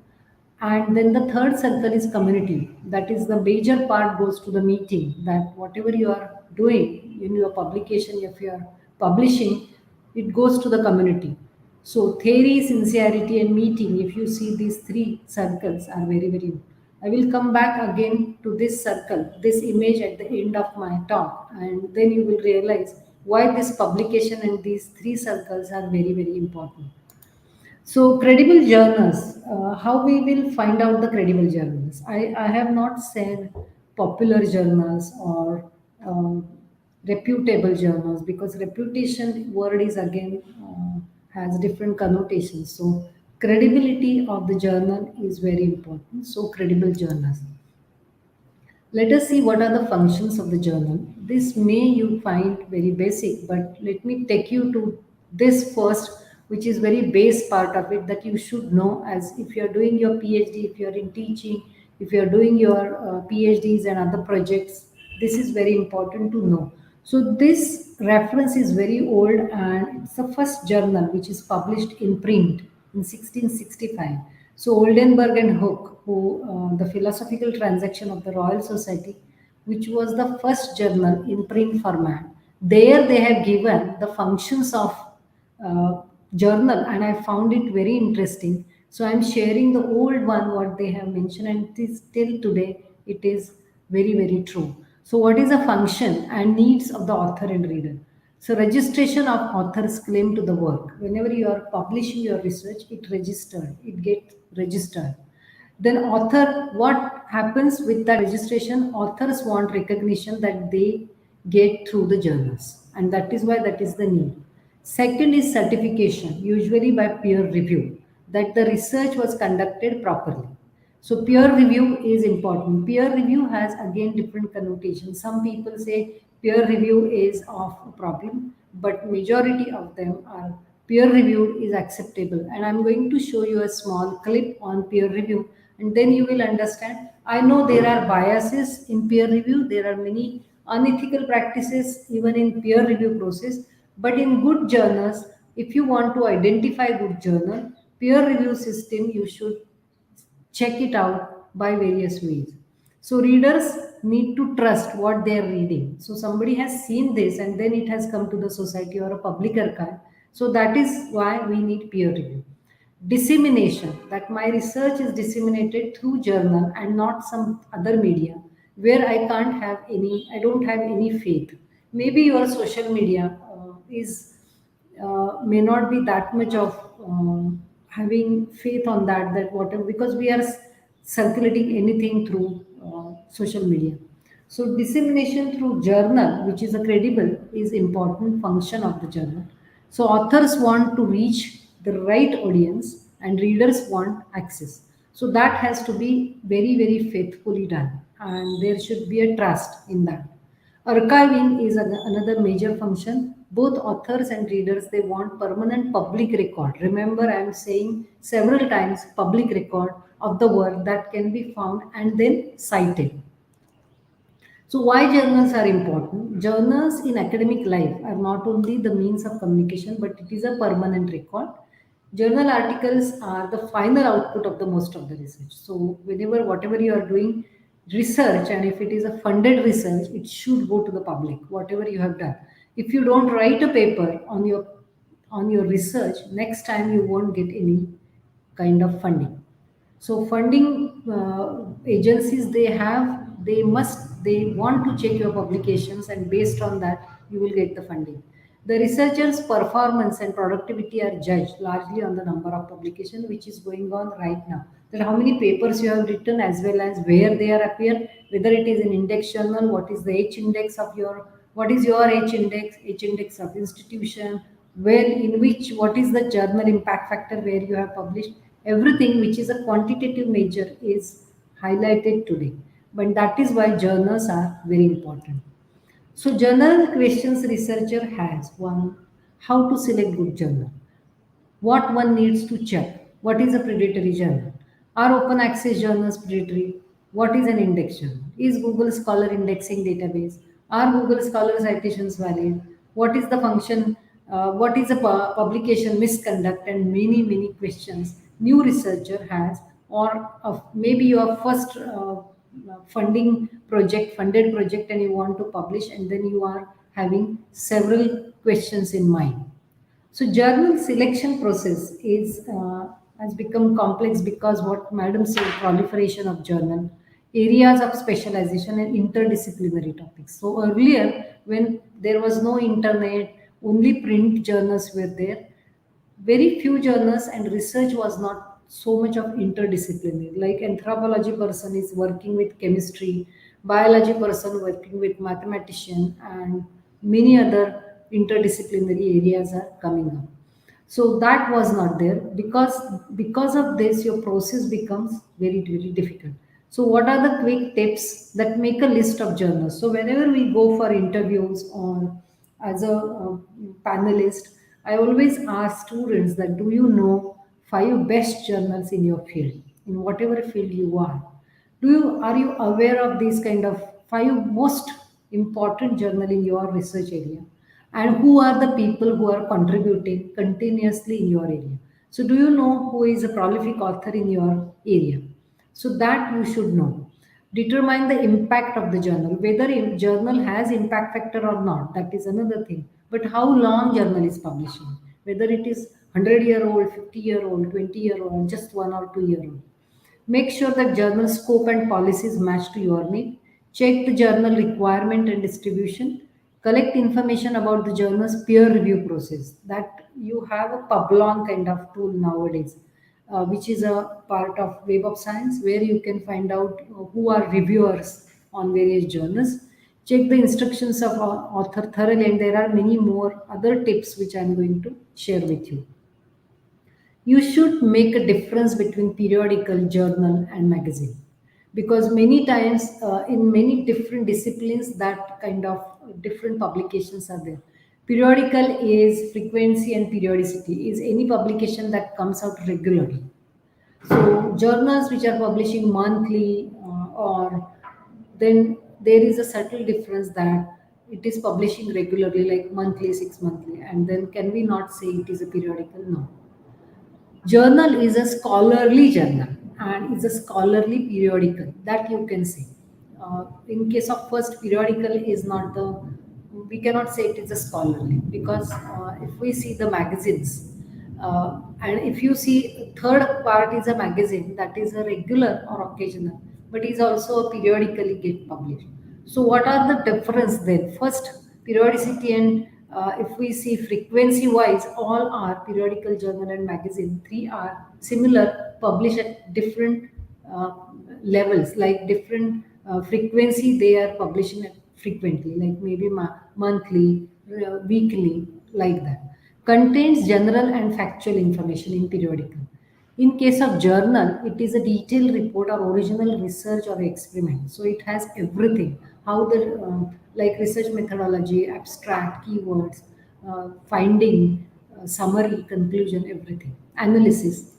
In magazine, it is a secondary report or a discussion, may include personal narratives, opinion, anecdotes, because this may be magazine, literary magazines, what we call, may be very, very popular among fine arts and humanities. Examples, if you see University News, the World Almanac is a periodical. Then if you see journals, I don't have to give examples like physical chemistry or other journals, lots of journals we know. Magazine, Time, Newsweek, Psychology Today, Saptahik Sakal, kind of thing are magazines. Users, general public, periodical. Maybe newspapers comes under periodical. Journals, scholars, researchers, and students. General public is not reading the scholarly journal. Magazines, again, general public, the interested, non-specialist, they are also using it. Sometimes literary magazines are popular among researchers of humanities and sometimes social scientists. So magazine versus journal, if you see, abstract is not available in, if you see all 9 are not available in magazine. Journals, all of them, like introduction, objective, methodology, data analysis, finding, everything, and including bibliography. And it is a original research. Most important, peer review process. So academic journal and standard publishing practices, if you see, journal, now we are only focusing on academic journal. Academic journal is a distinctive from other forms of publishing. It uses standard forms and style, typesetting, publishing. I don't want to read all of them, but most important is editorial rights. That if without editor, if any journal is there, then there may not be any quality control as such. Let us see this small scholarly articles, academic articles, peer-reviewed articles. You may have heard these terms used by your professor, but what do they mean? Essentially, these are all different ways of describing the same thing, research articles that have been published in scholarly journals. But what is a research article, and how does it get published in a scholarly journal?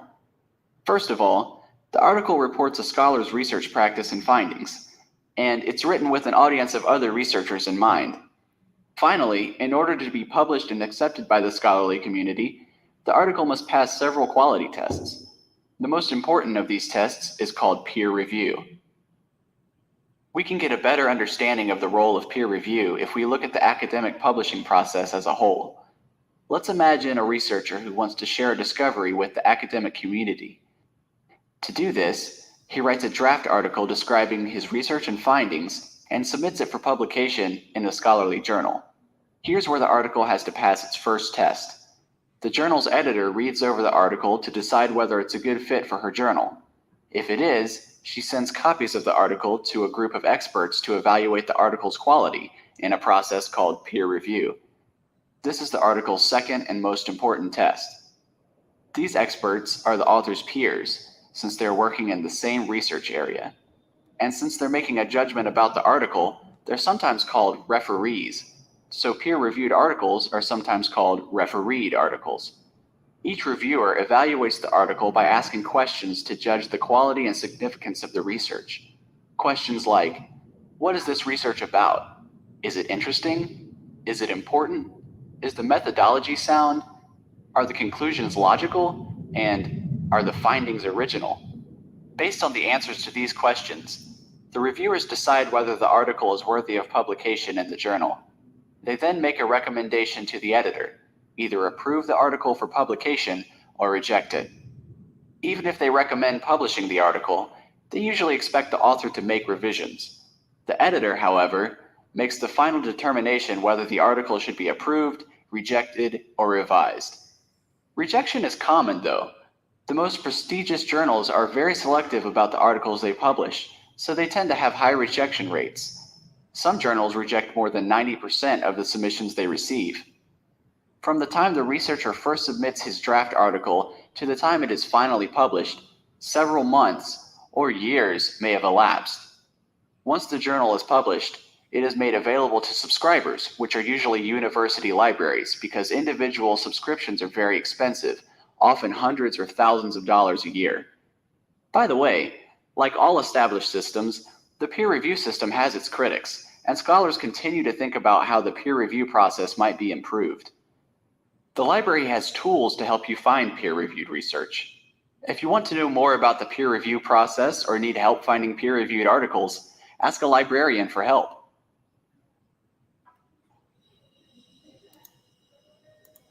Okay, so you must have seen that how peer review is very, very important. So if you see the growing number of journals, so that is one of the process that you keep in mind in when we talk about predatory journals. So growing number of journals, if you see in 1900, only 10,000 journals were there, whereas in 2021, we have 3 lakhs journals listed in Ulrich Periodical Directory. Directory is just a listing of the journals. They are not selecting any journal based on their quality or anything. They are just listing it on. But 3 lakhs journals, when people say and ask us as a librarian that there are no journals where I can publish, but we know there are 3 lakhs journals where you can publish. So now come to the index journal. What do you mean index journal? When these journals number increased over the period, it becomes very difficult to find out the core journals. And then indexing and abstracting services existed in 1800 or before that. 1830 was the first abstracting service, where what they have done that many publishers and commercial publishers, they come up and they started collecting the contents of some journals and repackaged it in the form of abstract level. Initially, it was in current content, which started by Eugene Garfield. That was, of course, later on, but in 1830 and before that period, people started working on indexing databases, and they started collecting, for example, 10,000 journals, or out of 10,000, only few journals which are based on quality, they select, they repackage it in the form of author, title, publisher, and abstract, and they have another journal, and then it's called, these are the names like Engineering Index, Zoological Record, Quarterly Journal of Chemical Society, and some of them Sociological Abstract, where you will find some few thousand journals along with their details of articles with abstract. So there are some other indexing, guide to periodical literature and others, which I will not talk, but these indexing and abstracting databases increased over the period. So in 1980s, several vendors and aggregators come in and they started repackaging the journals. Like you get access from ProQuest, IPSCO, citation databases like Web of Science Corpus, JSTOR, but directory of open access journals indexes over 10,000 journals which are open to the public. And there is another tool called Gale Directory of Databases, list 14,000 databases of various types. So journal selection criteria by indexing databases is important. Not all journals are get indexed in indexing databases like Web of Science Corpus and some other databases. So they check the aim and scope of the journal, meaningful unique title, bibliographic information in English. There we have a problem with Indian languages and journals in Indian languages, reputation of the publisher, verifiable ISSN number and address of the publisher, and publication history and frequency. Some other standard publishing practices also they check, like timeliness of the publication, quality of contents, peer review policy, academic credentials of editorial board, ethics and peer review policies, author guidelines, copyright and licensing, access policies in case of open access, and journal workflow and process. If any journal follow this, then only get indexed in good credible indexing databases. And that is why whenever you publish a paper, maybe your peers, they will ask you where your journal is indexed. There are some credible databases. There are many more. As I said, 14,000 databases are there. Some of them you may know about it: Web of Science Corpus, Biological Abstract, Agricola, Library Information Science Abstract, and many are there. What are the benefits for indexing these databases? You can identify authentic and appropriate literature as well as relevant authors in the field, receive recognition, get the primary information which may not be available in other sources, to undertake the scientometric studies, ranking of universities, provide services to library users, easy to search online. Earlier, these databases were in print format long back, and when technology get advanced, then these databases transferred into electronic media, and now we can access them. So we have seen the print databases also. Most of the databases provide a list of journals which are indexed in that databases. Now come to the journal selection tool. There are many more journal selection tools are made available by big publishers. Some of them which I'm not going to give a demo of it because we don't have that much of time. Ulrich International Periodical Directory. It is a directory and it will give you, if it is subscribed by the university, you will get the access. Otherwise, it is paid subscription. Google Scholar is free, where you can go to Google Scholar matrix and check the journals which are at the top. Jane is by Elsevier. Springer, Journal Suggester. Taylor Francis, Journal Suggester. Journal Guide by American Journal Experts, and many more. So if you see this Jane Journal author and name estimator, where you will get a window where you can paste your abstract or some keywords, and based on that you will get a list of journals, and they will give you some color coding. This is only in a Jane, but there are other tools which you can see. But I will advise that don't exactly upload the abstract as it is, because it is your unpublished information. So you can give keywords and then find out the journals, but these are again based on computer programs. So this will help you to find out good journals, but rest, whatever I have taught, that you have to check it manually. So in nutshell, that every researcher should know, again in case of publishing practices, you should be familiar with open access and subscription based journal. In open access, you need to know gold and green. Now there is no color coding by Sherpa Romeo project, that whether green journal is subscription based and you will not get access to immediately to all articles. But now subscription based journals also come up with a hybrid model, that you can, if I have a money and if I am publishing in subscription based journal because it is very high quality and having high impact factor, then I can pay for my article and I can get it published immediately. Make it publicly open after publishing. Remember, here they are not compromising with the quality, and your cycle of peer review, it is as standard as you have seen in the video. Gold open access, there are gold open access mega journals which are surviving on article processing charges. So there are journals which are open access. You have to check whether you have money or not. Then if you don't have money, you don't have to go to pay APCs, and you can avoid publishing in open access. But people say that if you publish in open access, you will get more citations and it will reach. It's not like that. There are studies which prove that even after paying APCs, there is no 100% guarantee that you will get citation. You should be familiar with Creative Commons license, because we are talking about open access. We are open to public, but author has to pay. So publishers, they sidetrack the libraries, and directly talking with authors, they can pay and they can get the access to their articles. Preprints, you should be familiar that if you don't have money and if you are hurry in publishing your results, you can upload it on preprint servers. There are several preprint servers, authentic servers are available, but there is one problem. Journal articles are not peer reviewed. It is directly open to the public. Public can check, peers can check your article. They put on comments, and then you can change the paper and then upload to the journal. And journal publishers are looking for preprint copy.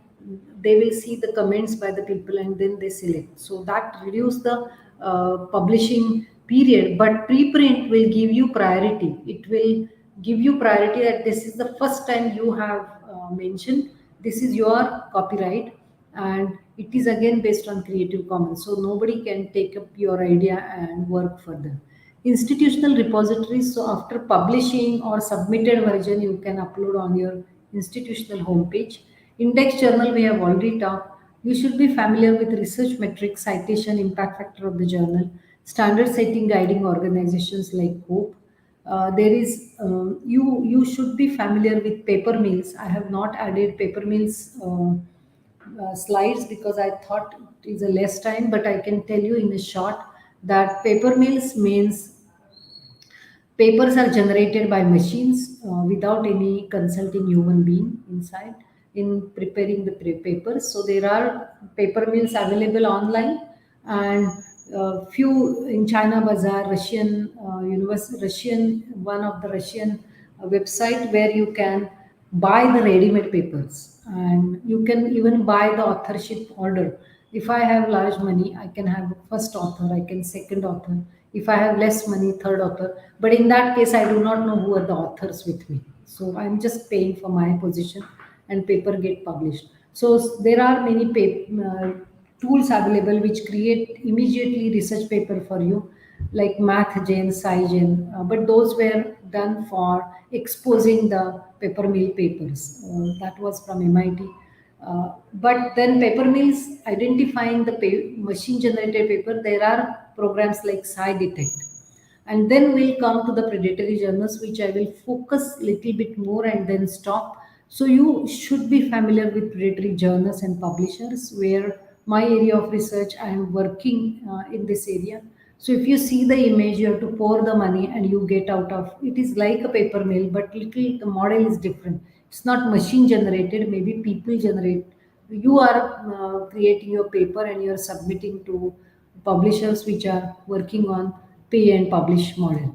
So why publications in predatory journals? So fear of job loss, publish or perish pressure, failure to publish in an index journal, world recognized databases, which is indexed in world recognized, rejection by standard or respectable journals due to the inadequate research skills. Many times you are afraid of rejection, but you should not. You should take it very positively and improve the paper, and you will see the improved version will get accepted.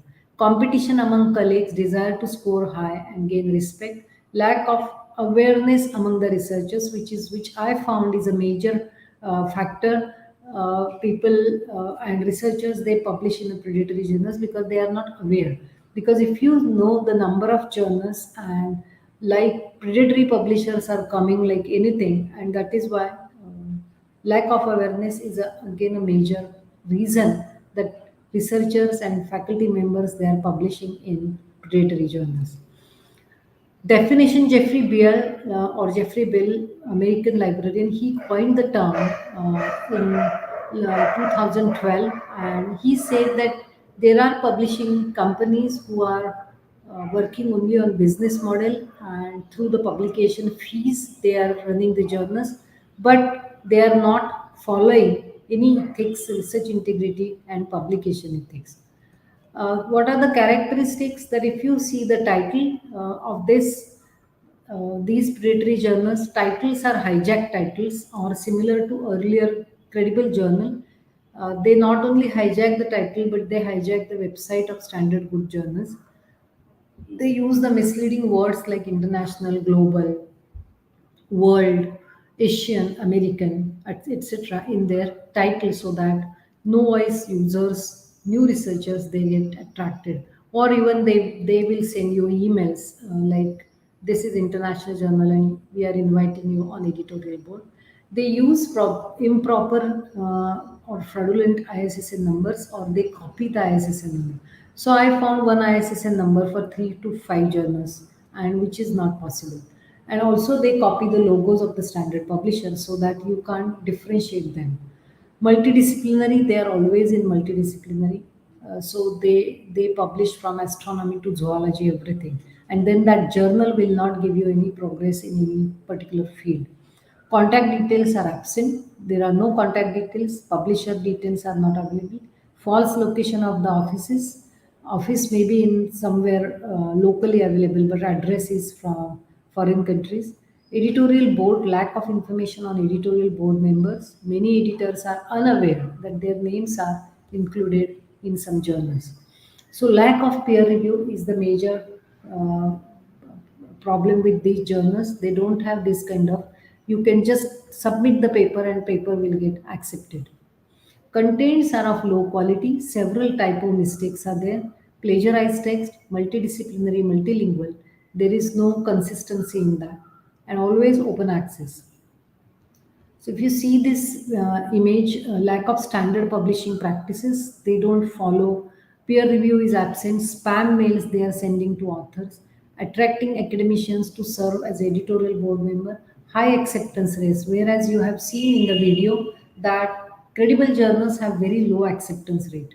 Lack of publication ethics, peer review and retraction policies, where standard journals will give you those policies very, very clearly. Article submission guidelines are not given. You can submit it any format and it will get published. Very quick turnaround time. Like you submit today, we will accept it tomorrow, publish it. Whereas standard credible journals, they have these. You need 1 year to publish in good journal. Remember this. Even if you submit and if you do not know what are the charges to be paid or anything is written on those journals, they will show you the guns like you have submitted your article to us and now you have to give payment of submission charges, which you are not familiar with. So always check when there is a payment, you have to think twice, thrice, or 5 times or 100 times whether I am going to submit my article research in this journal or not. Most of the time after submitting your article, and if you don't give the money, and you will think that I'm not paying, so they will not publish, but they will not do that. They will, if you don't publish, they will sell that paper to some other researchers, and you will find your own article published on someone else's name on some other journal. False metrics, they use false metrics like impact factor. I'm not going to talk about what is impact factor, but impact factor is a calculation of citations and number of papers published in particular journal, and last 2 years calculation is there. So websites, most of these journals are not transparent. They use any kind of method to calculate the impact factor, and there are more than 25 agencies which are false and fake, gives you on payment basis, pay and get the impact factor. False indexing databases, I have talked for a long time for indexing databases. So they index on payment basis, so they don't check the quality of the journal, they just take your journal and index it. I will give you some list of false indexing or questionable indexing databases at the end. Impact factor of the journal, how it's get calculated, I think I will skip this because all of you may be familiar with how impact factor. Only thing, JCR, Journal Citation Report, which is of Web of Science, and now Clarivate Analytics, who are giving impact factor only for 11,000 to 12,000 journal among 3 lakh journals. Remember this. These are some false impact factor companies, Cosmos, Universal, and others. These are false indexing databases. So this is a word of caution. If you see, we have seen the standard indexing databases, but if you see false indexing databases, they accept the journal of any kind. Predatory journals, then journal index on payment basis. So they follow pay and index. These are some of the dubious indexing databases like Open Academic Journal, Scientific Indexing. Looking at their name, we found that these are good, but these are not. There are many more such big list is available. Types of predatory journals are shoddy journals. They just work on pay and publish model. Hijack journals, they mimic the reputable or credible publications, their names, logos, websites. Clone journals, these are particularly duplicate journals or print journals, print only authentic journal. And UGC care list is displaying such clone list of journals. Crony publications are institutional publications. Only one institute will publish the journal. All are like authors and editors are from the same institute. These are some of the examples which are from, again, UGC care website. Vidyan Prakash is the original, and this is the duplicate one. This is the MS Baroda University's journal, and this is the duplicate one. If you see the duplicate one has more articles, may not be relevant to the journal's objective or area of subject. This is Tattva Sindhu again, original one and duplicate, which you can't recognize which one is the duplicate one. But the criteria which I have discussed with you, you can apply and try to identify which are the duplicate clone versions. This is group 2 index in Scopus, and again many journals from Scopus, they have clone versions and they mention in the UGC care. I don't have to tell you that many of these are some Indian companies and of course foreign also. They are making the duplicate this is Gradiva, and again this is the original, this is the duplicate one and clone version. So what are the consequences? So if you publish knowingly, unknowingly, there are lots of consequences. It is a corruption in science and other disciplines, influence on key sectors like human health. So if researchers are published without scrutiny, doctors and others may use the false information, leading to improper treatment and further research. Journalists, if they use such kind of journals, they will mislead the people when they talk about such journals.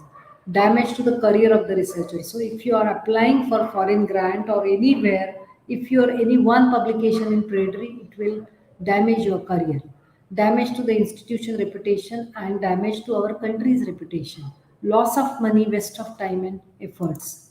So if I'm coming back again to this and then I will stop with this. So if we replace this publication with predatory and not the credible one, what will happen to these three circles that you imagine yourself?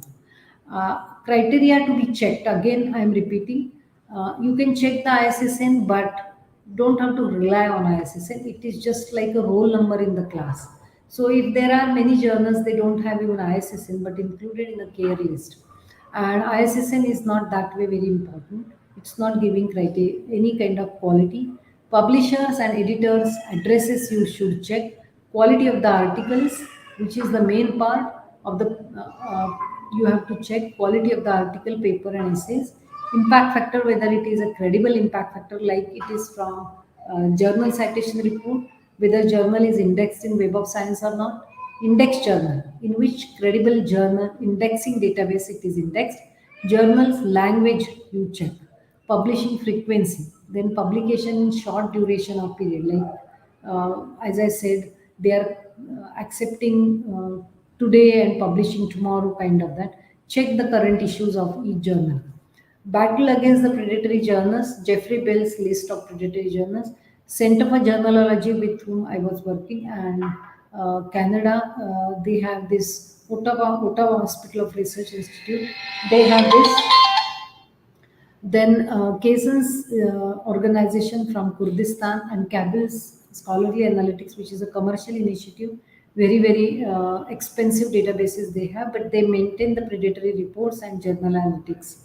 UGC care is Indian battle, and I hope that everybody, you should go through the UGC care group 1 and 2.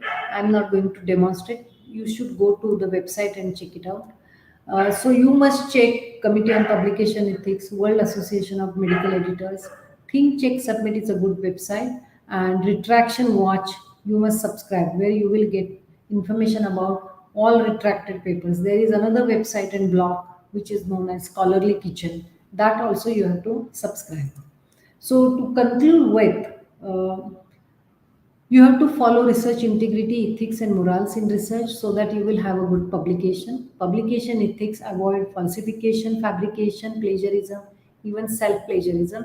You should be aware of various publication policies like publication ethics, plagiarism policy and author submission guidelines of each journal. You should identification of good authentic journals, and you should not fall prey with predatory and clone journals or other types of journals.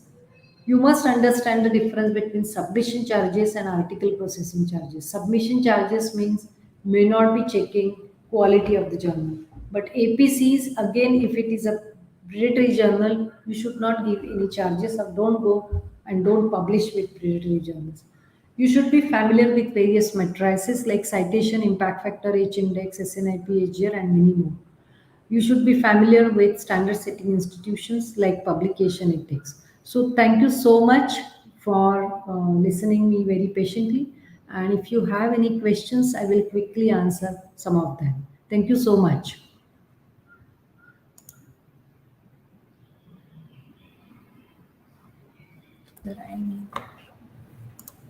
Yes. Thank you, ma'am. I must say it was really very informative talk. And what we knew before was just the tip of iceberg, and beneath lot to deepen into the context of selection of suitable journal.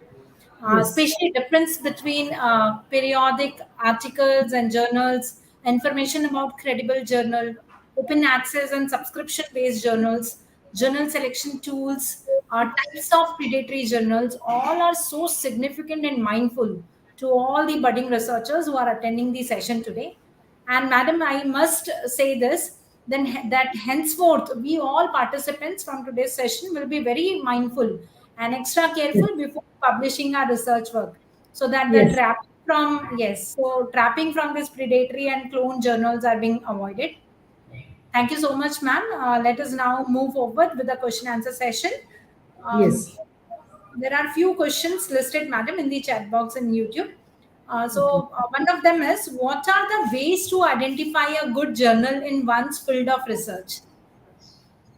Good journals that I said just now, I have talked in my lecture that you have to check the who are the editors, and credentials of the editors are must, and check the quality of the research published in those journals, and check the history of the journal, whether because we have seen the very first journal which is published in print, that time only they have given the why journals are important and what are their roles. So you must be familiar with various policies of the journal, whether journal guide you properly how to upload the paper, what kind of peer review policies, single blind, double blind they follow, and who are the editors, frequency, whether they are following whatever frequency they have declared, whether it is monthly and they are publishing it regularly or not.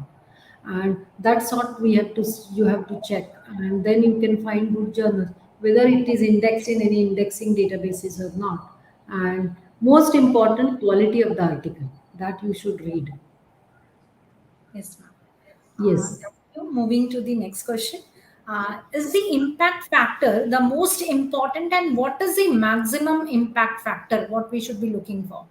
Okay, if you go to JCR and if you have access to JCR, you can find out highest journal impact factor is more than 200, and lowest is 0 point something 1 or 2 kind of thing. So there are 11,000 journals ranges in this, and all are range in quartile, like 1 to impact factor 0, 1 and to 25, they comes under quartile 4. And as you go higher, for example 75 to 100 or above 100, those are quartile 1 journals. So quartile 1, 2, 3, 4, quartile 1 journal is very high impact factor journal, as mentioned in Web of Science and journal citation report. There is another tool that you can see, SJR, that is journal which is published by Elsevier Sciences, which is in open access, and there also you will get quartile, which is based on the Scopus index journals. So you should start publishing in quartile 4 than 1. So you will get an experience for moving quartile 4 to 3, 2, and then 1. If you submit your article in quartile 1 first, it will get rejected because quartile 1 are very high impact factor journals where immediately you cannot publish in them. So you should go step by step. Don't just jump on one quartile 1. So that is why impact factor is very high, about 200, and most of these are medical journals. And science journals, they have impact factor, and we always have a problem with social science, arts and humanities, because number of journals are less, publications are less, so we don't get impact factor for the journals very high, because as compared to science so we always talked and always pray that there should be some good criteria come up to measure the research in case of social science, arts, humanities.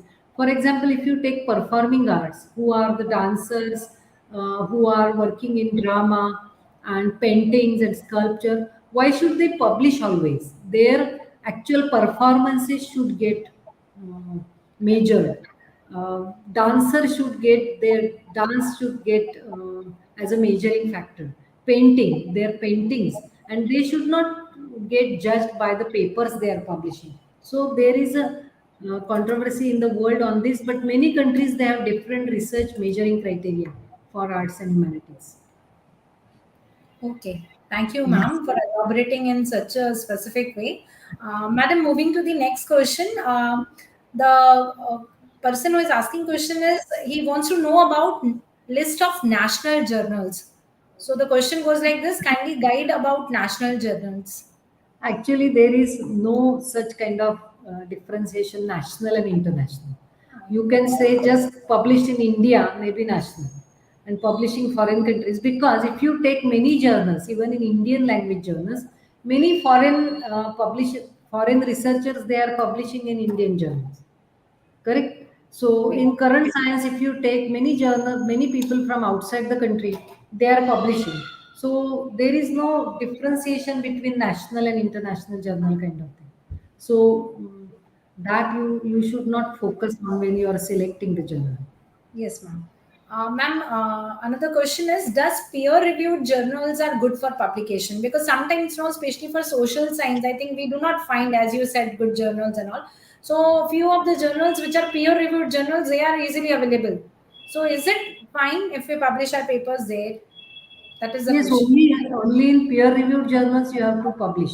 As I said in the documentary, you must have seen that somebody has to check your research, what you are doing, because it should not create a harm in the society. That is why we talk about ethics. Ethics is what is good, what is bad. And if you don't follow ethics in publication, it may be harmful to the society. Your one word may create a problem, and that is why somebody has to check it whether if this word we accept, and if it is goes to the public archives, it should not create any problem, harm to the society.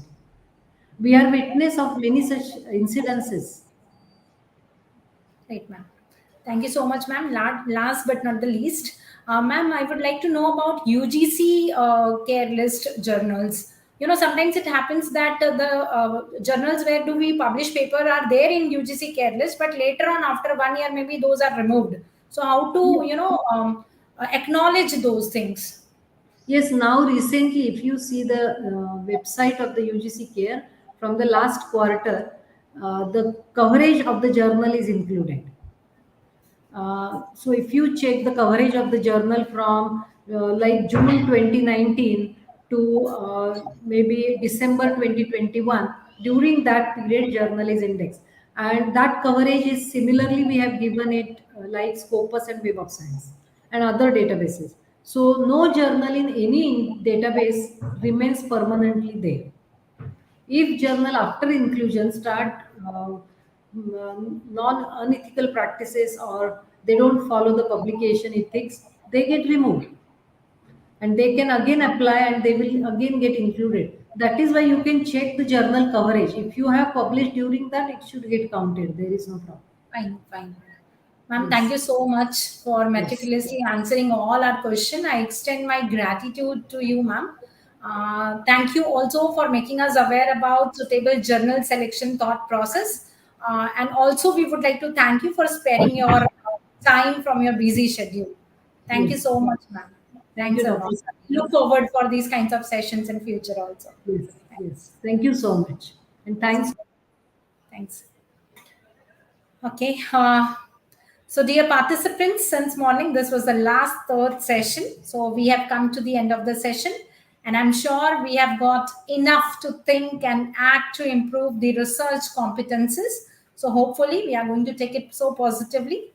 I now request Dr. Bharti Balecha to propose formal vote of thanks. Bharti Balecha, madam, over to you. Thank you so much, Satna madam. Good afternoon once again, everyone. As we come to know at the end of our program, it is now time to propose the vote of thanks to everyone. Once a great man said, feeling gratitude and not expressing is like a wrapping the present but not giving to the others. So today I, Dr. Bharti Valecha, take this opportunity to put all my gratitude in the form of the verse. On behalf of the research circle, I extend my gratitude to our first guest speaker of today's session, Dr. Santosh. Sir, really your session on the role of intellectual property rights in academics and research has enlightened us to gain a knowledge and importance of intellectual property rights, which is the need of our, because demand for intellectual property rights is increasing, especially in a developing country like India. Your session will not only help the innovators to protect their inventions, but literally it will be really benefited in understanding the importance of the copyrights. I extend my gratitude to our second session of guest speaker, Dr. Satish Chandra Kumar Sarji. Sir, your session on role of ethics and academics in research is very fruitful and will be very helpful for researchers grapple with ethical dilemma, as many of the deviations that occurs in research may occur because of the researchers simply do not know or have never thought about the seriously something about their ethical norms of the research. Sir, you have cleared um, in your session, through your session, and I'm expressing my sincere thanks to our third session of guest speaker, Dr. Shubhada Nagarkar Madam. The session on selection of the suitable journals for publication, Madam. Really thank you for imparting your knowledge and explaining the various factors and criteria while selecting a suitable journal, and the tips whatever you have given to us while selecting the journals. Really, we will be definitely participants and ourselves definitely will be applying it, and we will be very much careful while we selecting the journal for the publications of our articles in the paper. I think all three sessions will not only helping us in understanding the role of the intellectual property rights, importance of adhering to the ethical norms in the research, and reducing the fabrication, falsifying, and misrepresentation of the research data, but also will help us in selecting the suitable journal for publication of our research work with a very cautiously, and it also promote the aims of the research also, which was also the aim of our research circle. I feel all undergraduate, postgraduate, research scholars, and faculty members, participants from all over the nation will greatly benefited from your talk. We thank you for sharing your time, knowledge, and experience with us. I would also like to take this opportunity to thank our college management, our respected principal madam, Dr. Anita Kanwar, for giving us the permission and untiring support in organizing this webinar. I also take this opportunity to thank our Vice Principal, Dr. Santini Madam, for her cooperation and support whenever we required to organize this seminar. I thank members of the Administrative Office for their support and encouragement. We sincerely thank Mr. Sudhakar for the technical assistance provided for the smooth conduct of this event. We thank him for the untiring efforts which is being noted or observed during the whole of the session. Our sincere gratitude to the participants from various states of the nation, all the student participants and other audience members, without whose presence the session would be the meaningless. Finally, I thank to the convener of the research circle, Dr. Ritika Makhijani, co-convener Dr. Varsha Gandra, and all motivated and dedicated members of our research circle for successfully conducting this very informative and knowledgeable webinar. Once again, I would like to say that we all are most grateful to our speakers. We thank you for being with us. It is a great pleasure. Thank you all. Thank you. Over to you, Sadhna ma'am. Thank you, Bharti Madam. Thank you for listing out each and everyone from our college. Thank you so much. Participants, may I now request you all to kindly fill in the feedback form. The link for the form is already shared in the YouTube chat box. Kindly go through with it and fill up all the feedbacks for all the 3 sessions what you have attended since morning. All the very best to you all. Keep researching and be the budding researcher of Vivekanand Education Society's College of Arts, Science and Commerce. Thank you so much.